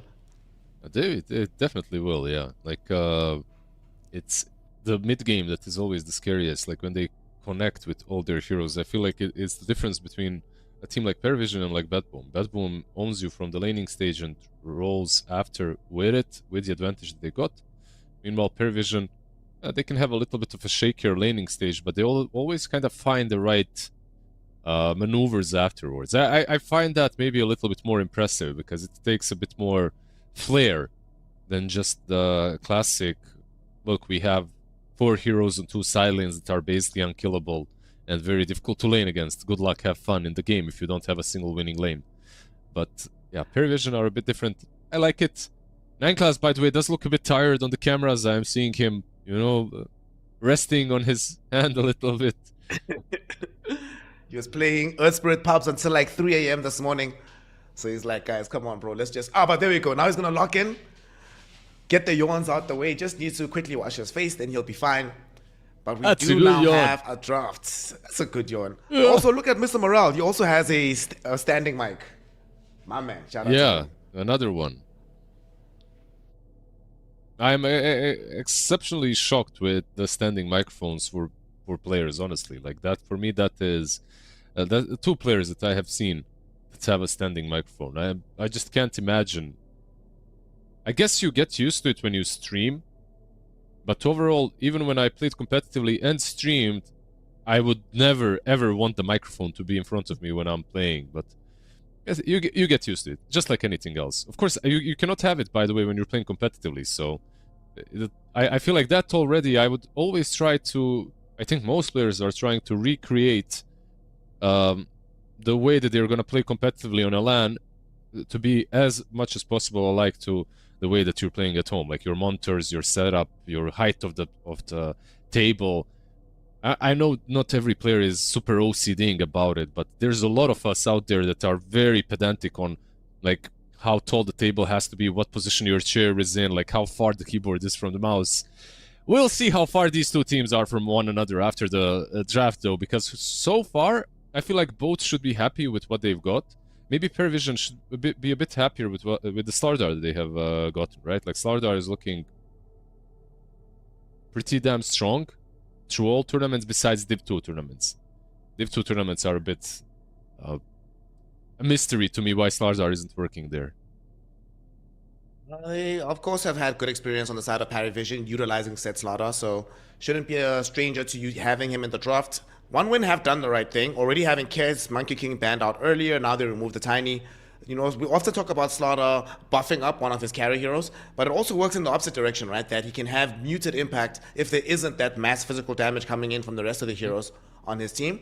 So that probably leaves... There's Terrorblade, we've seen them play Faceless Void with the Slardar as well. There's still Wind Ranger in the pool. I'm expecting those to be on the list in terms of carries for Parivision. Yeah, a lot of options still there. With Slardar, I feel like even a TA can be meta, you know, like Lifestealer can be meta, whatever you want to play. And Phoenix is another hero that's kind of good with him. Like, Phoenix overall is decent. I like Phoenix into Rubik. I like the fact that Rubik isn't really getting anything out of these 2 heroes when it comes to spells. There are some nice things, of course, that you can steal, but they don't feel as impactful as some other spells that you can steal in the game, usually. And I expect Parivision to actually continue drafting in this way. Yesterday, they did the same thing. They gave Rubik 1 spell, and that was Lashrak's Split Turret. And that's the only thing that he was stealing through the game. It's a good spell, of course. Sometimes that's all you need. You need 1 to steal. And usually you will get at least 1. This draft was, until the ban on the Underlord, was literally almost carbon copy of their game 2 yesterday. Rubik, Slardar, Phoenix on the other side, and then OneWin went for Underlord last night. But this time around, they don't have it. They just insta-grab the Queen of Pain. And I like this. This is one of Rain's other really good heroes, the Venomancer. We were talking earlier about like ways that you can try to deal with Parivision, try to exploit them. And 9class, he's always going to be active on the map. He's not always going to be playing in the lane. So maybe you exploit that by just having as much nonsense, as much zoo. Just make that lane unplayable for the Slardar in the off lane. Make Noticed uncomfortable. Maybe that's where you get your advantage from. Your support can maybe move earlier, give more space towards Violent. And I think Venomancer, one of the heroes that can very well accomplish that. I like this a lot. Yeah, absolutely. Yeah, I also like the Quap, by the way, early on. Not a lot of heroes that are amazing. Puck banned out very early on from Parivision, so not a lot of great heroes into co-op. Whatever matchup you have, co-op should be doing fine. They won with it today already once, right? So they're super comfy on the hero. Yesterday, honestly, of course they go with the Ember. It's the best possible hero, I would say, that's left in the pool. Chains given to Rubik can sometimes be dangerous, but besides that, this is already a decent pick. I was losing my mind a little bit last night because of the heroes that were being picked and heroes that were doing well. Like how much work Dark Mago did with Storm versus a Puck per se, you know, and at some point I'm like, why aren't these guys just picking Queen of Pain? Like, it looked so good in multiple games, but yeah, in any case, we have an Ember, we do have a co-op finally again. Alchemist is, by the way, still left in the pool. A bit dangerous, of course, on both sides to pick it up. As on one side, you already see a very strong offlaner, which is Slardar, that can dive you through the early game. And on the other, Rubik plus something, question mark. Still, the offlane can be very... And there you go, the I expected the Enchantress as well because of the thing that we talked about earlier. Versus Rubik, she's really good because another hero that you don't really like stealing spells from, like Enchant is good. You get some creeps to play around, but it's not really that great on you. Heal is okay, like nothing is like, okay, I got this spell, I'm the boss now. You're not stealing a Blink or a Sukuchi or, I don't know, like some stun that has massive value. What do you mean, bro? It's no worries. We're gonna wait until she has Aghanim Scepter. I'm gonna steal little friends, and then we're Gucci. You know, life is simple. She will be buying it, by the way. I'm pretty sure that this is a very good Aghanim Scepter Ench game. Like, overall, Ench currently, I'm sitting on, I think, 8 out of 10 games won with Aghanim's Rush on Ench recently. And I recommend to anyone that is playing this hero to just do it. It's free MMR. Especially because of all of these mid lane heroes, you know, like Spirits, Quops. Easy to... Who was it that we watched that Wallachia that inspired you to do that 440 build? It's 9 class. It was 9 class, right? Yeah, it was 9 class. Yeah. Yeah. To be ego butthurt a little bit, like, this is a build that has been done in my days of Dota as well, like 440, you know, it kind of disappeared, it went out of the scene and now it's back in. I kind of stopped believing in it, but there is something about playing it again that feels kind of good. Like having the impetus maxed out early on, like you make a difference in these early skirmishes offensively, not only defensively with the heals. And you honestly aren't punished as hard in the laning stage as you might think. Like most of the time you're thinking, okay, if I don't have heal, any support is going to crush me. But then you think about it, and then you think about position 4s and 5s that right now that are being played. They're not really that oppressive. Like, there isn't really anything that just completely zones you out.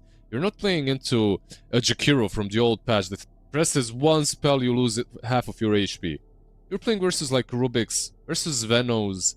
These are all heroes that kind of poke, you know, but you can poke better with impetus. So, yeah, overall, it does work. It's a decent pick, I like it. For one win, we will come back for the frog right now, the Lagoba, coming in for Sweet and Strong. There's a lot more heal, a lot more sustain. Clearly, with having the Venom Monster and the Queen of Pain, they want to be able to dominate the long, drawn-out engagements. This does also present a problem potentially for no one on the other side, because we've been seeing a lot more of these Ember Spirits have been abandoning the Spirit Vessel and been building up the Mage Slayer instead, especially when the team doesn't have a Kez or a Monkey King. And Mage Slayer would be fantastic in this game, into Queen of Pain, into Venom Monster, even into the Largo. But at the same time, because of the Largo, Spirit Vessel feels super good. So do you maybe have the Phoenix buy the Vessel and then you just buy the Mage Slayer on the Ember Spirit? Honestly, Vessel feels maybe even worse. Like, it feels great, but keep in mind that Largo can lick it off. So... this frog just loves dispelling, licking people, and another thing that he can lick off is Ember Spirit's shield, which is another thing that you can really play off of. Corrosive Haze, of course, so the only undispellable thing on their side right now is the little friends from Enchantress once she gets axed, but overall, honestly, just risk it and go Alchemist, just risk it all for the chocolate For biscuit. Parivision. Yeah, for 1W. No, for 1W. Oh, for 1W. Okay, Get crushed in the lanes. Pray to RNGesus that your Aghanims is going to come early enough. You give the first one to Quap, you give the second one to Largo, two the best heroes in the game right now that you can give the Aghanims very early on. Maybe Pango comes close, but they probably won't do it. Bro. They probably won't do Yeah, it I don't because know. they'll be too afraid. But I'm thinking like you have this Venno, he can set up the area, like you can protect the jungle with all these pesky wards. You know, like you can delay. You can delay long enough. Nah, bro. Give it. I'm not a believer. Yeah. I'm not a believer. I don't believe. I- This is much better. All right, give me the Luna. I think my main problem with the Alchemist, right, is that Parivision, look at these heroes, bro. They're coming at you. You're not going to have much time to be sitting there farming the double Aghanims. I understand it's Alchemist, he gets there quickly, but you need someone who at minute 22 is like, you know, looking towards getting BKB, wants to get involved in the fight. Brother. You send Alchemist 3 minutes in jungle and you forget. You just forget. That's all you gotta do. He comes out a different man. He's bringing gifts. He's giving Aghanim scepters to everyone. It's in his culture to give Aghanims. I'm glad this is the Moonrider instead, you know? Also a solid lane into the slaughter. You get to show up with your team. Now you also have team fight, right? Because beforehand you were stuck with what? Noxious Plague, Largo spells, maybe a good Sonic Wave. Now you also have this Eclipse. You force out the BKBs on the enemy side. This is just much more of a safe carry pick for Violence. Ooh, what's up, boy? It's a Morp. Morpa. Yeah. You gotta be careful for one thing, not to get like instantly one-shotted by Largo in the lane or by Rubik with Fate Bolt. Lick and Fate Bolt deal a lot of insta damage. It sometimes happens. Satanic is a great morph player, so it probably shouldn't happen, but it can happen. But to go back to the Alchemist just for a second, I feel like a team like 1W needs to risk it a little bit. And if they were given a draft where like you can kind of break the game, if you get like a very early Aghanims on Squadix, I think you should attempt to do it, because Squadix is the main carry if he has the Aghanim Scepter early enough. Like he can literally make a insane difference. Instead, they went for a very safe option, and I feel like when you're playing versus a team that is realistically outclassing you a little bit, it's hard to play safe. It's hard to play very standard normal Dota, because they will find little openings and they'll abuse them. In any case, I feel that 1W's team and draft is very strong though. Like this draft looks like nothing is truly missing from it.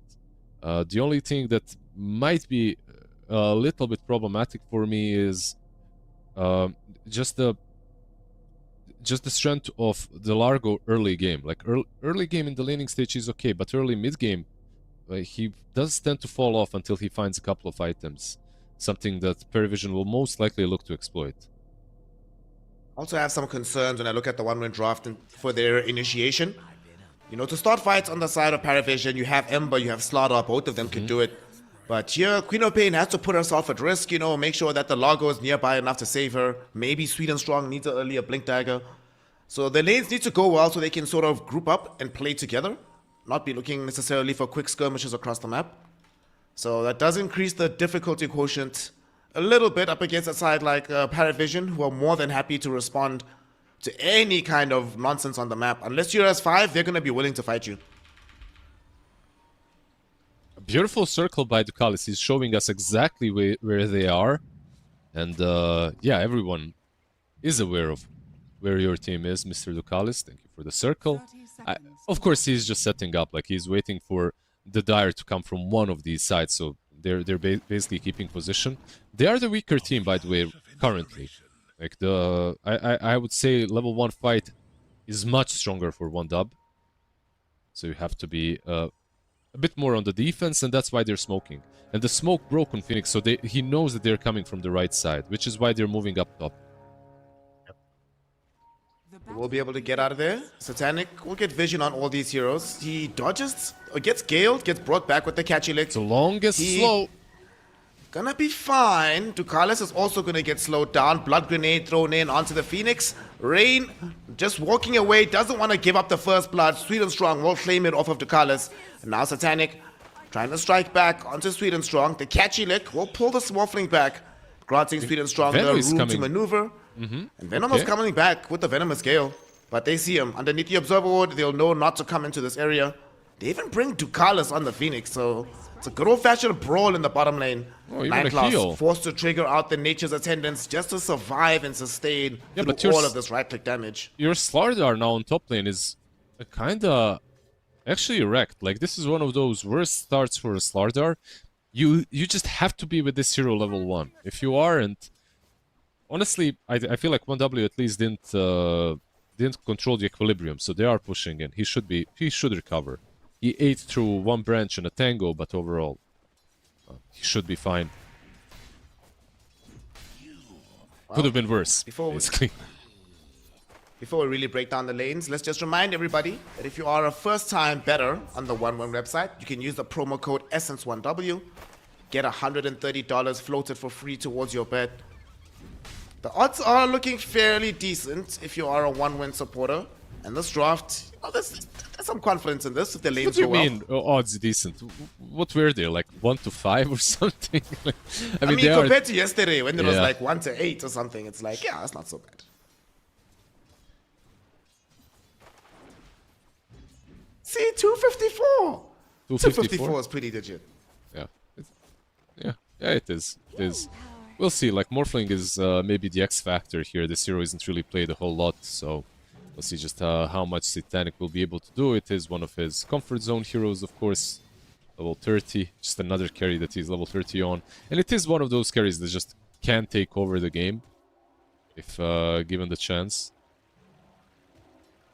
You do have Rubik, and Fate Bolt has for a long time been very good against the Morphling, given how much base damage that this hero tends to carry around with him. Yeah, like in the lane as See well. how useful that will be later. The spell damage too now, right? Like the spell damage reduction, 6%, not too bad on level 1. Not too bad at any level versus heroes that cast a lot of spells.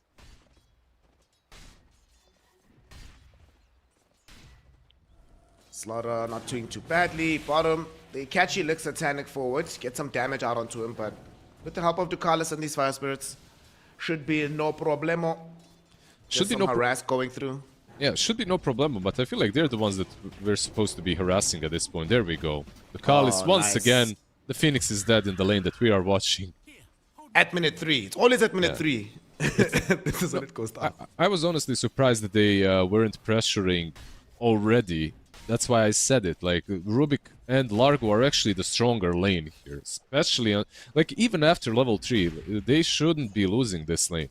Like, Morphling is actually 76. There isn't really a lot that you can do about his right clicks, but, I mean, last hits, but at least you can force out a lot of region from him. Still have a Salve and Tangos to play with in the lane, so I should give that to Satanic if he needs it. Mid lane, Queen of Pain doesn't really need anything. She's got her bottle. She's laning well, beating the Ember Spirits. Just quap things. What can you do? Nothing touches the heart like my venom.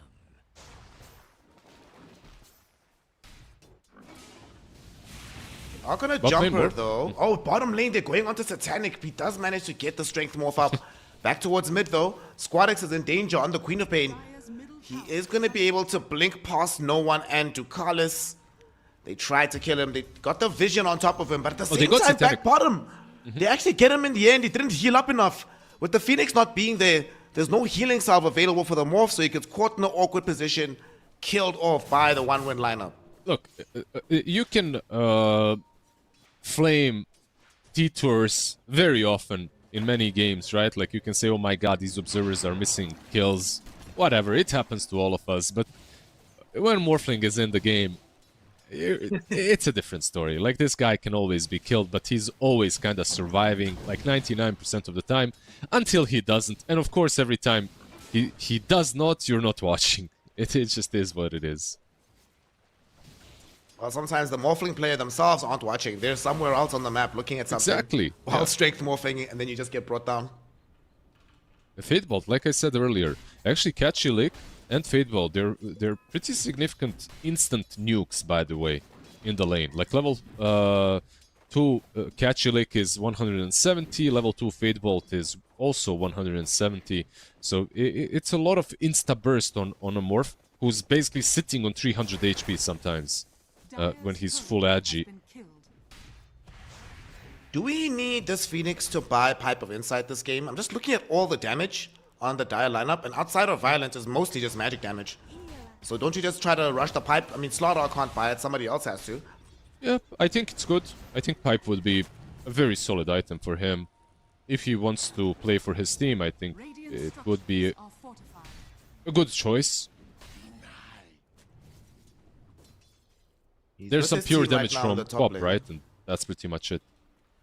Yeah. She's got some pure damage, but everything else is just magic on magic on magic. He went top with Ducalis. He was unfortunately not able to find anything. And Satanic and the boys, all they want to do is get out of this laning phase in a decent place for their Morphling. Surprisingly though, speaking of the lanes, the CS advantage is heavily weighted towards Noticed, who's somehow on top on the Slaughter. I mean, it's just 9 class. He's been a complete difference maker on top lane. The hard camp wasn't blocked for him, and he also had a bit of luck to find the right creeps.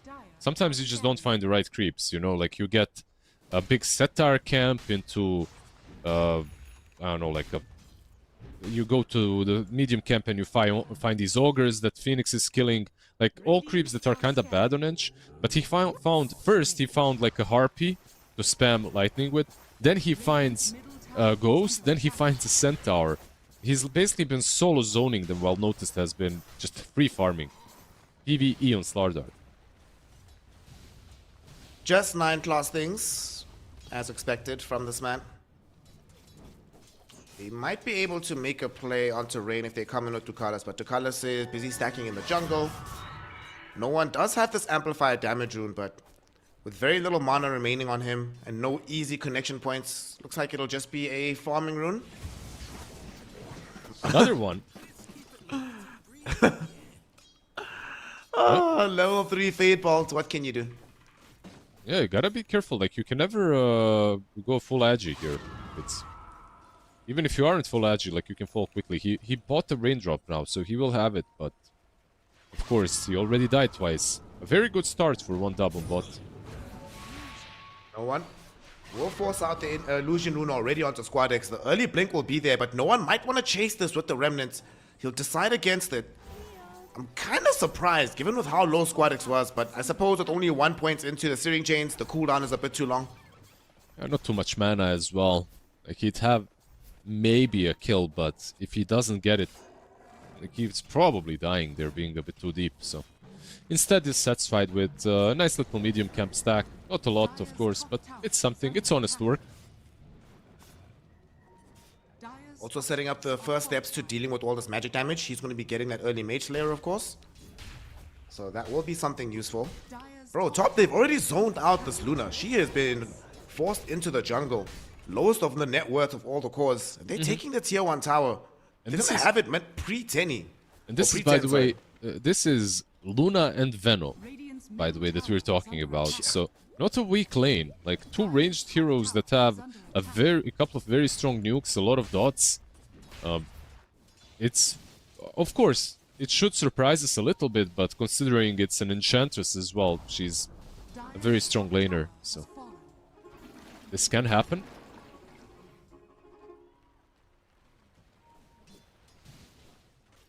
No one will not be enjoying his customary rotations from 9 class to middle, so he has to do the hard work himself. We'll drag a creep wave into the triangle, farm them both. Very efficient play from this Ember Spirit. Squad X can't really do much more than watch. This is a major drawback with their lineup. Lockdown. They only really have lift from Rubik, and that's it.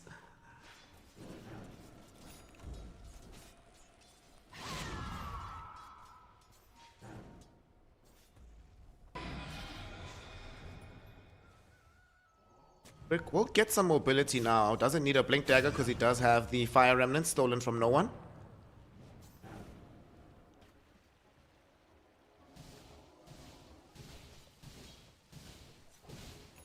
So far though, even though they have these 4 kills to their name on the side of 1 win, the balance of the game definitely feels very favorable for Parivision. They're completely happy to just let things continue as they are.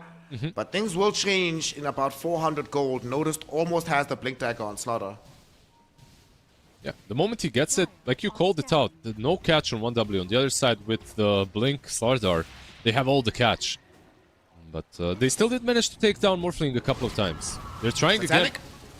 getting jumped. They want him. Sonic Wave will connect, but he's already TPing out. And there is the lack of catch. Oh man, it's like watching Bloodseeker carry games. Everybody just carries a TP scroll and you are basically immortal. Ember is down bottom, by the way, with haste, so this push also will be a bit difficult. Can't use Flame Guard, of course, because of Catchy Lick, so he's just moving the creep wave out. Mid lane, Rain. Mid lane. They want Rain. There's an old Blood Grenade thrown in onto the Venomancer. Not a young Blood Very Grenade? straightforward kill. Nah, it's minute 11. It's now aged and matured. It's stale Blood Grenade. I see. Yeah, the game for Veno, by the way, this particular game, I don't think it's very easy. Overall, the thing that he does do well, though, versus Radiant is he can make Slardar's game hard. Just preventing his blink through the fights can be very impactful. But besides that, it's not that simple. Slardar, by the way, blink. Ready. Yep. Squadix might be the first victim. They want no one to get closer first. Do they have the vision of this Queen of Pain? Attendance already being triggered, but he blinks in towards the rune. No one doesn't land out the searing chain just yet. Luna, though. They're trying to be patient. Notice will actually go to the north, finding Rain. Will decide to pick up the free kill. Will eat a Noxious Plague, though. But it's not enough damage to really open up for one win to try and counter this. They still have Sonic Wave on cooldown as well from Squadix. Nothing they can do up against this aggression of Parry. Yeah, sometimes the Queen of Pain, well, in this situation, he didn't blink because he sensed the move. He blinked because he wanted the rune. But it kind of worked out for him in the end. If it was like 11:30, he probably dies there. They are smoking mid, by the way. Yeah, he could still die. Noticed will leave the area though, so they don't have the blink slaughter. And no one breaks the smoke underneath the vision. Okay, so it's just gonna be Ducalis and 9 Class trying to connect in with the Morphling. Noticed, went through the twin gate, but he didn't manage to find his stun. He got lifted out by Sweet and Strong. Violence comes through as well with the Eclipse. Satanic, he went forward with the waveform. He needs to get out of here, but there's a Supernova beautifully placed by Ducalis. 9 Class is on the north side as well, throwing in some impetus damage. They get away from the Nova. It's gonna be one win though, with some good, strong reaction time from Sweet and Strong, countering the movement from Notice through the twin gate. Yeah, there was just no Ember. Like if he's a part of this fight, maybe there is like some sort of counterplay, counterkill, but like this is just a pure OW for one W for one win. They forced out an egg and they got a kill on Slardar, and that was more or less the first big reveal of the Blink Dagger on Slardar, the first time that he attempted to go for a bigger kill.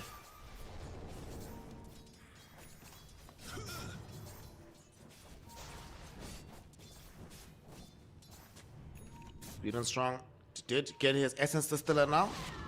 Gonna try to connect the move with the Largo. Ducalis is holding in the trees. Doesn't have Supernova, remember. Just Icarus dive into the river, so he's gonna die. Squadix, no Sonic Wave available as no one comes in, but no one's gonna eat a Noxious Plague from Rain. Not even gonna be able to kill this Venomancer just yet. Eventually he will die, but he goes down. Now Notice, realizing he's stepped way too far forward. Frog Stomp to slow him down. They have more than enough magic damage to bring him down as well. 3-for-1 exchange here in the river. One win. This is the game style that we were talking about early. When they feel strong is when they can connect all together, play as a big ball, and utilize this massive amount of magic damage. They're doing everything that they did wrong yesterday, they're doing right today. I feel like whoever coached them through the night did a hell of a job. Like, they're connecting with all the heroes, they're making sure that Parivision doesn't have an advantage. Mid lane, though. Hold on, Parivision, though, will connect back directly onto Violet. They've already killed off the Luna. Mr. Morale, Sweet and Strong will create some space for him with the stolen Slithering Crush. Might have to sacrifice his life for this, but the Flame Guard is going to protect him from quite a bit of damage coming in towards him. Catchy Lick gets him away from the Searing Chains, and with the song from the Largo, he's actually going to live in the end. Yeah, they get the Luna in the end. Overall, a first more or less good move for Parivision. They do lose the Tier 1 tower mid, by the way, so Tier 1 mid, Tier 1 bottom already lost. But I would say that for 1W, this is a game where they're in a much better state than they were yesterday in Game 1 and Game 2. They're kind of showing some grit.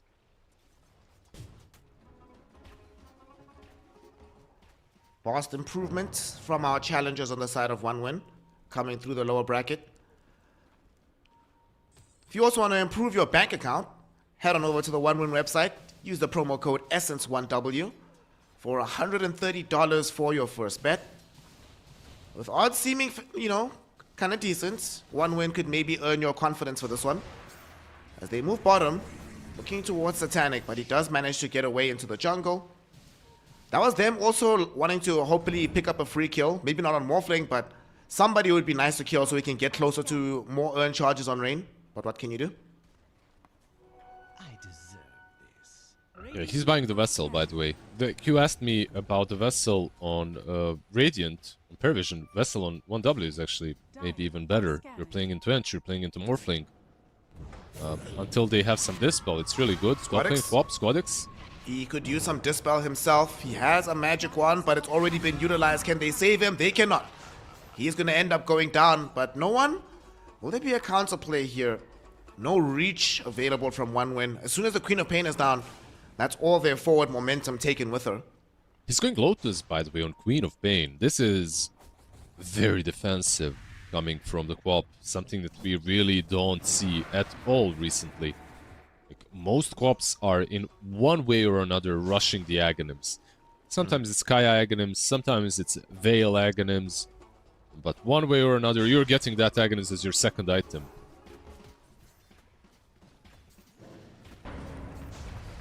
Mr. Morale, he's farming his own Aghanims. Unfortunately, he's not going to be farming it right now. Quick, easy kill coming in from 9 class and the boys. They even forced out the Noxious Plague. Cooldown's not that long. I don't think they can do anything off the back of this, though.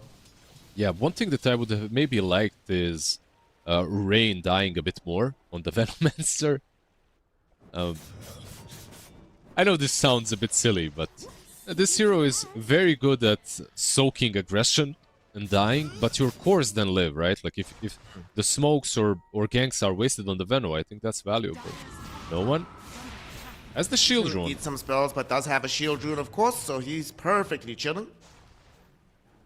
No concern, no worries. He even picks up the invis right in front of their faces and remnants away.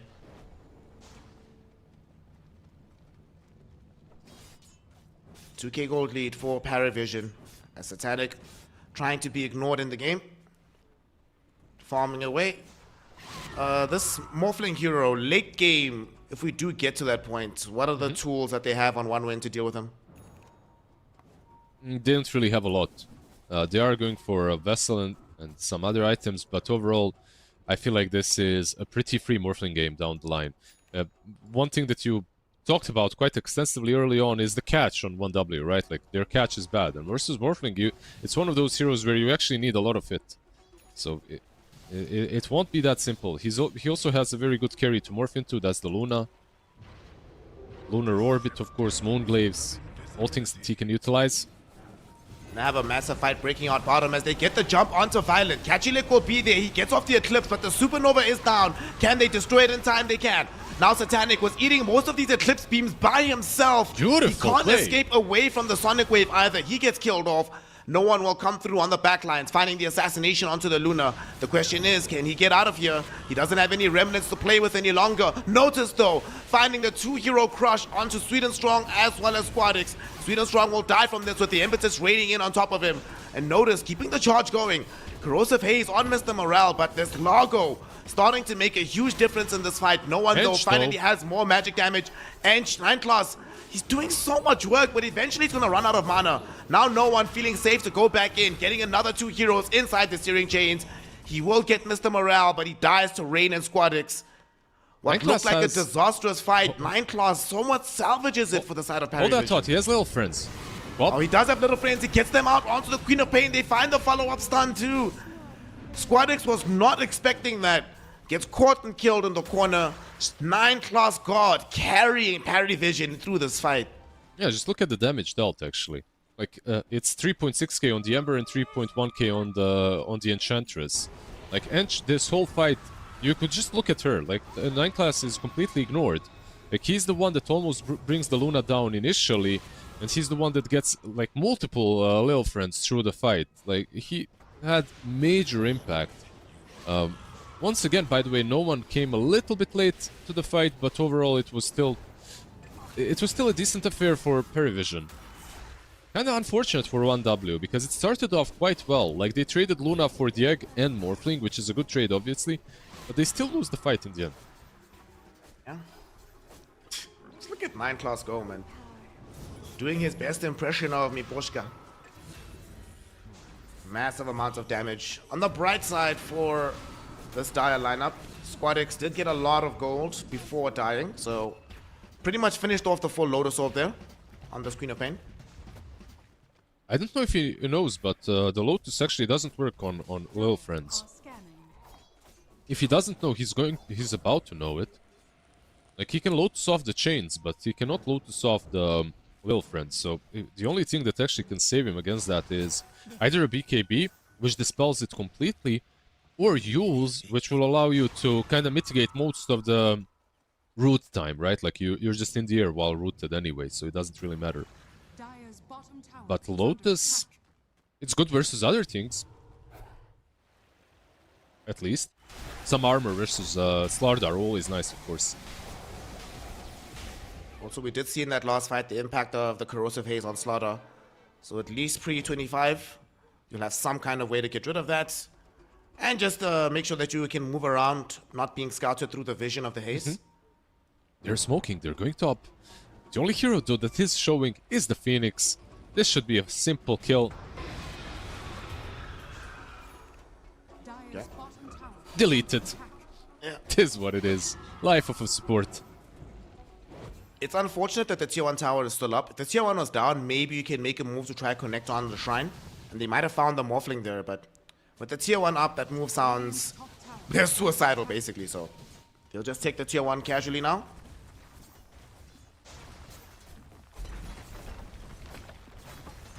Satanic might be able to find the deny, and he does!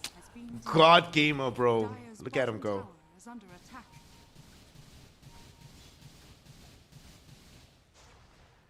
Building into having his Butterfly now. Butterfly, Scotty, and the Hydra's Bong are being queued up for him. Gonna try sneak a Roche right now, though. Illusion. Will be scouted out with the illusion, so they know about this on the Radiant lineup. They know about it, they have a BKB on Slardar, they have an egg. They're very capable of fighting this. Of course, there's an Aghanims on Largo, it's not like they didn't reach some power specs, they did. It's kind of difficult to just go into the pit the way they're doing it. So tragic. Roshan is at less than half HP, about 40% right now. I think it's very dangerous to force this, but okay, Morphling is showing. Like, he's in the lane. Yeah. He's on the way, though. He's coming. Will he get there in time? He just needs the one waveform. Violence will go in with the Eclipse. Unfortunately, Notice will be the one that gets it, and the Radiant get the kill. Supernova forces them away from the pit, as Noticed also catches up to Rain. They kill off the Venomancer. Sweet and Strong, being chased by no one, and Ducalis will also find himself taking a quick tumble. And they try to cover it, but they, without the BKB for the Luna, she has no protection in the Roshan pit. It's just such an easy grab for Noticed. I mean, the play itself was very dangerous. I think they needed, once again, I think they needed the Veno to be on the other side of the pit, spamming wards, maybe hitting the Slardar with one of the Serpents. Slardar not being able to blink in this kind of a situation gives you the Aegis, but him being able to blink, of course, there's nothing you can do. You get stunned. You cannot really take Rosh afterwards. Good attempt from 1W. I can see where they're going with this. They recognized that there was no butterfly just yet on Morphling, and they wanted to exploit that weakness. Now he has it, and they're playing into an Aegis. The Aegis carrier will be getting a kill onto Mr. Morale. He's building into the Aghanim Scepter, followed up by the Nullifier for Noticed. This is starting to feel a little bit impossible. Not always been one of the weaknesses of this Luna hero. When you get to this point where the enemy team can fight through the Eclipse, it's no longer like a we win the fight button anymore. You start to feel kind of anemic as this hero when you're playing carry. basically you need a butterfly, right? Like you get to a point where you need a butterfly before you feel strong again. Before your He's actually right dead. clicks actually start hurting. He's actually super dead. Super dead on Violent. Like super dead. Sorry, brother. They're going to send you to the fountain for 2-3 minutes and forget. He walked underneath an observer ward right next to the Lotus pool. Ducala scouted him perfectly. Yeah. This is Quadex as well, or at least they have an idea where he is. They're scouting him with the couriers as well, by the way. They tried to scout. Noticed had a good idea, but all they get is the Luna, and that's a lot, of course.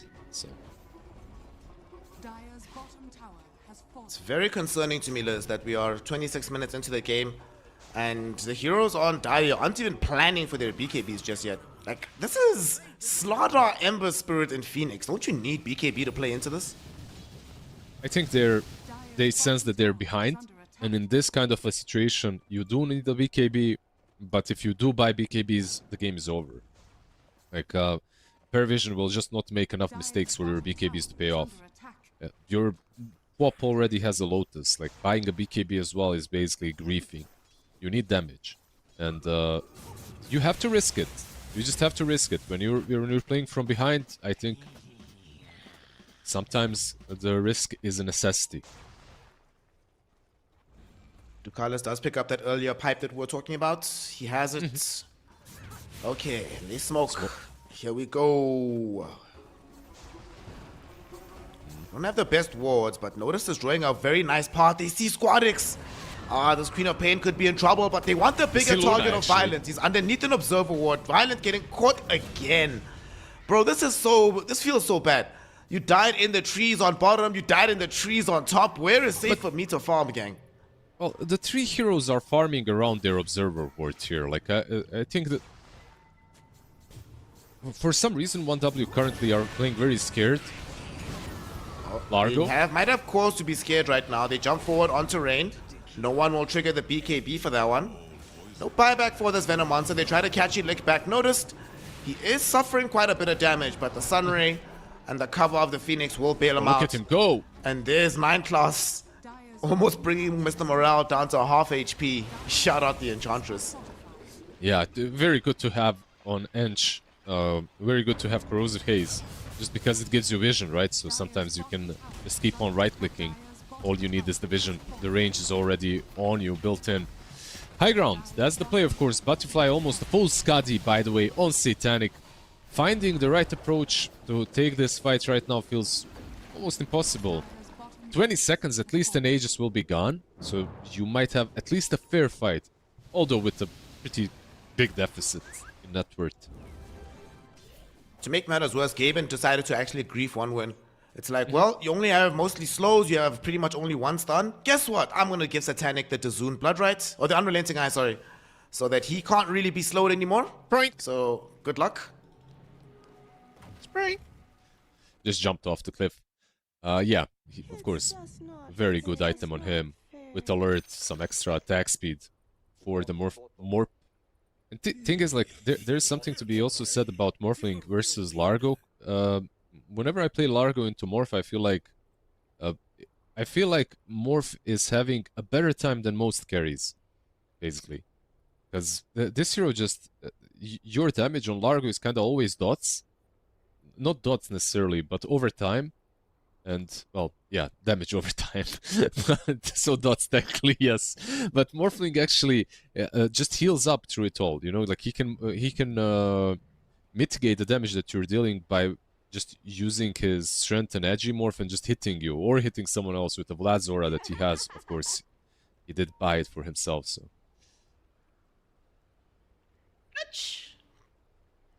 No one there with the flames right behind him. Having a solid game on this Ember Spirit. The game has gone well enough for Noticed in particular that no one didn't even have to have like an incredible game. Like you said, you know, there were a couple of engagements where he was late to connect to, but the work being done by Noticed at 9 class meant that it didn't really matter. Yep.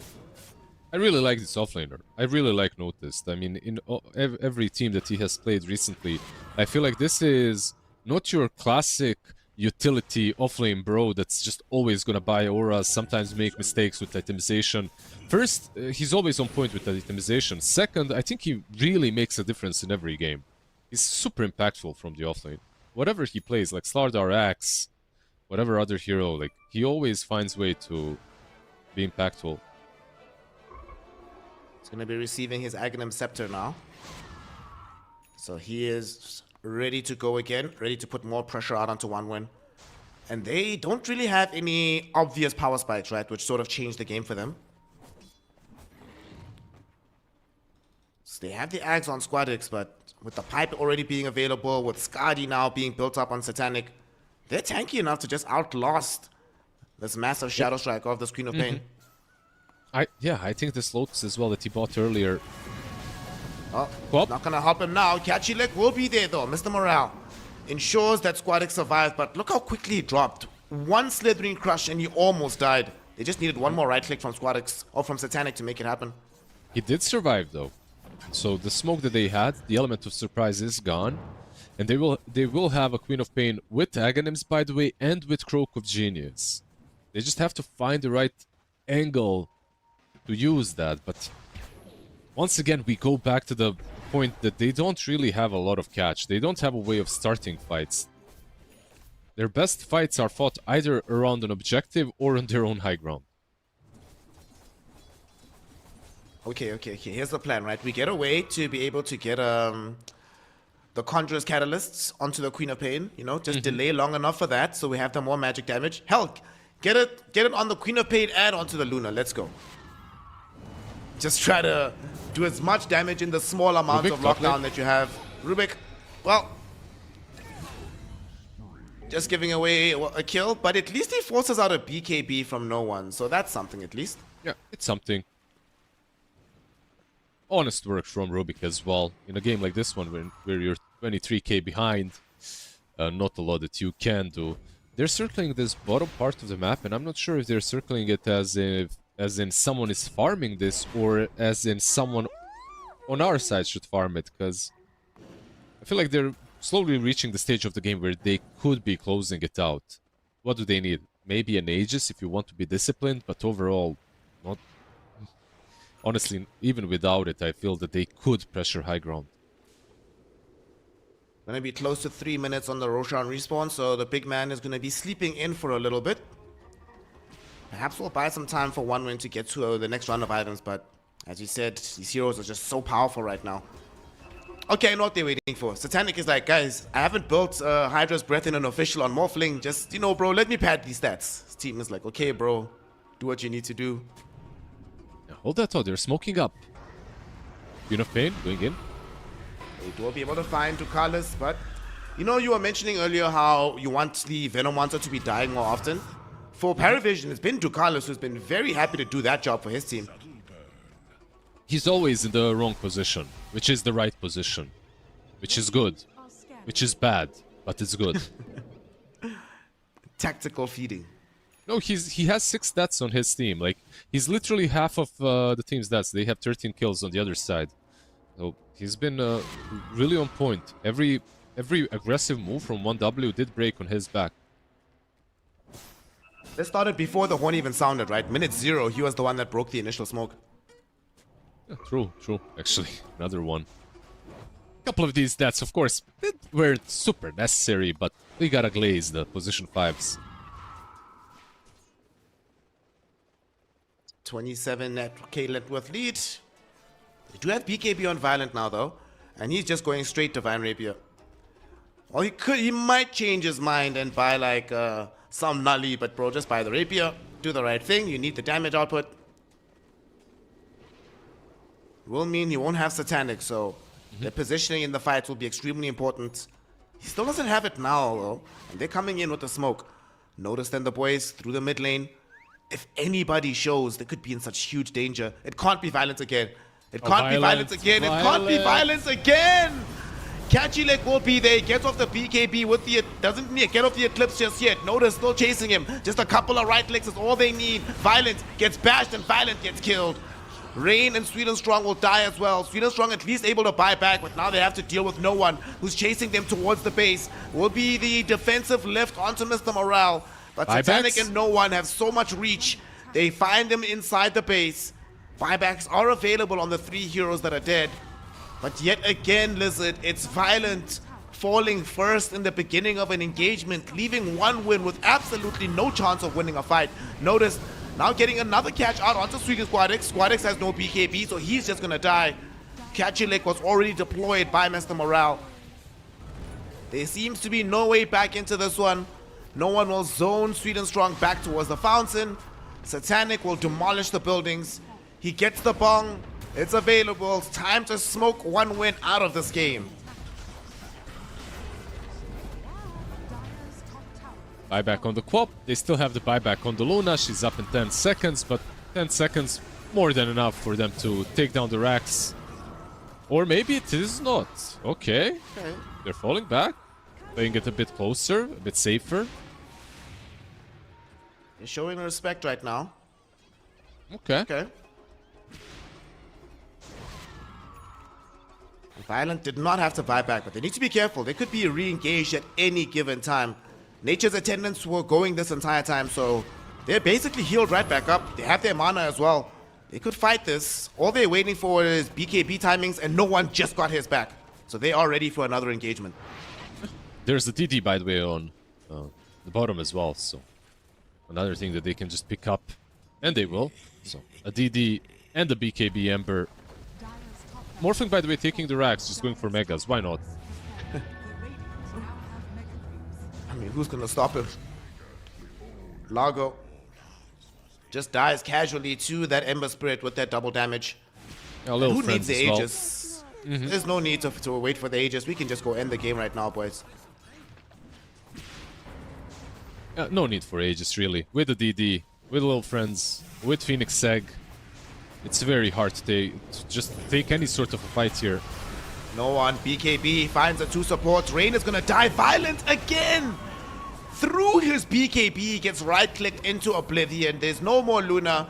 The Supernova keeps them inside the fountain. They're gonna be farming Squadix within his own fountain. Game 1 for Parivision. They are showing that there are levels to the sport. And this is not a way to welcome 1win into the grand finals. This right here is just bullying from Parivision.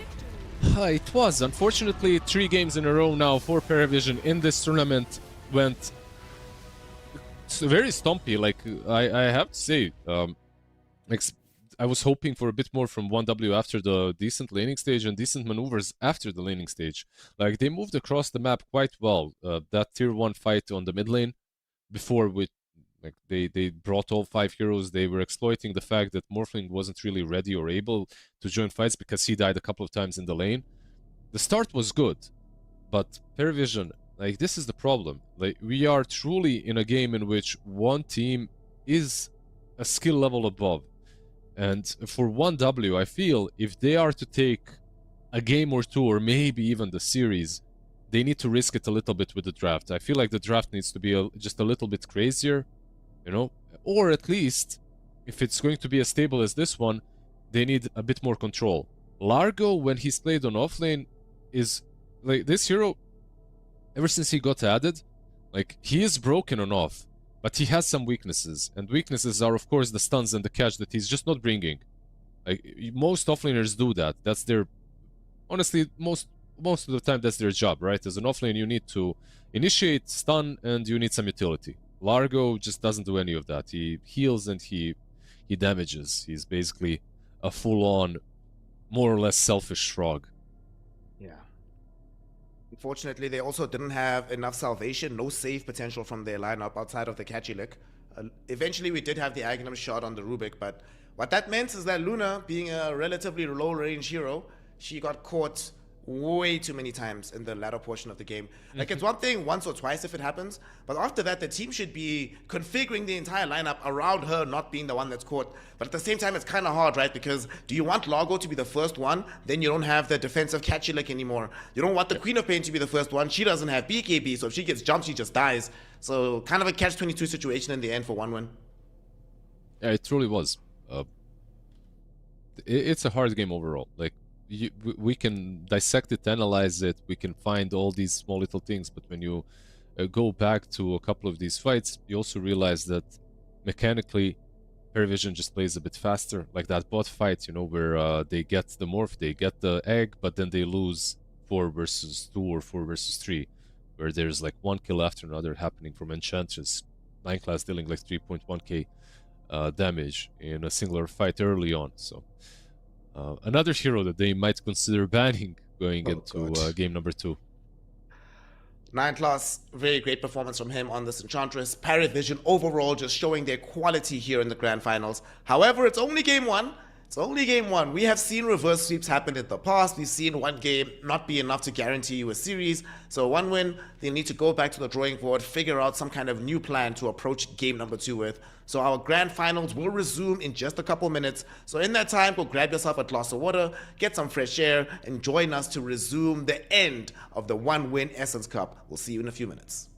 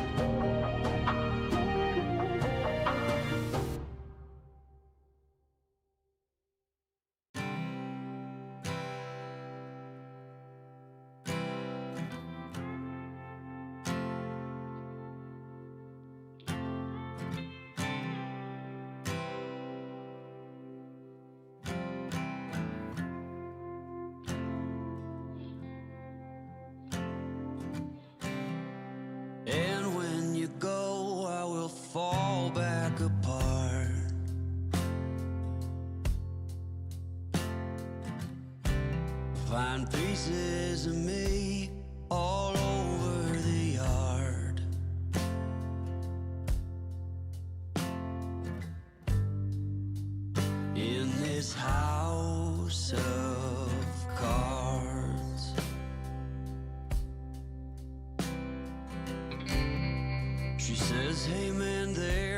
just too many days.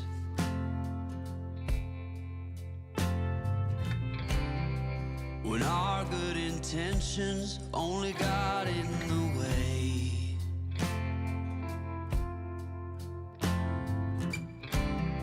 And I almost never know what I should say.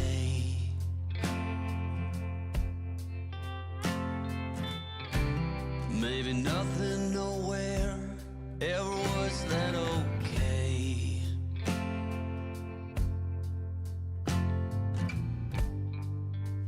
In this house of cards,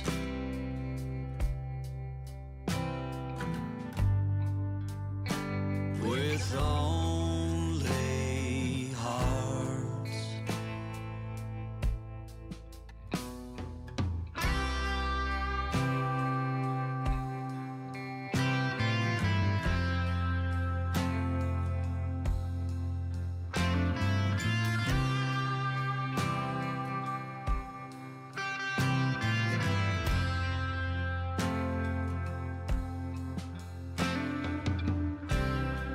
You cannot reap what you never did sow.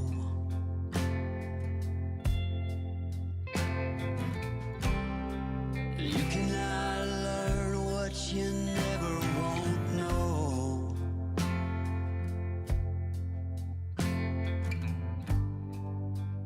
In this house of cards,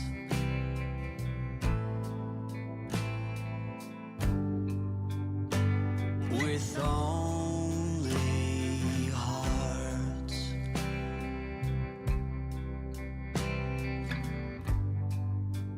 In this house of cards,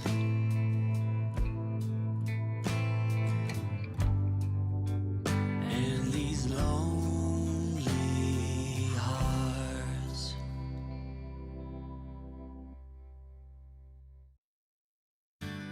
Spending the night in Dixon,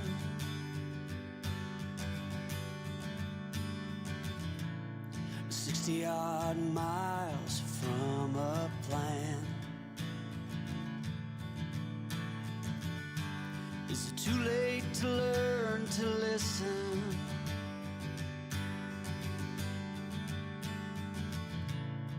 Too late to be less a man. How many yesterdays are between us now?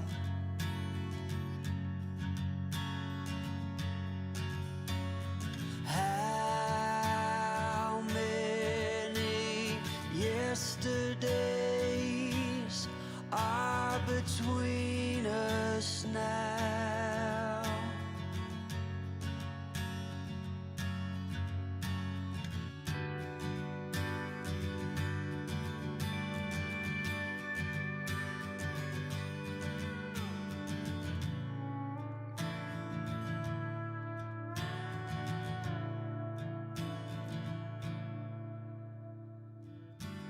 We carried it on,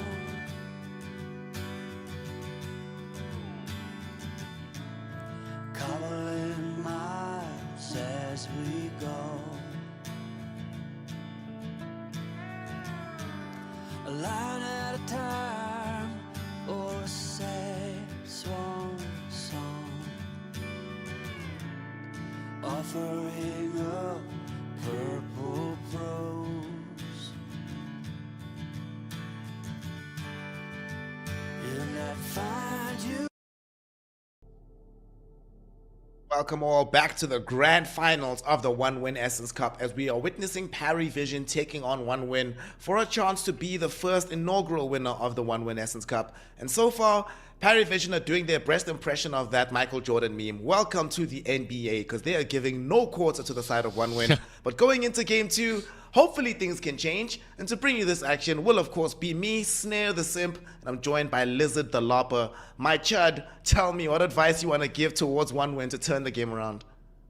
take more risks. I feel like when you're playing versus a team that's better than you on paper, that has won so many games against you in the past, recently as well, I think just playing normal Dota doesn't work. Especially because this team doesn't play normal Dota either, right? Like, it's Parivision. They're gonna meme it out. They're gonna have like some weird position fours. They were given, like, I roll back to two things. Like, first, they were given an opportunity to pick Alchemist in game 1. I know the hero got nerfed. I feel like maybe this was a game where you could try it out. It's, after all, just game number 1 of a best of 5 series. Second thing is, they were maybe a little bit too defensive with the itemization, just going for Lotus on Queen of Pain. It's really good. Of course, you're playing into Ember. You want to get rid of the chains, but you also have Largo, right? Like, you have a Largo whose job is to dispel one of these important spells off of you, which also could have been utilized. So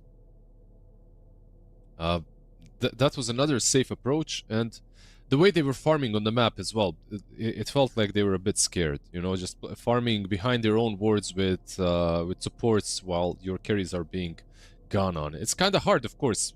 I know this feeling, like you're playing Dota and most of us probably, people in the chat as well, you know, when you're losing a game and you just feel hunted 24/7, it's not a nice feeling. You know, to your point actually about trying to mix up the game and present more risks, for Parivision, the hardest series that we've seen them have in this tournament was when they played against Playtime, who also is a team that likes to do chaos, create madness on the map, make it very difficult for you to play normal Dota. And that's the only series that realistically they could have lost. They should have lost that series. It's just that, you know, Playtime weren't able to close it out in the end. But they should have lost 2-0. So one win, take a page out of their books. Maybe just go for the clockwork, you know? Try to channel your inner Schofield Rain. Just pick clockwork, try to make the game fun for yourself. Yeah, do something a little bit crazier. I mean, honestly, why not? Like, you know, if you can't beat them on their own normal field, create a field of your own.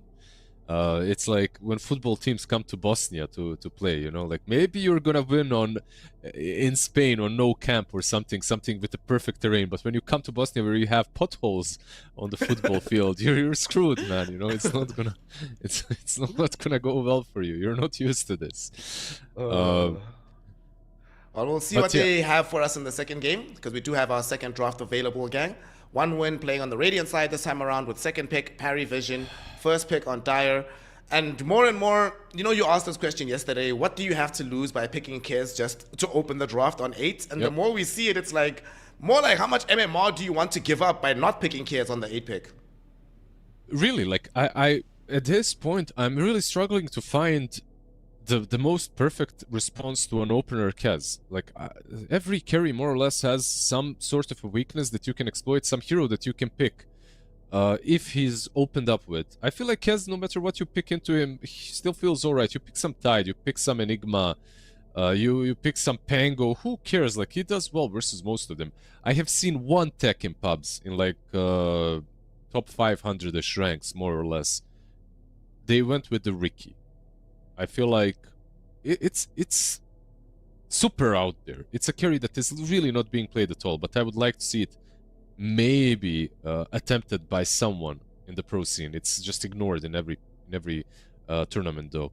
It is a dead hero, but maybe there is something to it. Of course, we have two big katanas on one side, the Kez on the other, the Pangolier with... That's not a katana, that's It's a rapier. It's a rapier, exactly. Actually, I do not like your Ricky idea, and the reason why is I just realized if somebody starts playing Ricky, it's gonna give 9 class ideas. He's gonna be like, wait a second, you know, there's another hero I can play. No. Too much already. Yeah, and speaking of risks, they are risking by giving Kez away, to be honest, right? Like, it's one of those heroes that I was asking for some risks. Maybe this is it. Maybe you give away one of the strongest heroes in the meta and you try to play around it. Maybe they have cooked something up. They probably have. Like, I feel like this Kez is an equation that is unsolved right now. Like, no one is trying to... Everyone is trying to find, but no one is succeeding at finding, like, the perfect answers. A couple of days ago, in Wallachia, no one was able until the grand finals. In the end, people just resorted to ban it every game. I have seen some... I have seen some Bane, by the way, as well, but yeah. Bane is decent. Enfeeble, Fiend's Grip.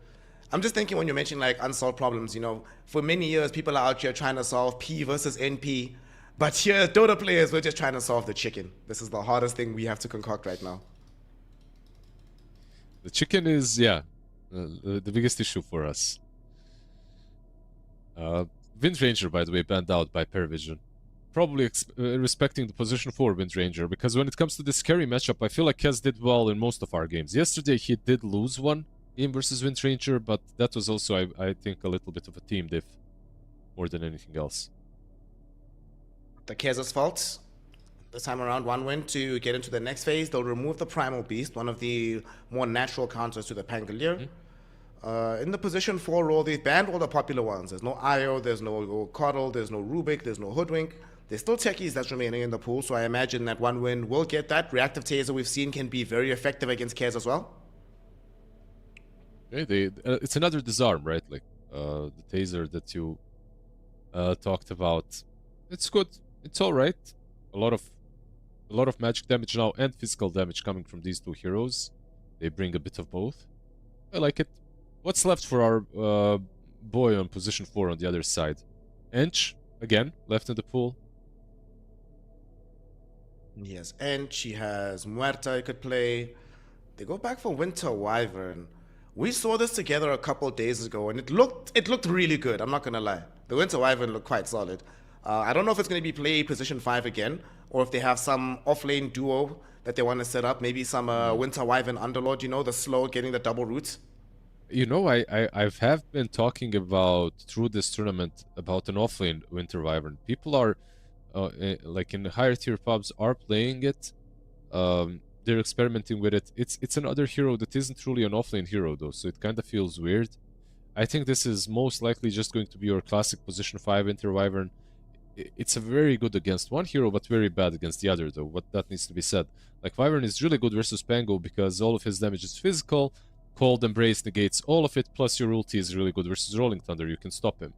However, techies, you Cold Embrace someone, you're just inviting some mine action around the target. It's not that great.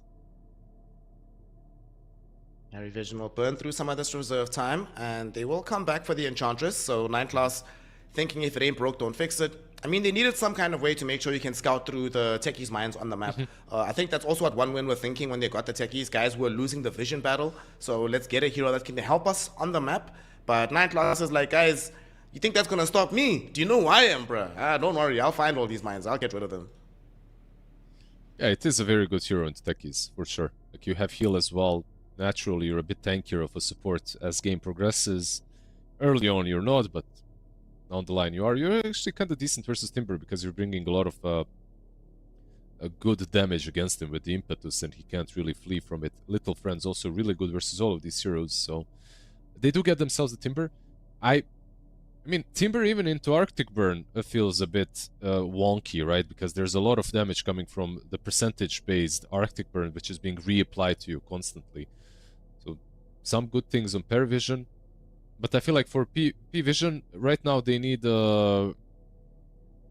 some more magic damage perhaps from the mid lane. So for no one, what am I seeing? I'm seeing like a Quap that is available, these kind of heroes. A lot of spirits are still available for him, of course, if he wants to go for those, but I feel like, to me at least, Quap feels pretty natural in this stage. Not a lot of catch. You know that Pango is mid. You have Root against you and that's it. They are gonna go Largo. Okay. Okay. This time around, it's gonna be P-Vision that actually don't have that much lockdown. At this point in time, we're just sitting on the Winter's Curse and the eventual emergence of the Aghanims on Enchantress. So that might give more space for 1 win to be able to play around these fights. And they do have, yes, we do have the Largo for more long-term sustain. I mean, there's a lot of sustain. Largo, Enchantress, and the Winter Wyvern. That is kind of crazy. But you do have Timbersaw, so that's gonna be later on some damage you can still rely on for 1 win. Yeah, I think this is a great Timber game right now.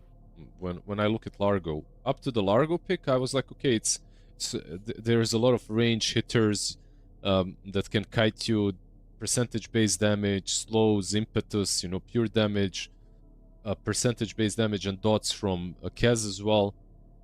But yeah, for Timber, I'm seeing Largo that you can bully early on. I'm seeing Kez that you can bully early on, so it's not that bad. they ban out the Storm. I think Puck. Okay, Puck is of course already banned on the other side. So Storm and Quap, I feel like for Parivision are maybe my top picks here.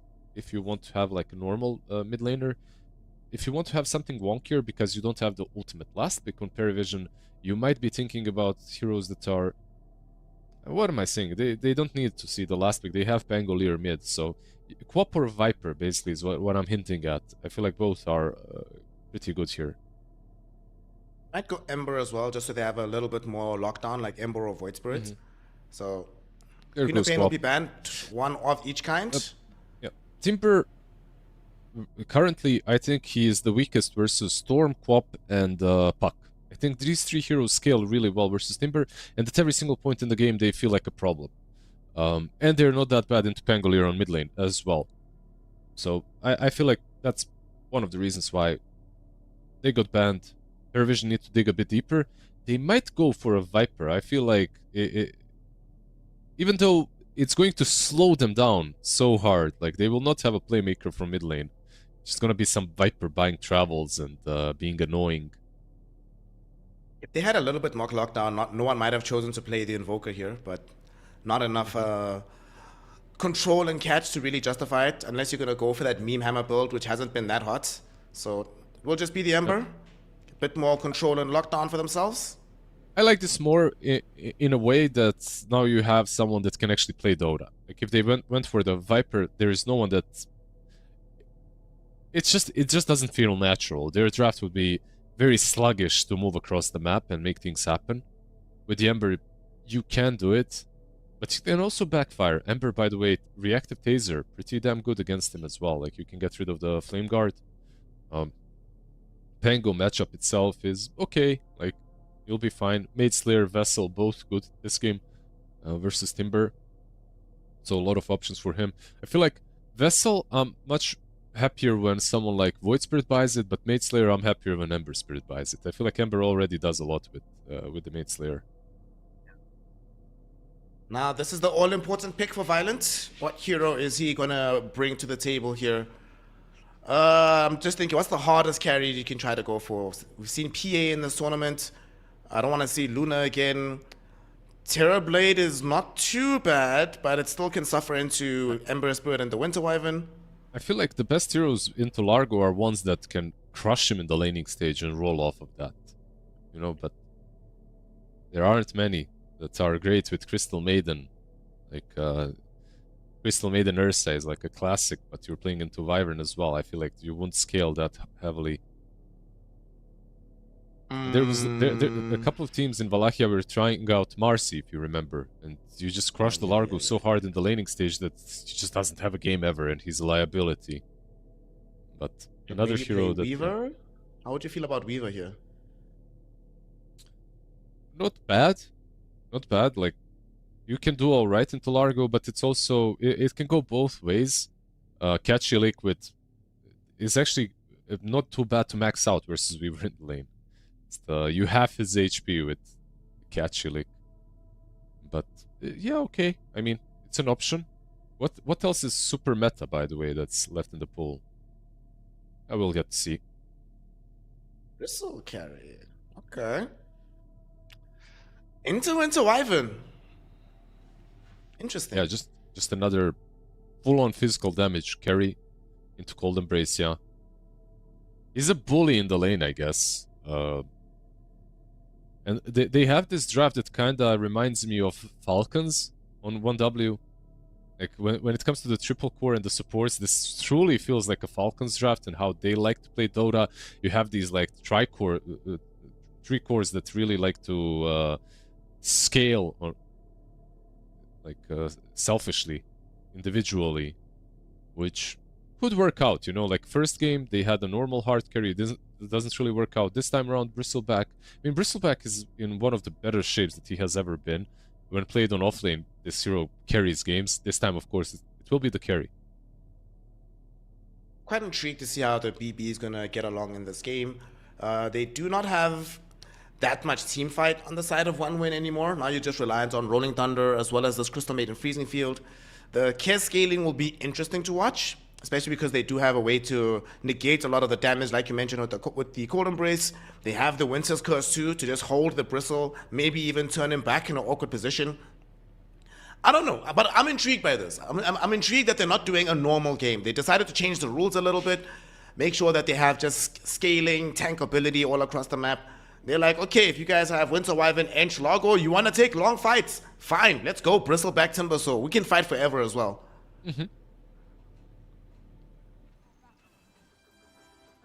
Let's see. Let's see. I'm just as intrigued as you are. Game number 1 didn't really work for 1W. Game number 2, it might. If they get out of the laning stage unscathed, like if they get a little bit more, and they should get a bit more, right? Like you have Bristle on the safe lane, you have Timber on the off lane. These are lane dominators, and they're not facing any big counters in the lanes themselves. So you have Rain that's playing this Crystal Maiden, so when Nineclaws tries to do his shenanigans with his creeps, you have the Frostbite to just immediately counter that play. Yep. Frostbite always nice in Twitch. This hero is maybe not played enough, by the way, CM. I feel like she can... The Shard on CM, I think is maybe even a must. Super good. Hopefully we will see them getting it on the side of 1win. Either he buys it or he'll find the Tormentor. We will see. For now, before the horn sounds, both teams had smoked up. No skirmishing will happen. We are just going to have a nice normal trade of these bounties, perhaps. Unless Squadix and the boys can do something special here. They'll zone the heroes back. They'll get the bounties. Yeah, Nineclaws tried to snatch one down bottom versus Violent, but didn't manage to outclick him. I'm hoping that all of you at home, instead of trying to outclick Violence, I hope you're just clicking on the banner beneath the page, going to the site on 1win, using the promo code Essence1W for your first $130 free bet. The odds in this game, you know, of course, are going to be favoring Parivision every single time, but if you're a 1win fan, go show some love. Literally, it's going to cost you nothing, and you might be handsomely rewarded for supporting a young up-and-coming squad that surely has many names we'll see in some tier 1 teams in the next few years. Come on, sprites. Dire's courier has been killed. So where are we looking for our first blood? Where's the, as you like to call it, the volatile lane? The violent lane, the volatile lane. There's potential on all sides. The techie lane usually is the one, right? Like there's always... I think top lane maybe a bit more, but both side lanes are kind of alike. Just when I look at Bristle and Largo, I see two very tanky boys that are kind of hard to take down, so... unless they're really out of resources, it shouldn't be happening down bottom, but it can. Top lane though, at any given point, I feel like there could be a kill. Do you see Rain putting in some pressure bottom? Nineclaws will come out with the Nature's Attendance. 2 games in a row where he's gone for that early on, but it's not really going to hurt him here. He's playing with the Largo, so they're not expecting to get any kills anyway. Unless CM is out of position, she's always a kill, right? Like, CM tries a bit too hard to be a bully, she can be punished. Nineclaws is so annoying. Interrupting all these pulls, forcing the Frostbite to be used on his creeps instead of onto any of the heroes. On the bright side though, top lane, Mr. Morale is getting quite a lot of CS for himself on the Timber, so they're still happy with overall how these lanes are going for the side of 1win.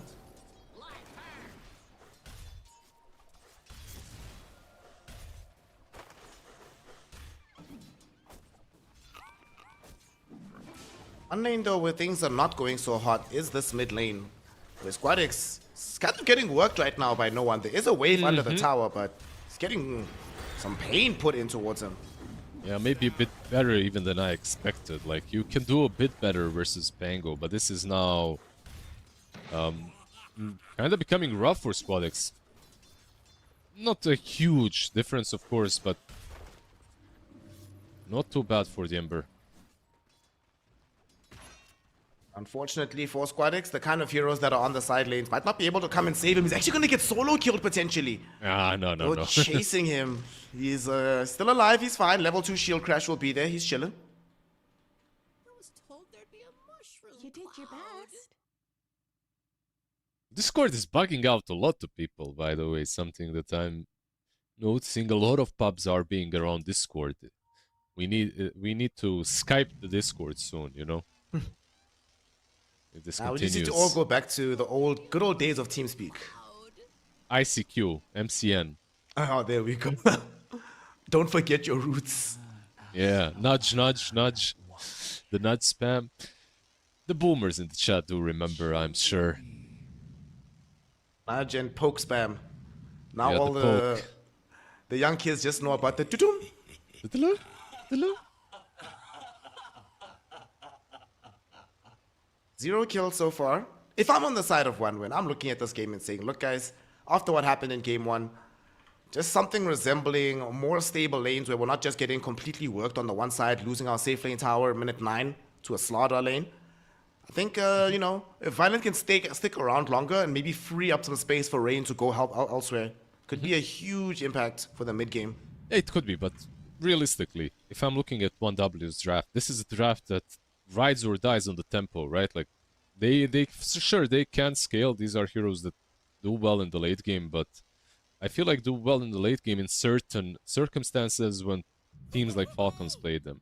In this game, I think at least that if they don't pressure the mid game, this Kez eventually just outscales everyone on the map. Like even a Timber just falls to the Kez if he's a little bit too far up ahead with the Maid Slayer, a couple of Dazzle stacks being on him. So it's actually on 1W to, you know, just roll out of the laning stage.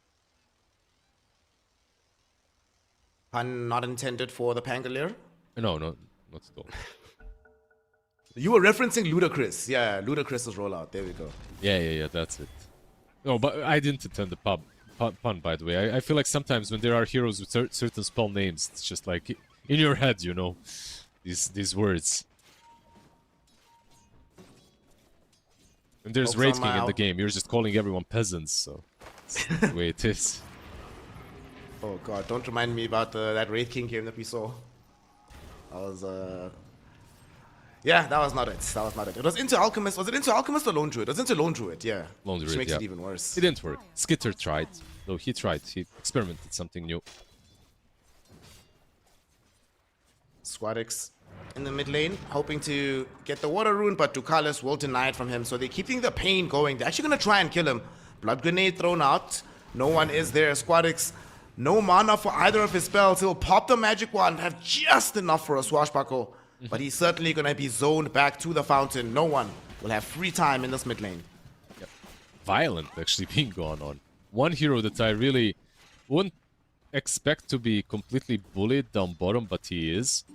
Largo kind of strong at this, but Largo is a strong laner. Like this hero is has always been decent, especially in 741C where everyone stopped buying instant eggs with like brown boots. Basically, the build currently is phase boots. Like you're always getting phase boots. It makes you even stronger in the lane. Makes you a bit better, of course, when it comes to mobility in the mid game too. What do you think about this decision from Violent? He was queuing up the Perseverance, but he changed his mind, came back for some regen, Bracer, some Tangos, some Raindrops, and then going for Power Treads first. He might You think he still should have get just bought Lotus. out for the Ring of Health?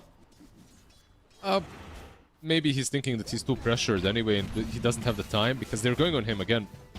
They are indeed. Catchylick into the Frog Stomp. Being chased by an Alpha Wolf, but Rain provides at least enough cover that Violent does get out to safety. They don't have impetus. I feel like in this lane, he will be, like level 4, I'm pretty sure 9 class will get it.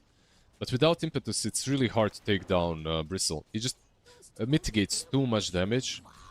And you can't keep on hitting him forever because, yeah, those quill sprays, they do stack up quite fast. And Squadix is struggling. He's only level 5 right now. No one has just cracked 6. Taking out a Sea Dragon middle.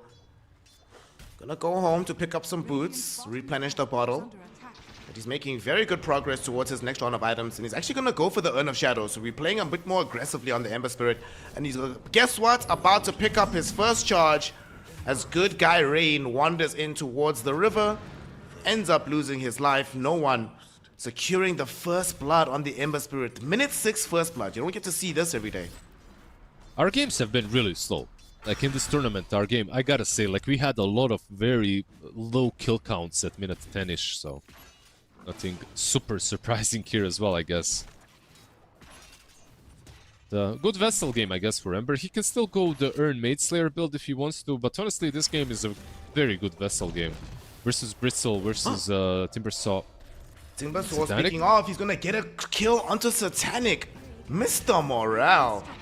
They recognize that Ducalis was off on an adventure, so in the time, they do get the punish. Ducalis, though, he will make an appearance to the bottom lane, killing off Rain, so that's why he abandoned his cares. And Violent, though, he still wants to go in. Has 7 charges on the one, but I don't know about this one, bruv.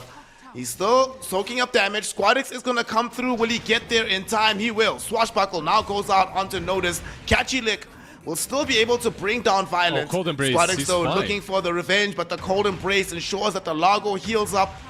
He'll be A-OK. Squadix doesn't have enough damage with the Swashbuckle. He'll try, but he'll miss regardless. Notice just outplaying the Pango, and he kills his courier, too. The Phase Boots, by the way, Phase Boots plus Windlay is giving him a lot of movement speed. It's not like it's looking like he's just purely outplaying, and he is, but it's kind of hard to hit that Swashbuckle when the target is moving 550 movement speed almost. So not too easy of a kill for Squadix. Cold Embrace, I mean, Wyvern. This is why it was picked. Just one of better heroes in Pango. It feels really bad for OneWin that play didn't pay off, because Violet needed that. At the very, he sacrificed his life, and he's like, I took such a big risk going so far forward, and I only did it because there's no way Squadix didn't tell him, yo bro, I'm on the way, just try to survive. Baited by the mid laner, as always. Always find someone to blame, the classic Dota experience. Unfortunately, he thought that he was way too tanky, which he wasn't really. He's going for Lotus next on Bristle. It's like there's a couple of builds that you can go on Bristle, of course, from the carry role as well. I'm a fan of an earlier BKB, but you are playing into a Wyvern. They do have some BKB piercing spells. Maybe Lotus is a bit better this game.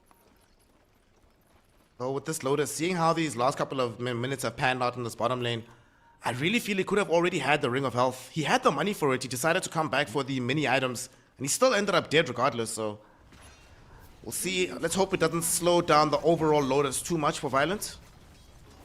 Dire's middle tower is under attack. Will lose his tower though. Same timing. Minute 9 in game 1 is when he lost his tier 1. It's happening at the exact same time in game 2. They're just not even trying to do anything about the Ench. This is 9 class soloing it, basically.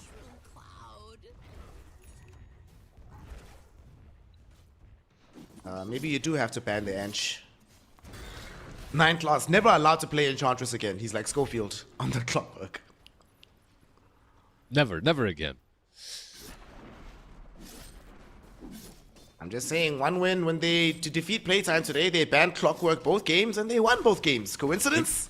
Look, I think not. All jokes aside, most games in Wallachia, Enchantress was banned against them. And this is just a very nasty hero to play if you want to have a good laning stage.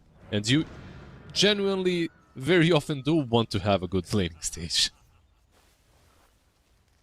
3k gold lead right now for Parivision. No one will snag a regen rune. Not gonna go anywhere just yet to try and make something happen. Has a siege wagon coming middle, so maybe he's gonna try to pressure there. Just quickly says hello to Rain. As on the other side of the map, Mr. Morale. Getting closer towards the Kaya here. How early do you want the BKB to be available on Timber, or do you want him to skip it and just go for a pure tank route? I think you don't really need it that early on here. Maybe as item number 3, but yeah, you don't need it too early, for sure. Like, you have just a lot of work to do on your own, even without buying BKB, and you can do it. Like, Lotus eventually is also good, but you will have the Lotus from Bristleback as well to work with, so maybe it's a bit too defensive.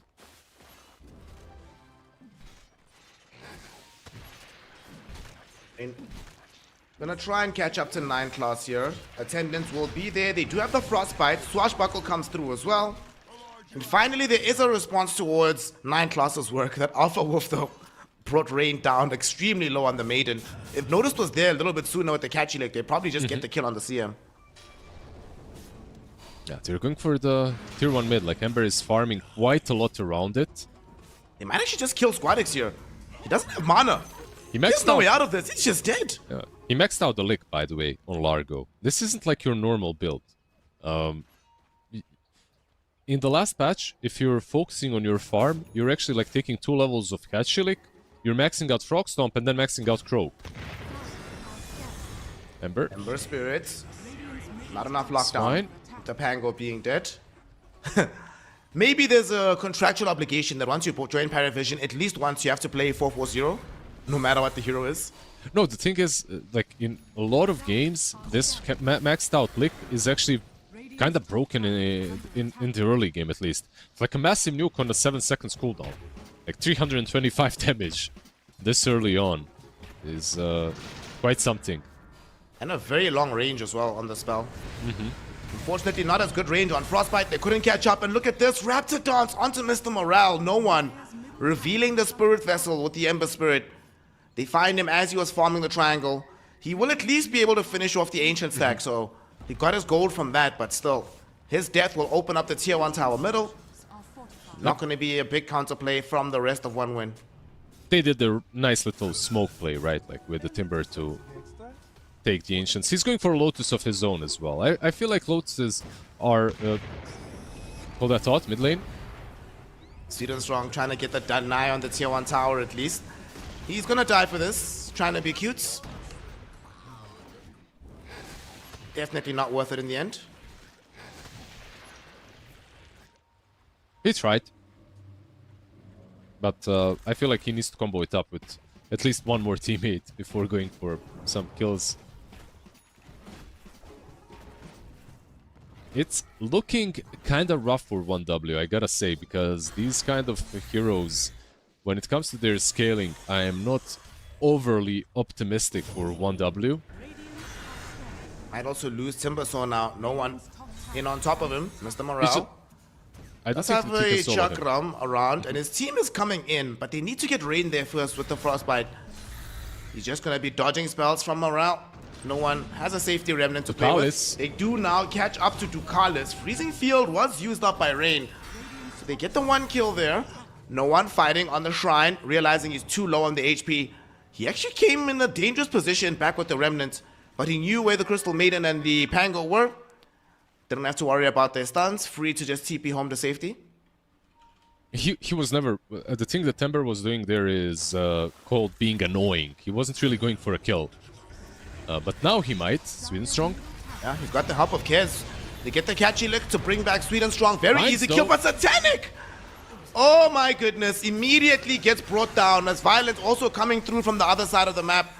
They don't have a Kez, but they still have this very strong Ember Spirit. He's going to use his power to bring down the Timbersaw. Squadix finally making an entrance into the fight, but immediately gets Cold Embrace. He cannot roll further.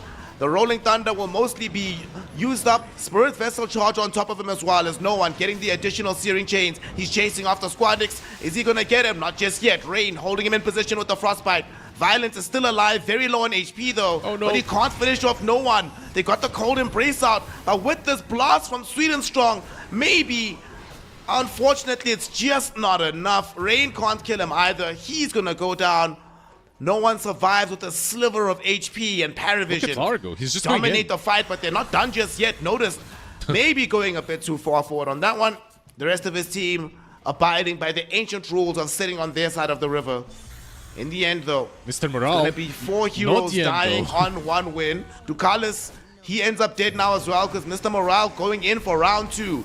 Might regret having gone so far forward. Look at this impetus shot, how much damage it's gonna do. And with the Spirit Vessel on top of him, if they found 1 more hit, he would have died. But he does get out. Finally, it's over. Finally, you can rest a little bit. A very long, prolonged fight, of course. Winter's Curse was perfect. Just Wyvern working really well versus Pango in multiple ways. At least he did manage to get away in the end, but this Cold Embrace almost killing the Ember. Kinda unfortunate for 1W that they didn't have many more mines. Like, they had one mine and blast off. One more was necessary, and Ember would have died immediately there before he's able to even get out of Cold Embrace. So a bit unfortunate for 1W, but at least the gift was given to them in the form of Noticed. The frog just jumped into the timber. Dire's top tower is under attack. From 1win, that fight was a gift towards them, but 1win is giving a gift towards everybody at home. If you use the promo code Essence1W on the 1win website, then you'll receive $130 on your first bet. We could have maybe bet that Satanic would get absolutely destroyed because he did not expect that damage on the kills. He just thought free kill. Mid lane, Violence could be a free kill for them. They do have the Winter's Curse to try and hold him up, but they don't need it. They just have the slows, they have the damage, and this time they have the level 4 impetus, so it's very easy for them to bring him down. Yeah, and he's not even going for Little Friends this game, because there's no need, really. When you look at 1W, their heroes are just very tanky, but not very mobile. So you don't really need to go for this. Instead, he's just doubling down on damage. Dragonlance already on the edge, going for a full pike. Radiant's middle tower is under attack. Just willing to go all in on the pure damage from the impetus to deal with these heroes. Radiant's By the way, what's up with all of the games that we cast having these Pangoliers just get shut down like this? Yeah, I'm not sure. Like, the hero is still very strong. The last patch did nerf him a little bit, like he lost some mana efficiency that he had around Swashbuckle, but overall he's still very strong. Dire's top tower is under I think he's just picked very early on, so they found ways of dealing with him. This is the second time that we see Wyvern picked into the Pango. Squadix's hero was picked first overall for their draft, so getting a bit punished for this one. At the same time, the hero that was first picked overall in the game, under Kez, not being punished, because it's Kez, can just do whatever.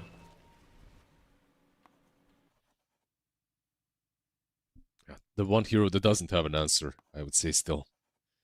Even this Timber that is supposed to be more or less like a lane breaker versus a lot of carries. Doesn't really seem to be working all too well versus the Kez. He did kill him once, but that's about it.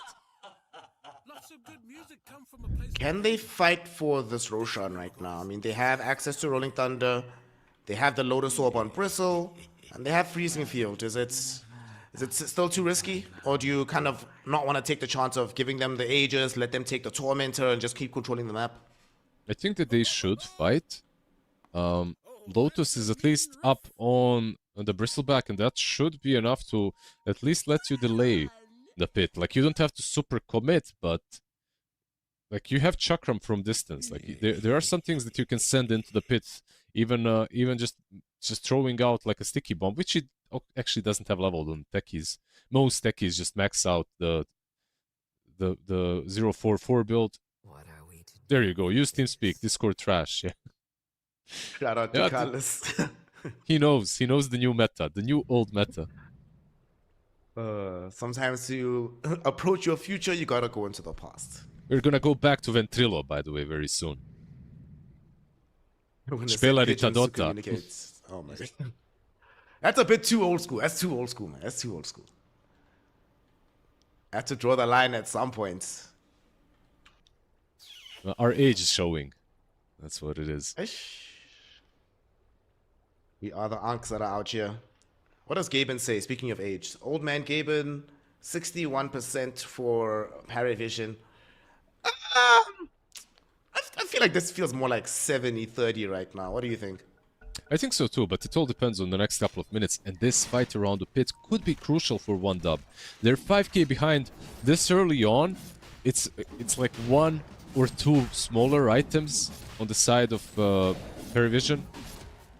It still could be a defense, but they aren't even moving there. Ember is actually attacking them instead. He's gonna force a fight. They get the Winter's Curse out onto Sweet and Strong. Squadix is right there.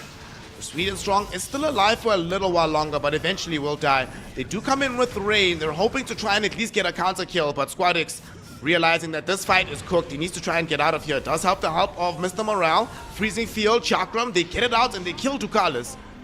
But the main objective of this fight is achieved. The space has been made, Satanic gets the Aegis, Parivision. Still happy with this passage of play. I was thinking if that Winter's Curse was even necessary. Both of them were chained up. Like maybe there was enough damage to just go through the techies and save the Winter's Curse for rolling Thunder afterwards. But okay, they were just creating space basically anyway. They didn't have to play that super optimally. Dire's middle tower is under attack. Mid lane will at least be being sieged by the Bristleback. Violent feeling strong enough that he can go and take the tower. It's minute 20 though. It feels a little bit bad that you've been denied access to their jungle until this time, but they'll still take it. Yeah. They have the double Lotus, by the way. So Lotus on Timber, Lotus on Bristle. I feel like this is a pretty good timing for them to maybe make an aggressive play even versus the Aegis. I think they're unshackled, basically.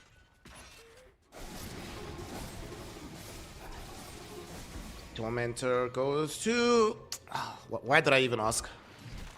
It's always going to be 9+. Now we've got some action. It's actually really good on the Wyvern as well. Just because, not necessarily because of the damage, but because of the cooldown reduction. It's like a 4 seconds cooldown reduced. It's quite a lot.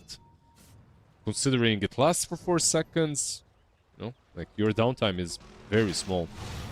Here they come. Ducalis? They're gonna go on to Ducalis first. He does get off the Cold Embrace, dies to the Blast Off. This Observer Ward on the ground, planted by Rain, is doing a lot of work for them. Notice, gonna try and run himself away from Mr. Morale. Slowed by the Chakram. Rolling Thunder will connect. The Largo is going to die. Squadix, though, definitely would like to find more. Finds the Inhibit out onto no one. They do not have a safety remnant for this Ember Spirit. He finally tries to get one out. First one doesn't work. The second one does connect as soon as the slows finish. So Ember's okay. 9 classes out. But 2 heroes picked off for nothing. Nicely done by OneWin.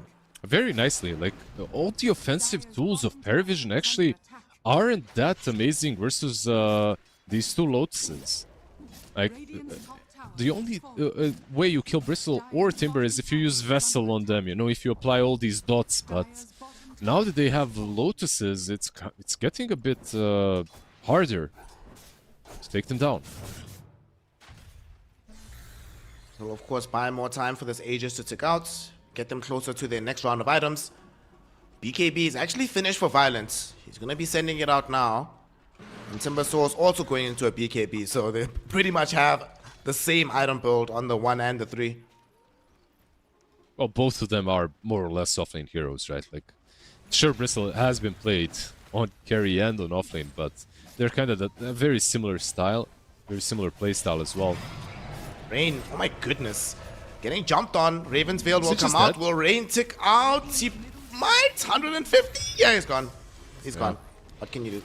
He tried with the Crystal Nova to get that shield, you know. He tried to get the shield versus the damage, but the dot was way too high.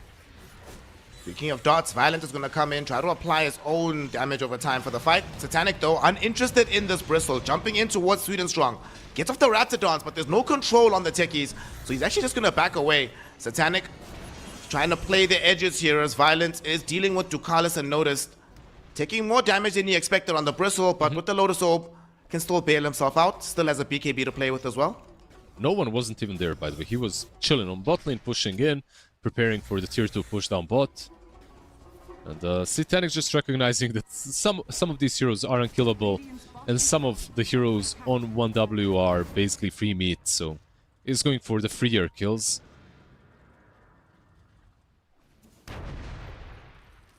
They did not pop the BKB on Bristle there for Violence, so it is still available for them. Mr. Morale, though, very far from his team. Trying to head on over to a safer part of the map, connecting with this Bristle, but little does he know he's being hunted. Has mines, he knows now. Yep, the mines will buy space. Oh no, Mr. Morale, he chimber chained towards them. They're gonna try and force this fight to happen. Here comes Violence in the gang. He's been held in place with the roots. Mr. Morale, very low on the HP, tries to get out. Lotus Orb was out, but it doesn't matter. Catchy Lick brings him in range. No one brings him the damage. They also have found out the techies. Sweden Strong will lay out as many mines as possible, but they will happily That tank through it damage. because they have noticed just strumming a song, attendance going from 9 class, basically suffering 0 damage in the end. Yeah, they found 2 very easy picks considering that the smoke was revealed, right? Like, if you pay attention, at least the mines did disappear, but he couldn't react on time. And he was kind of in a very bad position anyway on Timber. Radiant's courier has Lotus, even though it has its very good things, Largo is still pretty strong versus the Timber Saw. Why? Because of Frog Stomp.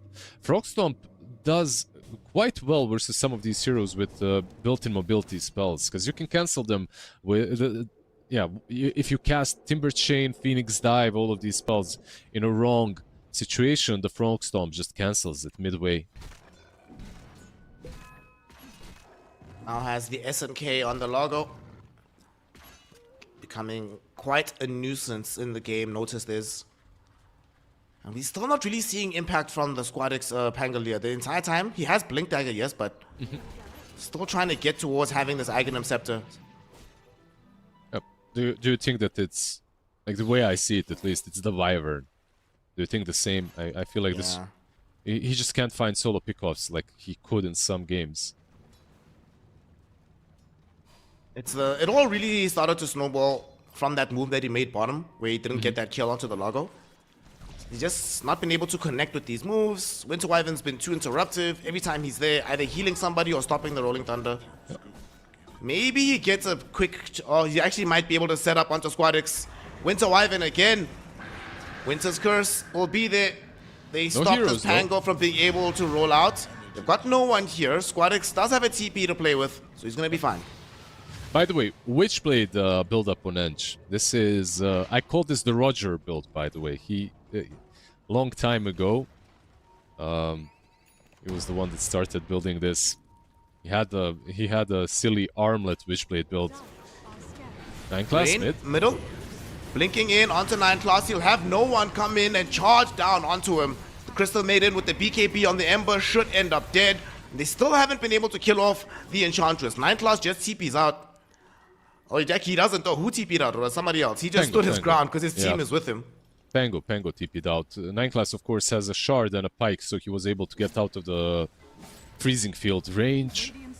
They couldn't really take him down, and they also forced out a BKB, a young BKB from the Timber Sun, as it's now on the 8 seconds cooldown. 8 seconds duration, that is, sorry. This BKB for Violent has definitely gotten very old. It's still chilling at 9 seconds.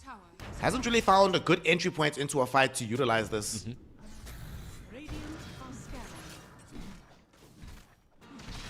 So, Mr. Lauper, talk to me. What do you do right now? If you're 1 dub, what's the next 10 minutes look like? How do you come back in the game? I feel like they've itemized for this particular timing. You know, you have these Lotuses, you have these BKBs. Looking 10 minutes into the future might be looking a bit too far into it. I think they need to strike right now. I feel like this is a lineup that's on a timer, and it's not ticking very slowly. Perhaps this is the component that they need. They now have the Aghanim Scepter on Squadix. He TP's home. Sweden Strong is coming with. Who is carrying the smoke? It is the techies. And they know that Roshan is going to be on the horizon. Giving up another Aegis doesn't seem like a winning strategy. So we'll see if they decide to wander on the map. Satanic is actually coming in towards them. He's going to see Sweden Strong. Just goes in raw. Has the Raven's Veil though. They don't have the reveal. So he will be able to run out to safety. He actually triggers out the full Raptor Dance, putting in the damage onto Violent. Sweden Strong got brought down on the back end of the fight by no one. This Ember Spirit is just going in. They force out the BKB on Violent, but it's too late. Damn. Satanic has too much right-click damage. Just rips through the Bristleback. Ducalis will be kept alive by the Freezing Field. Oh, by the Cold Embrace. Freezing Field trying to kill him, but there's the Winter's Curse from Ducalis. He saves his own life. Ensures that the Squadix Pangolier dies as well. Mr. Morale can do nothing to protect them. GG. His own BKB is down. Yeah. And I they think they call know. it GGB. Yeah. GG. You got team wiped. Time to go game 3. They knew. Like the draft, like exactly as you asked, they went for that one fight that was really necessary for them. It had to go the right way, and it went literally the worst way possible. They got absolutely wiped. Freezing Field, by the way, was saving Winter Wyvern. You were correct. It's some sort of a freezing field, the cold embrace, technically. But yeah, in the end, it's the freezing field from Ducalis or the cold embrace that literally made a whole difference in this game. Anything that you're trying to do, like first you had the Pangolier, like a hero that doesn't really do a lot into Wyvern, but then you also last picked Bristleback into this, like another hero that is purely physical damage. So Cold Embrace just brings everyone from 0 to 100, or at least 50% HP is healed up. It's a very good hero in these kind of circumstances. Parivision played it to perfection. Yeah, levels are being demonstrated by Parivision right now. They're 2-0 up in the grand finals. The crazy part about this is, despite the fact that they won yesterday strongly in the upper bracket final, this feels even more dominant than that. This feels like it's just comprehensive, top to bottom. Even in game one, we did have those first 15 minutes where we saw, you know, one dub were able to connect that move towards middle, get the tower, involve the Luna in the game. But realistically, have we seen any other big bright spot from them? It just feels like in every aspect of the game, Parivision are outclassing them. Yeah, this second game as well. I think there may be after yesterday, sometimes losing to a team can make you spiteful and you go all out in the next series, but sometimes it can hurt your morale a little bit as well. They have Mr. Morale on their team, so I hope that they will be able to get that back for game number 3, because right now the way they're itemizing, the way they're playing feels a little bit too timid. You know, like you're going Lotus into BKB on 2 of your cores. It's a good Lotus game, it's a good BKB game, but on both heroes at the same time, it just feels way too defensive. Well, Parivision right now are on championship tournament point. They just need one more game to secure the 1-win Essence Cup. For the side of OneDub, all the work lays ahead of them. They will have to deliver a reverse sweep if they want to get themselves their first LAN win of 2026. We'll find out what's going to happen in Game 3, potentially the last game of the tournament. So you certainly do not want to miss it. Go grab a glass of water and join us for Game 3 of Parivision versus 1-win.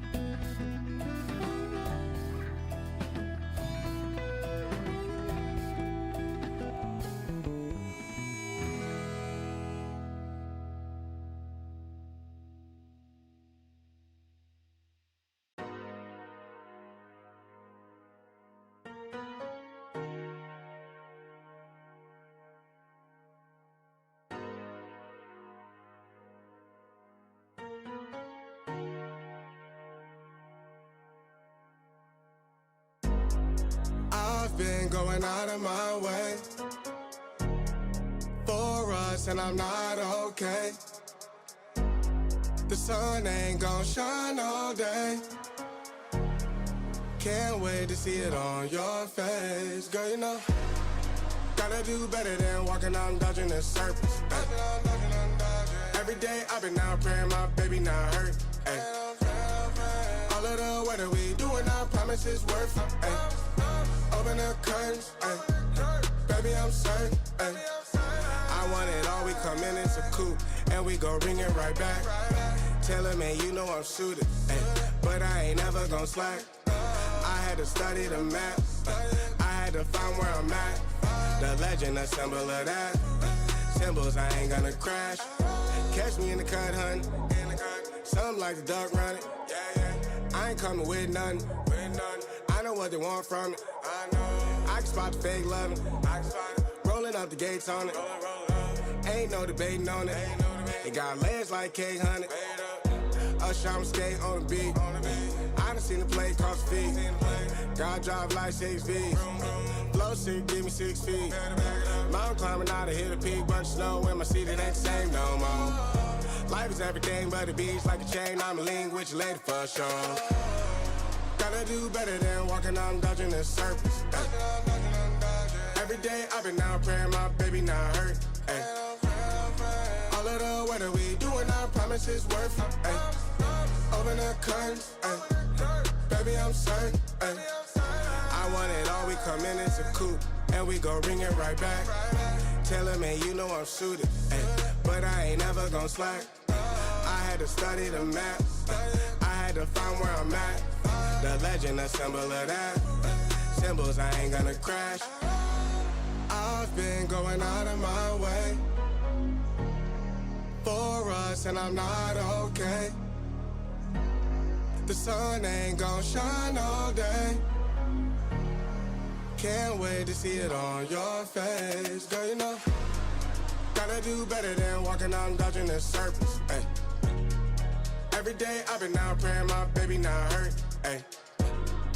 All of the weather we doing, I promise it's worth it. Ay. Open the curtains, ay. Baby I'm certain.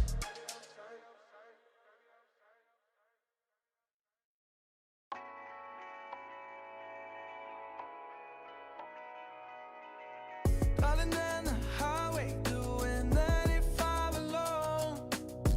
Trying to reach you, call you, but you won't come to the phone.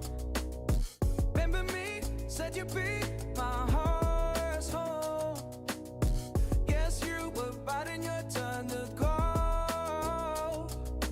Oh, I really should've known. Be with dynamite till we hit a red light. Then I see the signs. Oh, after all that time, this is it for us. You don't wanna try. God, your love was real, but it's down for us. Now you can't decide. Oh, oh, oh. After all this time, this was it for us. Change your energy, yeah, you switch things up. Now you seem brand new to me. But was that even for? Was you playing your games? Was you really bored? No. Oh, I really should've known. Be with dynamite till we hit a red light. Then I see the signs. Oh, after all that time, this is it for us. You don't wanna try. Thought your love was real, but it's down for us. No, you can't decide. Oh, oh, oh. After all this time, this was it for us. After all this time, this was it for us. After all this time, this was it for us. Oh, I really should've known. Be with dynamite till we hit a red light. Then I see the side. Oh, after all that time, this was it for us. You don't wanna try. Thought your love was real, but it's down for us. Now you can't decide.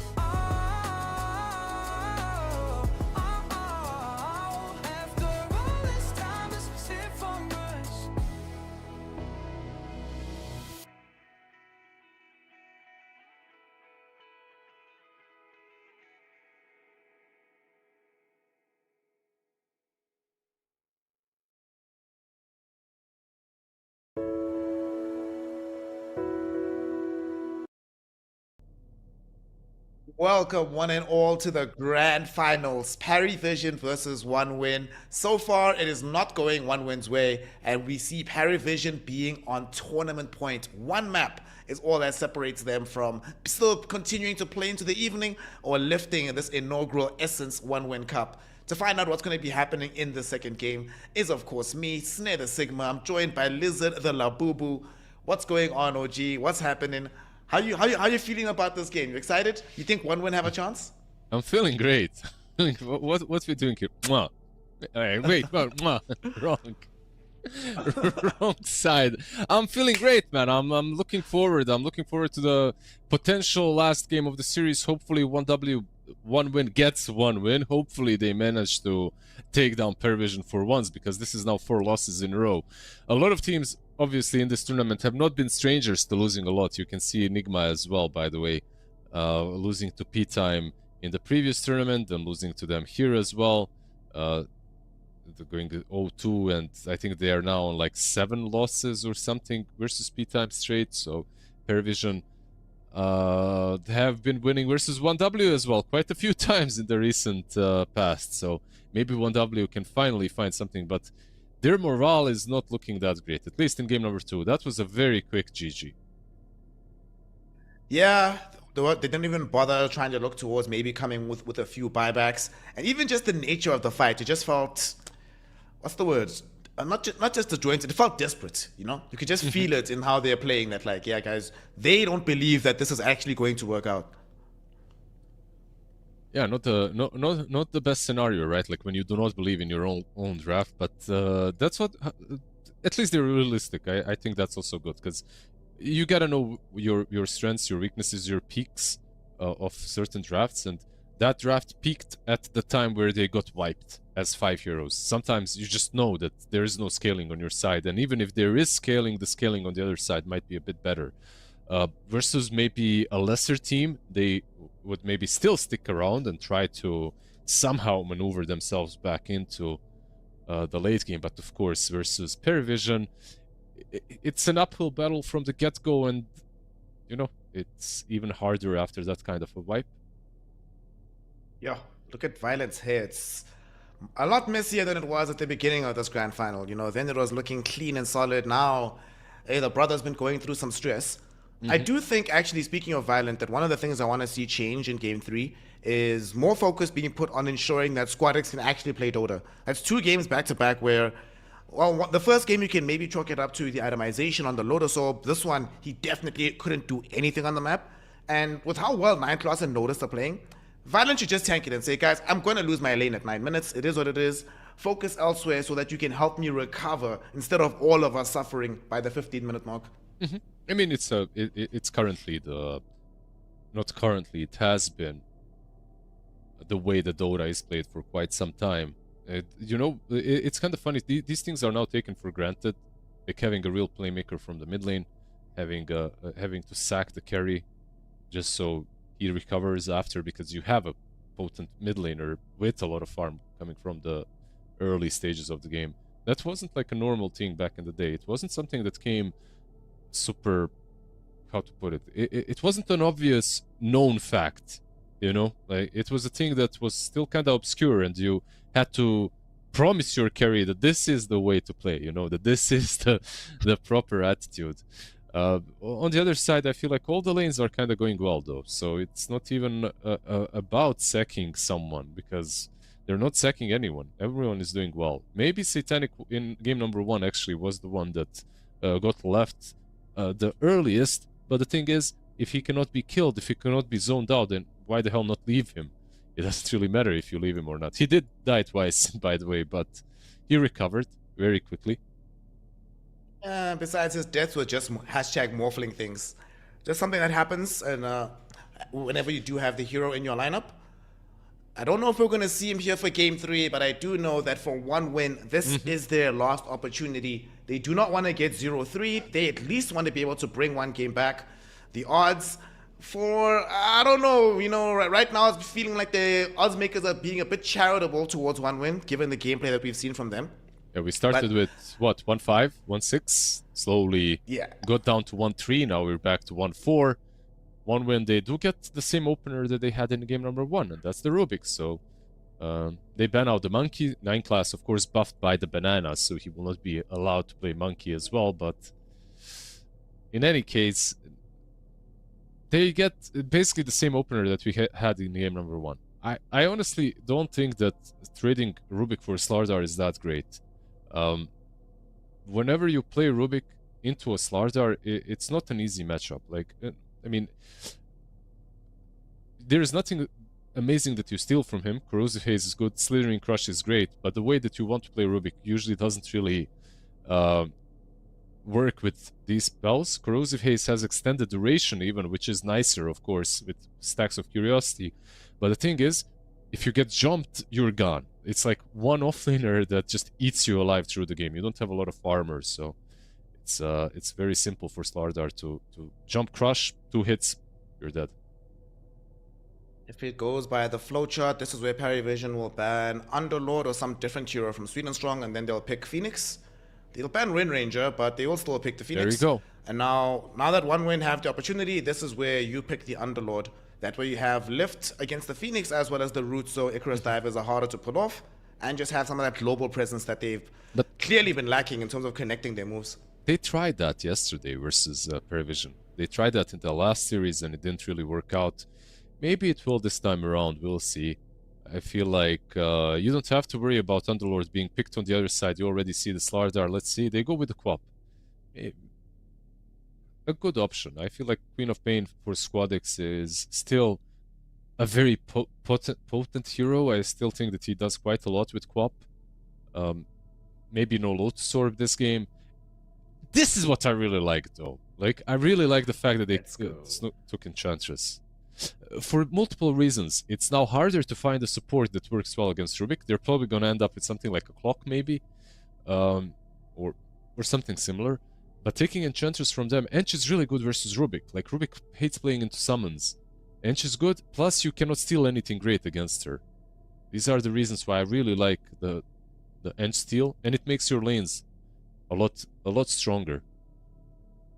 Also, Ench Slaughter could be a very scary lane. We've already seen what can be accomplished when those two heroes play together. So now at least you've taken away the weapon that 9 class has displayed. What does he still have left? His Monkey is gone. His Coddle is gone. He could play Techies. He could go back for the Earth Spirit that we saw the other day. Yeah. There's 2 games up. Maybe he's going to clown a little bit, you know, and pick something like a Huskar or Lone Druid. You never know.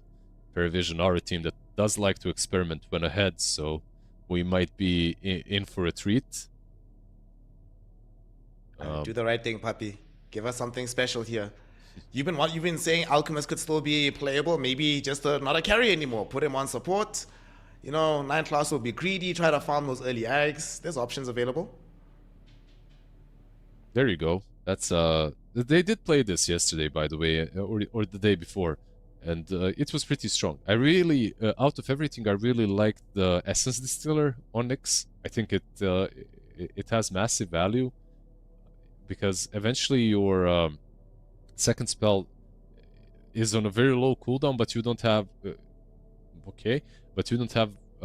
vision to constantly spam it. Essence Distiller provides you with the vision, and now they get the Underlord. I like this approach from 1W. They got more or less the same heroes, but they switched it up a little bit in the order, and they got Ench. Quap into Queen, by the way. Quap into Queen. Storm into Quap, or Storm into Queen. We saw yesterday from Dark Margot that you might not care on the Storm Spirit anymore. You know, you just ball out, have a good enough time that you just take over the game.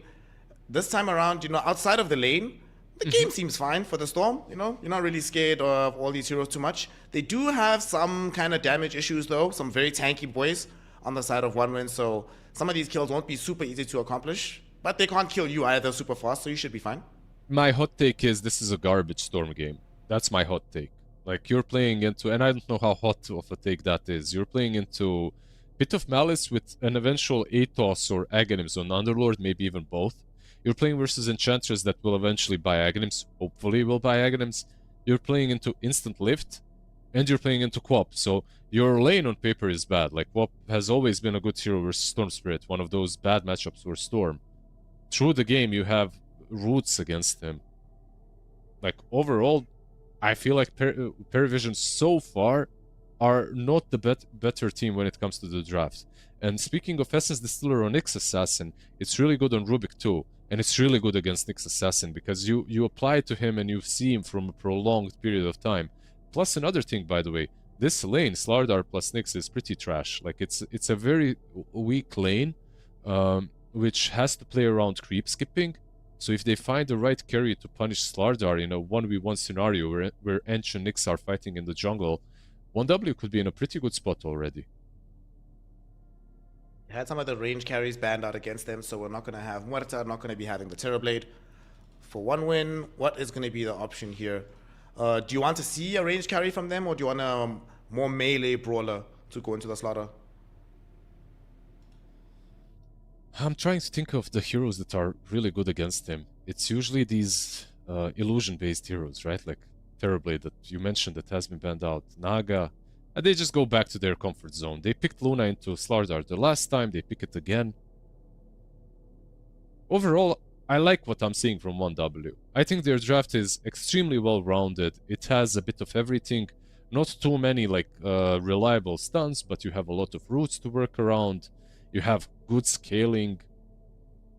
Morphling option versus Luna is now unavailable because of the Underlord. Like, you probably don't want to go for Morph. You have to find some different way.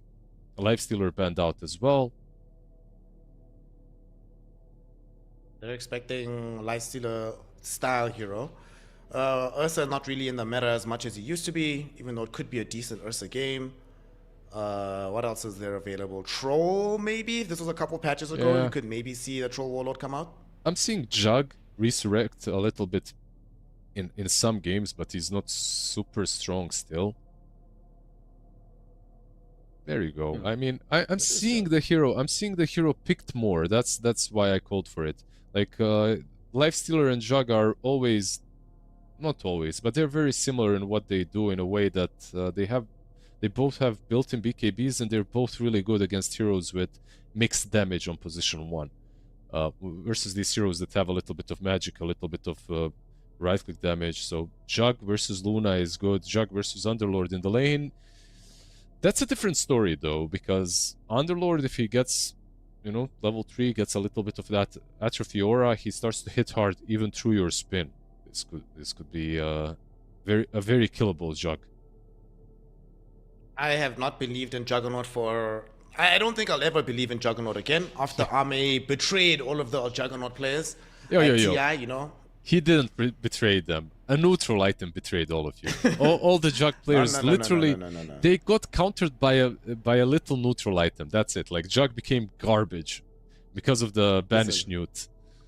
Don't get me wrong, right? The banished neutral was ridiculous. It was stupid, right? But there's 2 fights where the Juggernaut could have come through and won the fight, but he was too busy farming an item. The one in particular that was unforgivable, Roshan fights happening. They're on the outpost. His team is smoked. They're ready.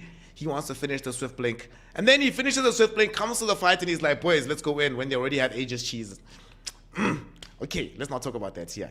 Do I believe in the Juggernaut here? I don't know. We'll see. I haven't seen this hero in a while. Has anything changed item build-wise or how he plays the game, or is it still just good old Juggernaut? It's still the same. Like, not a lot has changed. You're playing around your Aghanim Scepter, you're playing around mostly the Battle Fury. You're not really changing the build. So yeah, let's see how it works out here. I feel like it's good for multiple things. It's good into Luna. You get the way of dealing with Enchantress. By the way, you have a built-in BKB versus the root. I haven't tested it. I know with BKB you can get out of Little Friends. I think you should be able to get out of them with the Q from Jug as well, the Blade Fury. So it's definitely an interesting pick from the Parivision. I don't think they had too many good options, but they found a pretty decent one. Prepare for battle. Let's see what they've got here. Parivision on tournament points. 1 win, fighting for their tournament lives. Trying to elongate these grand finals.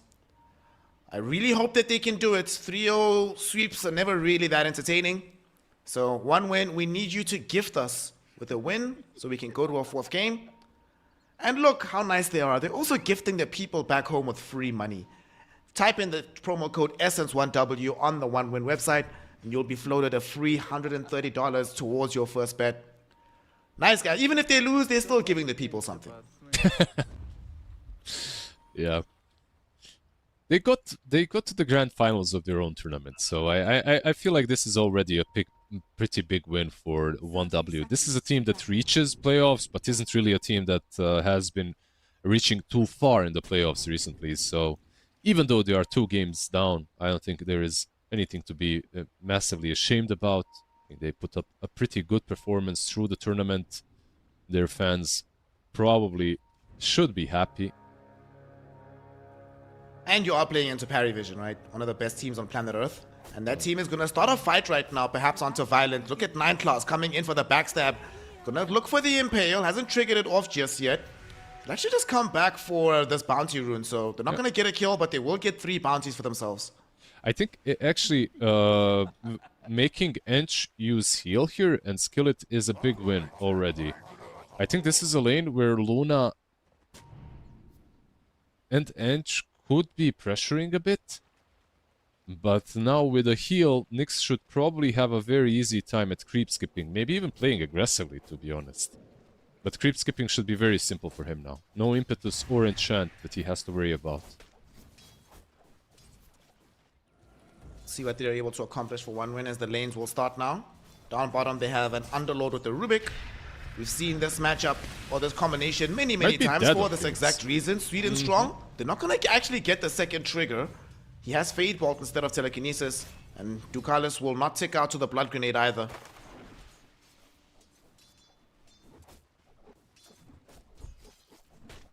Nice play. Healing Ward will keep him alive. Of course, we do know he's going to die at minute 3, so he should enjoy the next 2 minutes. Yeah, the creep skipping top lane didn't happen, by the way. They kind of managed to stop it from happening. They switched up the roles. It was Luna that was stopping the Nyx and Enchantress that was zoning the Slardar instead. Kind of a cool approach. It worked in the end. They also managed to connect the wave with the Heart Camp. Nice. Violent will also be getting this range creep. Not going to get taken away. Mid lane though, this is where I want to see the biggest difference. In the previous game, no one actually worked Squad X pretty hard. He's working him this again. This lane matchup, he's getting worked once more. Violent, we'll talk about it in a second. Forced to trigger out the Lunar Orbit. We'll keep him alive. But you were telling me this lane's supposed to not go like this, gang. What's going on? Is no one just that good? Not minute 3, it's minute 2 this time around that they killed the Phoenix. I don't think... look, no one is a GOAT. When it comes to the mid laners, he's one of the greatest of all time. For sure, by the way. There is like no... I think there's like a couple of other names that you can put up there, but he's definitely always going to be in the top 5 at least. But when it comes to this matchup, I don't know. I feel like Quap should do well, specifically from level 3 once you get 2 levels of Shadow Strike. But maybe there is something to be said about Static Remnant being movable. Maybe it makes the lane a bit easier for the Storm. The Electric Slide is a little bit too good, allowing no one to work his magic mid. But bottom, Ducalis losing his life will open up some good progress for Sweet and Strong in them. Much needed experience for the Rubik. Gold for the Underlord. We will need that Aghanim Scepter from him. But like you were mentioning in the draft, not that much out-and-out catch available for 1-dub.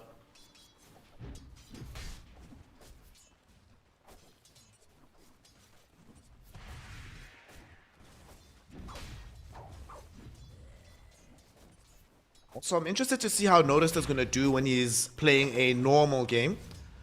In both games, he had like a phenomenal lane. So when he just has a normal one, we'll see the degree of impact he's able to have in the game. I feel like he's gonna have a phenomenal lane once again. This man somehow always finds enough farm. He's playing versus Ench and he's still keeping up with the Luna when it comes to CS. And he's not only playing versus Ench, he's playing versus Ench with the Nyx Assassin. So far, so good. 9 Class has been doing a really good job at zoning the Ench. Meanwhile, Slardar is zoning the Luna. So, good tandem. Pressure for 1-dub. There's going to be a twin gate rotation from Ducalis as well.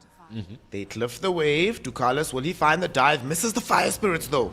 Violent coming back in with their lunar orbit. They get the quick kill on the next assassin. This is deep They're still now. looking for Violent, but a beautiful lift back from Sweet and Strong. Ducalis trying to Icarus dive away, but his life is almost certain to be forfeit. 3 seconds until we have Fade Bolt. They just need the vision. They are gonna get it, and they are gonna blast him down. Double kill for Sweet and Strong, and a good response by One Win. Yeah, they kind of telegraphed it with the fortify. Like fortification happened, they knew that there's a rotation coming from the Phoenix. Plus, like Nick's assassin at this point he's level 2. Diving the tower with these 3 heroes was very greedy. Bottom, they're diving Satanic, or with Satanic rather. They're trying to get a kill on Underlord, but he just TP's out. He's chilling.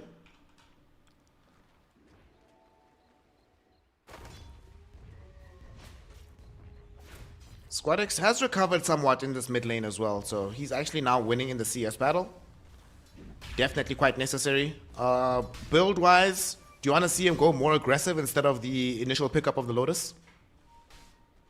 Yeah, I don't think I'd like to see the Lotus again. I think Kaya or Veil into Aghanim once again is good. Like, you are playing into Storm. This matchup used to be all around Orchid, but no longer is. Bye-bye Rain. Easy clap.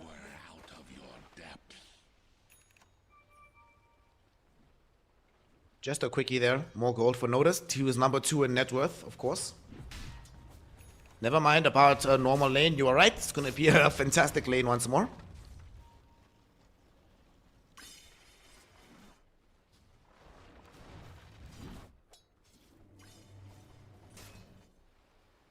Dire are scanning. Mid lane Squadix does grab a shield rune. Does have the level 6 as well, so they could try to make something happen. Sweet and Strong was hoping to catch no one in behind, but no one did find the final creep he needed. Does have level 6. Very hard kill to pick up on the Storm Spirit. They can still go for him. He doesn't really have a lot of mana, by the way. So if they manage to force it out, he's already having to move back. Doesn't have that soul ring yet, so they zoned the Storm out of the mid lane. Just by showing up with Ench. He didn't really do a lot. He just moved mid. That's it. 3 for 1 in favor of 1 derb. Violent is trying to just get his farm. The most important thing though is nobody's getting completely left behind this time around. Most of them should be able to exit this laning phase, able to play Dota.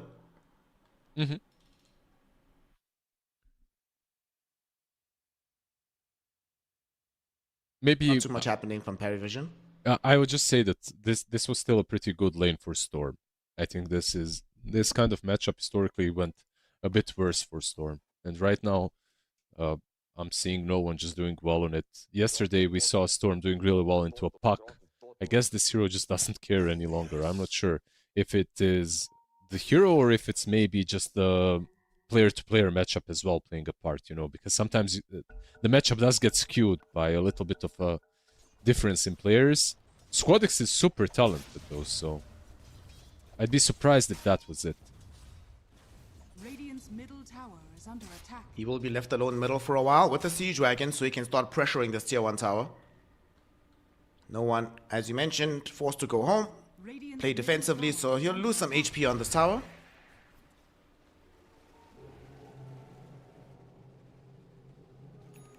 Doesn't seem like anybody is going to come defend this. Satanic just spinning away from the Firestorm. No one will finally go back. Just wants to make sure he deals with the Siege Dragon, but still 50% damage done on the Siege Dragon wave. Quite decent for Squadix. Yeah, a very good start. Like, you don't have to take the tower in one go. It's important that you keep on spamming, especially now Enchantress is rotating in as well. He will run into the Nyx Assassin. Comes through with the Nature's Attendants. Unfortunately for them, no one has very easy ways to burst through this wave. 9 class will actually try to set up onto Rain on the last seconds of these Attendants. No one throwing forth a Remnant. They still know that there's a Sonic Wave that could be thrown out by Squadix, so they're playing very carefully here on the side of Parry. I love that the name of the spell is Potato Revenge, by the way, when the potato dies, so... It was a nice attempt to get the creeps to attack the tower, but the aggro was taken away. Nine Pass. Class lifted back. There is going to be an arcane rune. He tried to get to it. But little did he know, Violent has made his first move, coming through with the Lucent Beam of the Luna, securing his first kill of the game. Yeah, very cool. This is what I really want to see from every carry right now. I think that the carry role should be very active early on, especially on heroes that can contribute. You know, Luna is one of those. Wind Ranger, Kez, like all of these heroes. They, even Alchemist, by the way, I feel like most players weren't really using him to the fullest. No one Phoenix coming to bail out Rubik. There's going to be a spin from Satanic onto this Rubik. He tried to get to safety with the Wild Wing Ripper, but it's not going to be enough. No one, though, has expended a lot of mana. Bit of Malice, he's able to zip past it, but now he needs to run. Squad X is on top of him with the Scream of Pain, and they find him. Nine Class probably going to die too. Will eat the Sonic Wave, has a dagger on top, so it's a double kill for the Queen of Pain. And all of a sudden, the Queen of Pain starting to pop off a little bit. It's a 2-for-1 exchange in their jungle. You force rotations, and you still might get the tier 1 tower. Maybe you... Okay, he has a dive on Phoenix, so he should survive at least, but a much better start from 1W. Like, where was this in game 1 and 2? Storm going back mid, though?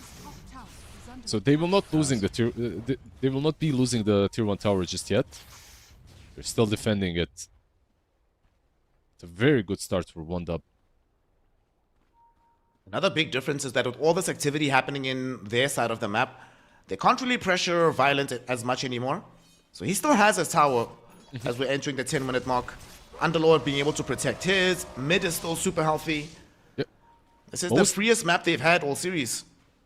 Yeah, most games, if this is happening, Slardar is taking the tier 1 tower, right? Like, if all the aggression is mid, Noticed is just the bully. But he wasn't able to be the one. Instead, he's farming the jungle a little bit more. And they aren't really finding levels on Nyx and Phoenix. Both are level 5 right now. Two heroes that desperately need their ultis to be useful in the laning stage. Might get a kill here bottom. Sweet and Strong getting jumped upon by no one. No one, Maybe a Pit of Malice though, right in behind. No one does manage to get the final zip away. Squad X was about to throw out that Sonic Wave. They also nice forced a fortification. TP from Satanic. Nice disengage from the Juggernaut. However, this is happening at the same time as a Siege Wagon. So they're going to try and push for this. It's a good fortify. You saw that, right? Like, he used spin to try and clear the wave, but they fortified the wave, so the tower will die because of that. Like, a pretty good fortify early on. Tower was probably going to fall regardless, but the delay would have been successful. It's a maxed out Blade Fury. It's basically a full wave. One dub. Lizard. They have a gold lead. 3k here in the early game. 3k gold lead, and I think the biggest difference maker in this game so far has been Rain on the Enchantress. Like, the top lane was realistically won a lot of value from just a couple of rotations from the Enchantress down mid as well. Together with Rubik, of course. Both are about to hit level 6, by the way. But there's an egg, there's Vendetta, and soon a Blink Dagger on Slardar as well. They're going to use said Vendetta immediately to bring down Sweet and Strong. Squad X was a potential target, but 9 Class wasn't 100% sure they'd get that kill, so went for the easier grab on the Rubik. They are bringing in Mr. Morale as well, though. Pit of Malice, Firestorm is out. Sonic Wave also thrown in, and 9 Class will die for this. Okay. A very cheap kill. They knew that he doesn't have Spiked Carapace. He just used it. Plus, he gets a rune afterwards. He gets the double damage. 1 for 1 in the end, but there's a Blink Dagger on Slardar. Mr. Morale. Yeah. Blink Dagger, Corrosive Haze, Omni Slash. Very quick kill onto this Underlord. They do give away the spin for Sweet and Strong. Okay. He will be able to block the spin, and he still has telekinesis, so they won't be able to kill him here. He should be fine. Radiant's top tower is under attack. So they get punched in the mouth a little bit, but still, 1Dub will be happy with the signs of life that they're showing. But like you mentioned, now they are free to actually start playing the map for Parry. I'm just happy to see the Queen of Pain actually going for the standard build this game. Not doing any defensive shenanigans, just Kaya into Ags. Nyx will be breaking the first smoke, though. They were gonna go towards that Juggernaut, but unfortunately, Nyx Assassin, that's one of the other roles he can perform once he has the Vendetta available. Just They have a completely sentry negating now. the moves on the map. Radiant's top tower is under attack. They're still taking the towers, by the way. He didn't really negate the move. He did stop the smoke from connecting, but that's the last tier 1 tower. Down for 1W. They lost 0 so far. Map control is pretty good for them. And you know what? It's kind of hard to play Nyx when you don't take a single tier 1 tower down. Mid lane. Mid lane. Nyx. Oh, what an impale onto 2, but there's not enough follow-up. There's no damage, yeah. Even with the Vortex, there just isn't any damage here. He only did that because Vendetta was running out, by the way. Just trying to look cool. Still gonna take some time before no one can deliver that additional damage that they need there.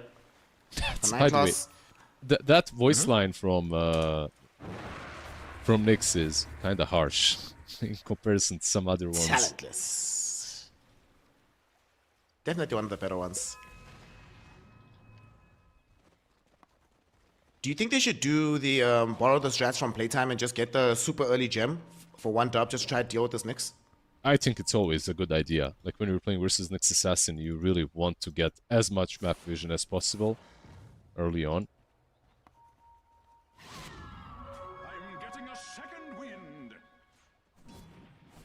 Violent. Oh, the They are gonna character fight setup. Violent down bottom, but they don't get the initial impale. Finally, it does come out, but the Underlord shows up through the Fiend's Gate. They get the Malice and the Firestorm out onto 9 class, so he'll end up dead. No In the one? meantime, Sweden Strong and Squad X, they actually found no one. He tries to avoid the Sonic Wave. He fails in his attempt.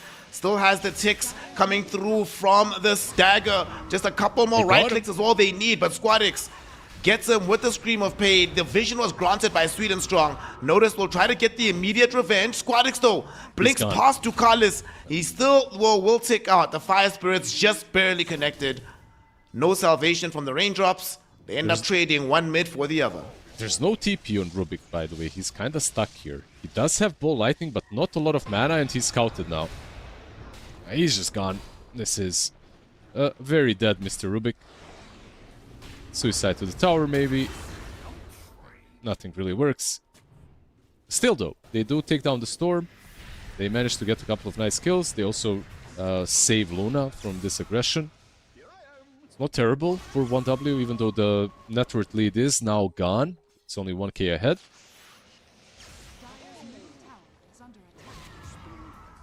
Talk to me about what the 2026 carry matchup looks like between the Juggernaut and Luna. Has anything changed? I mean, Luna plays the tempo, Jug plays the pick-off, Jug plays the maybe a little bit late game where he can solo heroes. But Luna is still the snowball-y kind of a hero. Nothing really has changed. Like, carry-to-carry matchup is pretty good for Jug. But it's not about, like, the carry-to-carry matchup. Luna wants to hit everyone, right? Like, she's a hero that goes for objectives as well. Jug is a bit more farm-oriented. Manta Butterfly will be the next 2 items on him. And then I expect, like, an Aghanim. By a kill onto 9 class. They just need one more Lucent Beam. They can't catch up to him. No one now. Coming back in towards Sweden Strong. 2 hero crush will be there. Violet will get off the Eclipse. But it's bouncing to too many creeps. He will die in the end to 9 class. No one comes in as well to assassinate Sweden Strong. The Omni Slash ensures that Mr. Morale can't get out either. Squad X did his best with the Sonic Wave. It connected onto 4. But there's no follow-up damage. Everybody else is already dead. I feel like Parivision are just playing these small little skirmishes better. And the places where they fight them, they always find a way for the skirmish to be around the tier 2. And it's usually 9 class that is baiting in. You see, like, he baits in, and then Slardar connects, and then Storm connects as well. Like, if they fought next to the tier 1 tower on the other side, it's not good. But because they're fighting here, like, even Jug can join eventually. So, they always find the right place to take a fight.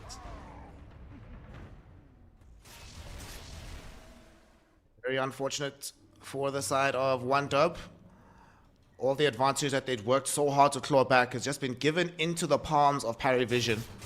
This Jug is getting scary. He's going to have his Manta style very soon, and he can start building into the Butterfly. And there's nobody on the side of 1-Dub that wants to buy MKB. Nobody wants to buy a 9 class? Bloodthorn. They do want to kill 9 class though. That'll always be fun, no matter what. That's always the best feeling in this kind of game. He died 6 times already. Not really having the best game on Nyx Assassin. Nyx Assassin is one of those heroes that you're either absolutely snowballing or the game is hard and it looks like this. But in the first case and in the second case, I feel like you always have impact. Bot lane Ducalis. He got caught. He wasn't watching his map. He fire spirited. Definitely was looking elsewhere. He might not die for this though. Oh, he's actually gonna get out. What? Yeah, the Essence Distiller connected, I believe, again, but maybe they didn't see him or he was already out of the map. So, I mean, they saw him if Essence Distiller connected. I'm just questioning if he was out of the map, so you couldn't click on him.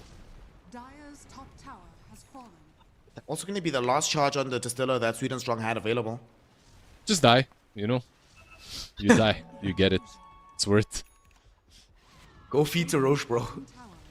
I don't. Does it work still? Did they change that? Because alchemists were abusing urns. I think it still works, but I'm not sure. There was this build where you just insta-buy an urn on alchemist and go into the rush pit with seed money. I have no idea. I think I can... I don't remember the last time I played a game where I had any reason to even buy urns, so I don't know, bro. I think it still works, but it's different now. It's irrelevant because the facets are gone. Anyway, Parivision, by the way, still heavy favorites here with the odds. Yeah? If you're the kind of person that is favoring Parivision right now, this is your moment to head on over to the one-win site. Use the promo code Essence1W to get a free $130. Put that towards Parivision. But they have to win this next fight. Looks like we're going to be having some smoke-on-smoke action. Everybody is gathering around the bottom side of the map. They want to fight for this Tormentor. Queen of Pain is not here though. She doesn't have mana. She needs to go Fountain first. Storm is in. No one is going to jump in. Finding Violent. Lunar Orbit will come out to protect her. So Violent is okay for a moment. Queen of Pain running, getting the Aghanims. She wants to try and reveal that in this fight. They haven't scouted it, but they've scouted Violent. Why is Violent so far forward? He dies again on this Luna. Now they catch up to Mr. Morale. Quick Omni Slash to rip through this Underlord. Lizard, bro, why is Violent that far forward? Satanic is even tipping him because he's like, bro, what are you doing? Yeah, I'm really not too sure. Maybe he was trying to bait because Queen of Pain was connecting, but that felt like an autopilot play where you go a little bit too far without even respecting the pick-off potential of the enemy team. Like they, of course, this Luna is at every single point in this game very pick-offable. Like you are playing into Omni Slash and Corrosive Haze and Nyx Assassin. It's kind of impossible to make that kind of a play. It's possible, but you will die after for sure. You know, if you had some BKB Hurricane Pike, then you're like, okay, I'm gonna outplay them before the crush arrives, maybe. But even then, it's an unnecessary risk to be taking as Luna. Well, he will be delayed when it comes to his item build. He's going for a Pike, of course, next. Actually completing the full Pike is kind of interesting. Sometimes you see just the D-lance into straight-up Butterfly, but okay, like, values that little extra mobility that he can get. Gem is, by the way, up on Enchantress, so a bit easier to play against Nyx. Speaking of, The one who the gem will be useful on, 9 class. Doesn't give away anything useful towards Rubik. It's only going to be the Spike Carapace stolen. It's decent, but not exactly what Rubik wants. I see that Ench is doing like the standard super utility build, like drums into 4-staff. I feel like this game was a really good axe game. Like the last game might have not been it. 9 class didn't buy it in the second game of the series. He bought it in the first, and I think in this game, Rain could get a lot of value for his team out of it. Like Manta on Jug actually doesn't dispel it. You can catch Storm. Another way of catching Storm. Any one of these heroes really suffers from it. See if they can get to a late enough portion that Rain gets that item after the 4-staff. Dire's bottom tower is We'll take some time. Speaking of Aghanim Scepters, Mr. Morale chose to go for the Lotus first before coming back for the Ags. How do you feel about this decision? Because that little bit of extra lockdown would be great, and I don't feel like we've seen the value of the Lotus in these fights anyway. Yeah, he's playing versus Jug and Slardar, so Lotus does have value, but the thing is, how much value will the Aghanim Scepter have now that it's delayed? The Aghanim's on Underlord always has value through the game, but if you buy it early, you can really play the tempo around it because it allows you some extra catch in the backlines. He didn't go for the Athos either that I thought maybe he would. They could have a lot of disables from the Underlord, but currently just a Pit of Malice for once and that's it. No Athos on their side either. Of course, Athos into Jug isn't really that brilliant. Also only going to arrive after the double BKBs are already there for Slaughter and the Storm Spirit. So much harder to have impact with this item at this point. Still BKB for Slaughter. So we could actually see Parivision deciding to make a move right now. Roshan is available to try and claim. They have the dual BKBs. And they have the Butterfly, Manta, and the Battle Fury on Juggernaut. Yeah, this is go time, baby. Just force a fight, guys. You're really strong. Also have just got the level 2 Supernova from Ducalis. Straight into the pit, of course. Shard on Slardar. Corrosive Haze is there. Through or without breaking the Lincoln Sphere. This is basically a matter of seconds. They will not be even contesting it on 1W. This game is slowly but surely once again running out of control, and this next item that Luna is buying doesn't fill me with a lot of confidence, by the way. She purchased Pike and the next item is a BKB. Where's the damage? You can argue the damage should be coming from co-op with Aghanims, which realistically is the case, but yeah, we'll see. It won't be coming from Luna. Quap's also going to have some problems of her own. She is going for the SNK, so she's not going to have access to BKB. And we've still just seen just how quickly these heroes can die if Notice gets on top of you. Like one crush with the Impale down, you get Omni Slashed, and even if you jump away, the fight's just over for you. Yeah, there's so much, just so much AoE control that they have, right? Like between the crush that you said, the Impale from Nyx, hell, even Spiked Carapace. Spiked Carapace is probably the easiest way to set up the co-op. Speaking of co-op, no one? No one? No one. Playing in a crazy aggressive place. Does manage to get out safely though. He's chilling. Didn't even pop BKB. He's fine. I think there was a chance there, but okay. Mid lane, Mr. Morale. He's in danger. Doesn't have Rubik nearby to help him either. Satanic. Look at this right clicks. Just going through him. Omni Slash will be there just after the Lotus Orb expires. And they find themselves a very straightforward kill. Underlord goes down. You were talking about the stun potential of the Spike Carapace. One of the best spells into Underlord in the entire game. So much uncontrollable damage. Super easy to trigger it with the Carapace.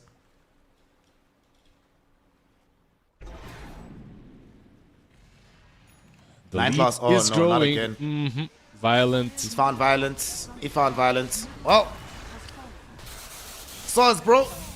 Violence dead once more. Same like in the first game when he played Luna, right? Like literally finding him on the same spot even, I would say. Killing him off once again. Okay, so let's think of the positives. This is less like the game 2 where they were just getting stomped in every which way. It's more like yesterday where the first like 20 minutes looked decent for one dub, but they're clearly behind strategically. Yeah, I mean, the itemization as well, everything just looks so... I'm trying to find ways for 1W to play this.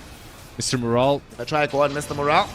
He's losing his life right now, and he is almost certain to die. They're trying to heal him up. Icarus died, even popped a Supernova. The egg will be there. Squadix cannot destroy it. As it goes down, Soda, Sweet and Strong. No one was on the far edge of the fight, taking down the Rubik. And this Juggernaut with the Aegis, he still feels incredibly powerful. 2 minutes remaining on the duration. And those are going to be the longest 2 minutes of one dub's life, if the game even lasts that long. I feel like it might not. There's still a tier 2 tower down bottom. So if they want to end, they have to go for Throne. So ending the game is not that easy without going down bottom. But there's still no BKB on Luna. She's 500 gold away from it. After that death that delayed it down bottom. At least maybe she can move up top to farm it while they take care of the tier 2 down bottom. So she should have it for the next fight. But that's going to be the last fight for 1W if they do not win it. I mean, she's going to be showing up to the fight with a BKB. Satanic's going to be showing up with a Skadi on his Juggernaut being delivered right now. Yeah, the timing just isn't there for 1W. They have a lot of big items that are buying but aren't really complete. The Underlord Aghanims as well. He's 600 gold away from it. Dire's bottom tower is under attack. Tier 2 tower being destroyed at the moment. They took away Mr. Morale's courier. He was trying to sneak it in to try and find space for the point booster, but will get destroyed. Also had the other 2 components on it. Mid lane. And because they saw the components, they know that he won't have buyback. Mid lane, they found Squadix. They also know that Squadix won't have buyback. They look at his inventory and be like, that's a lot of stuff, my friend. So 4 versus 5. How do you defend? Violent. They jump Violent. Again, he's on the front lines. Does get lifted back by Sweet and Strong, but they don't care. He doesn't have a BKB, so they just bring him into the fight, into the blender, take away his life and secure mega creeps. Parivision. There'll be one more play from 1win, but notice stops it in its tracks, jumps in with the Slithering Crush. They kill Sweet and Strong. They're gonna find Mr. Morale. There's no way out of this one for 1win. The celebratory supernova right in front of the fountain, just to add insult to injury. GG, well played is called. Parivision have done it. 3-0 in the grand finals. They are your Essence 1win Cup champions. Yeah, the last 2 tournaments, by the way, in Dota, ending with a 3-0 clean sweep in the grand finals. Parivision absolutely deserved this. I'd like to say that this was a close affair, that these games were back and forth, that they were super fun watching. They were fun. Dota is just that kind of a game. But unfortunately, like, these 3 games were just super one-sided.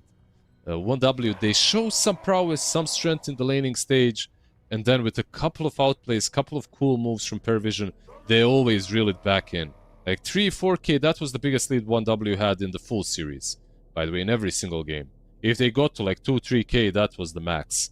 So, Parivision, just realistically, coming into this series, they were the favorites, and they justified and proved that position was right.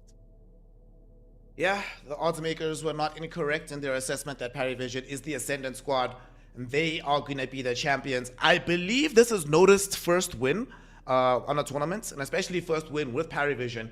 And I've always been one of those people that believes that winning is a habit that you have to get into. So shout out to him for making it happen with his new homies. But Parivision just looking beyond clean in this one. And it's not like they did the normal thing of experimenting somewhat with the drafts, but at no point did they ever look uncomfortable with the state of the game. They just felt like they were in a pure flow state, like everything was just naturally happening for them. Yep. And it's not like they played versus a team that doesn't know what they're doing. Like 1W is still a very strong team with at least 2 out of 3 very strong drafts. You could argue that the game number 2 had a strong draft, but as well, they weren't really playing into the best thing for them. They didn't really have the scaling. Game 1 and Game 3 for Violent, it was full comfort zone for all of them. They played all their heroes, like Pop Squadix, Luna on Violent, or Violent on Luna. They had their stuff, but they just couldn't find the right ways of dealing with Parivision. Parivision, man, they're just way too strong. Only dropping a single game in their entire tournament run in the way to the grand final victory. Shout out to 1win though. We can't take away the progress that they've made in this tournament. They had to battle it out in the group stage. They lost to play times in the group stage. They came through in the bracket though. They beat Tundra, they beat Draconics, they beat Nigma, they beat Playtime again when they met once more. So 1win really did do their best, but Parivision just a cut above the rest. So congratulations to them. They made it in the end, 3-0. It is clean. Can't ask for a better end to a 1win Essence Cup. Well, I could ask, you could ask, but they probably cannot, right? Like, if you're Parivision, if you're Noticed, just joining the team, having dropped only 1 game is probably the best case scenario for them. For us, we probably would have liked a bit more Dota. We probably would have liked finally a grand finals that was a bit closer, because I don't know what it is, but Dota recently has been super one-sided in all the grand finals. Like everything is 3-0 or maybe 3-1, but it's feeling very, very stompy. And it felt very stompy here in the 1-win essence as well. A lot of super stompy games. I just want to, before we close everything out, who's your tournament MVP? In the end, who from the side of Parivision really impressed you the most that kept this team together? I would say that I would give it to the new guy. You know, I would give it to Noticed for coming in hot, doing really well on the offlane. 9 class, of course, made a lot of that possible, but the MVP from my side, at least, would be given to the new guy, just for the vibes, if nothing else. I can tell you he's only died 4 times in the whole series, which is extremely impressive on your first grand final in this new environment with this team. So yeah, shout out to Noticed. Definitely impressed us here today. His slaughter, you know, might be something that other teams have to focus on removing from the drafts. And speaking of Noticed, I believe we're going to be getting Noticed. He's going to be the man speaking with us. Oh, he's not. Okay. On the Russian. If you know Russian, you can right now. open up the Russian broadcast. I'm gonna translate it. Come on, давай, let's go. My broken Russian, I can translate it a little bit. I'm joking, of course, but yeah, they're gonna take all of the players, of course, because it is their native language. And by the way, once again, in the grand finals of a tournament, we have 2 CIS teams, like two tournaments in a row. A lot of talent. Yeah, it feels like the last couple of years, the balance of power shifted towards Western Europe, but last year or so, it is coming towards Eastern Europe. And I doubt this is going to be the last time that we see 2 Eastern European squads facing in a grand final for the rest of the year. It is, though, the last time that we're going to be talking about Dota here for the 1-win Essence Cup, as the victory is Parivision's. And we thank every one of you for giving us your time over the last 10 days. It made it definitely a more special affair than it would have been otherwise. Of course, shout out to all the other homies that were on the broadcast, LeBron, Harry, Freak, and Aries, bringing their voices, bringing their passion for the game, making all of these games a little bit more exciting than they would be otherwise. Thank you to everybody. We are going to sign things out. Make sure that you are following 1win_essence on Twitter. Make sure you're following Lizard Dota. Make sure you're calling your mom and reminding her how much you love her and how much you love Dota 2. Until the next time, 1-win Essence Cup done. Lizard, my man, I love you so much. I'm so happy we got to do this together, and we'll see you all Likewise. for another rodeo in the future.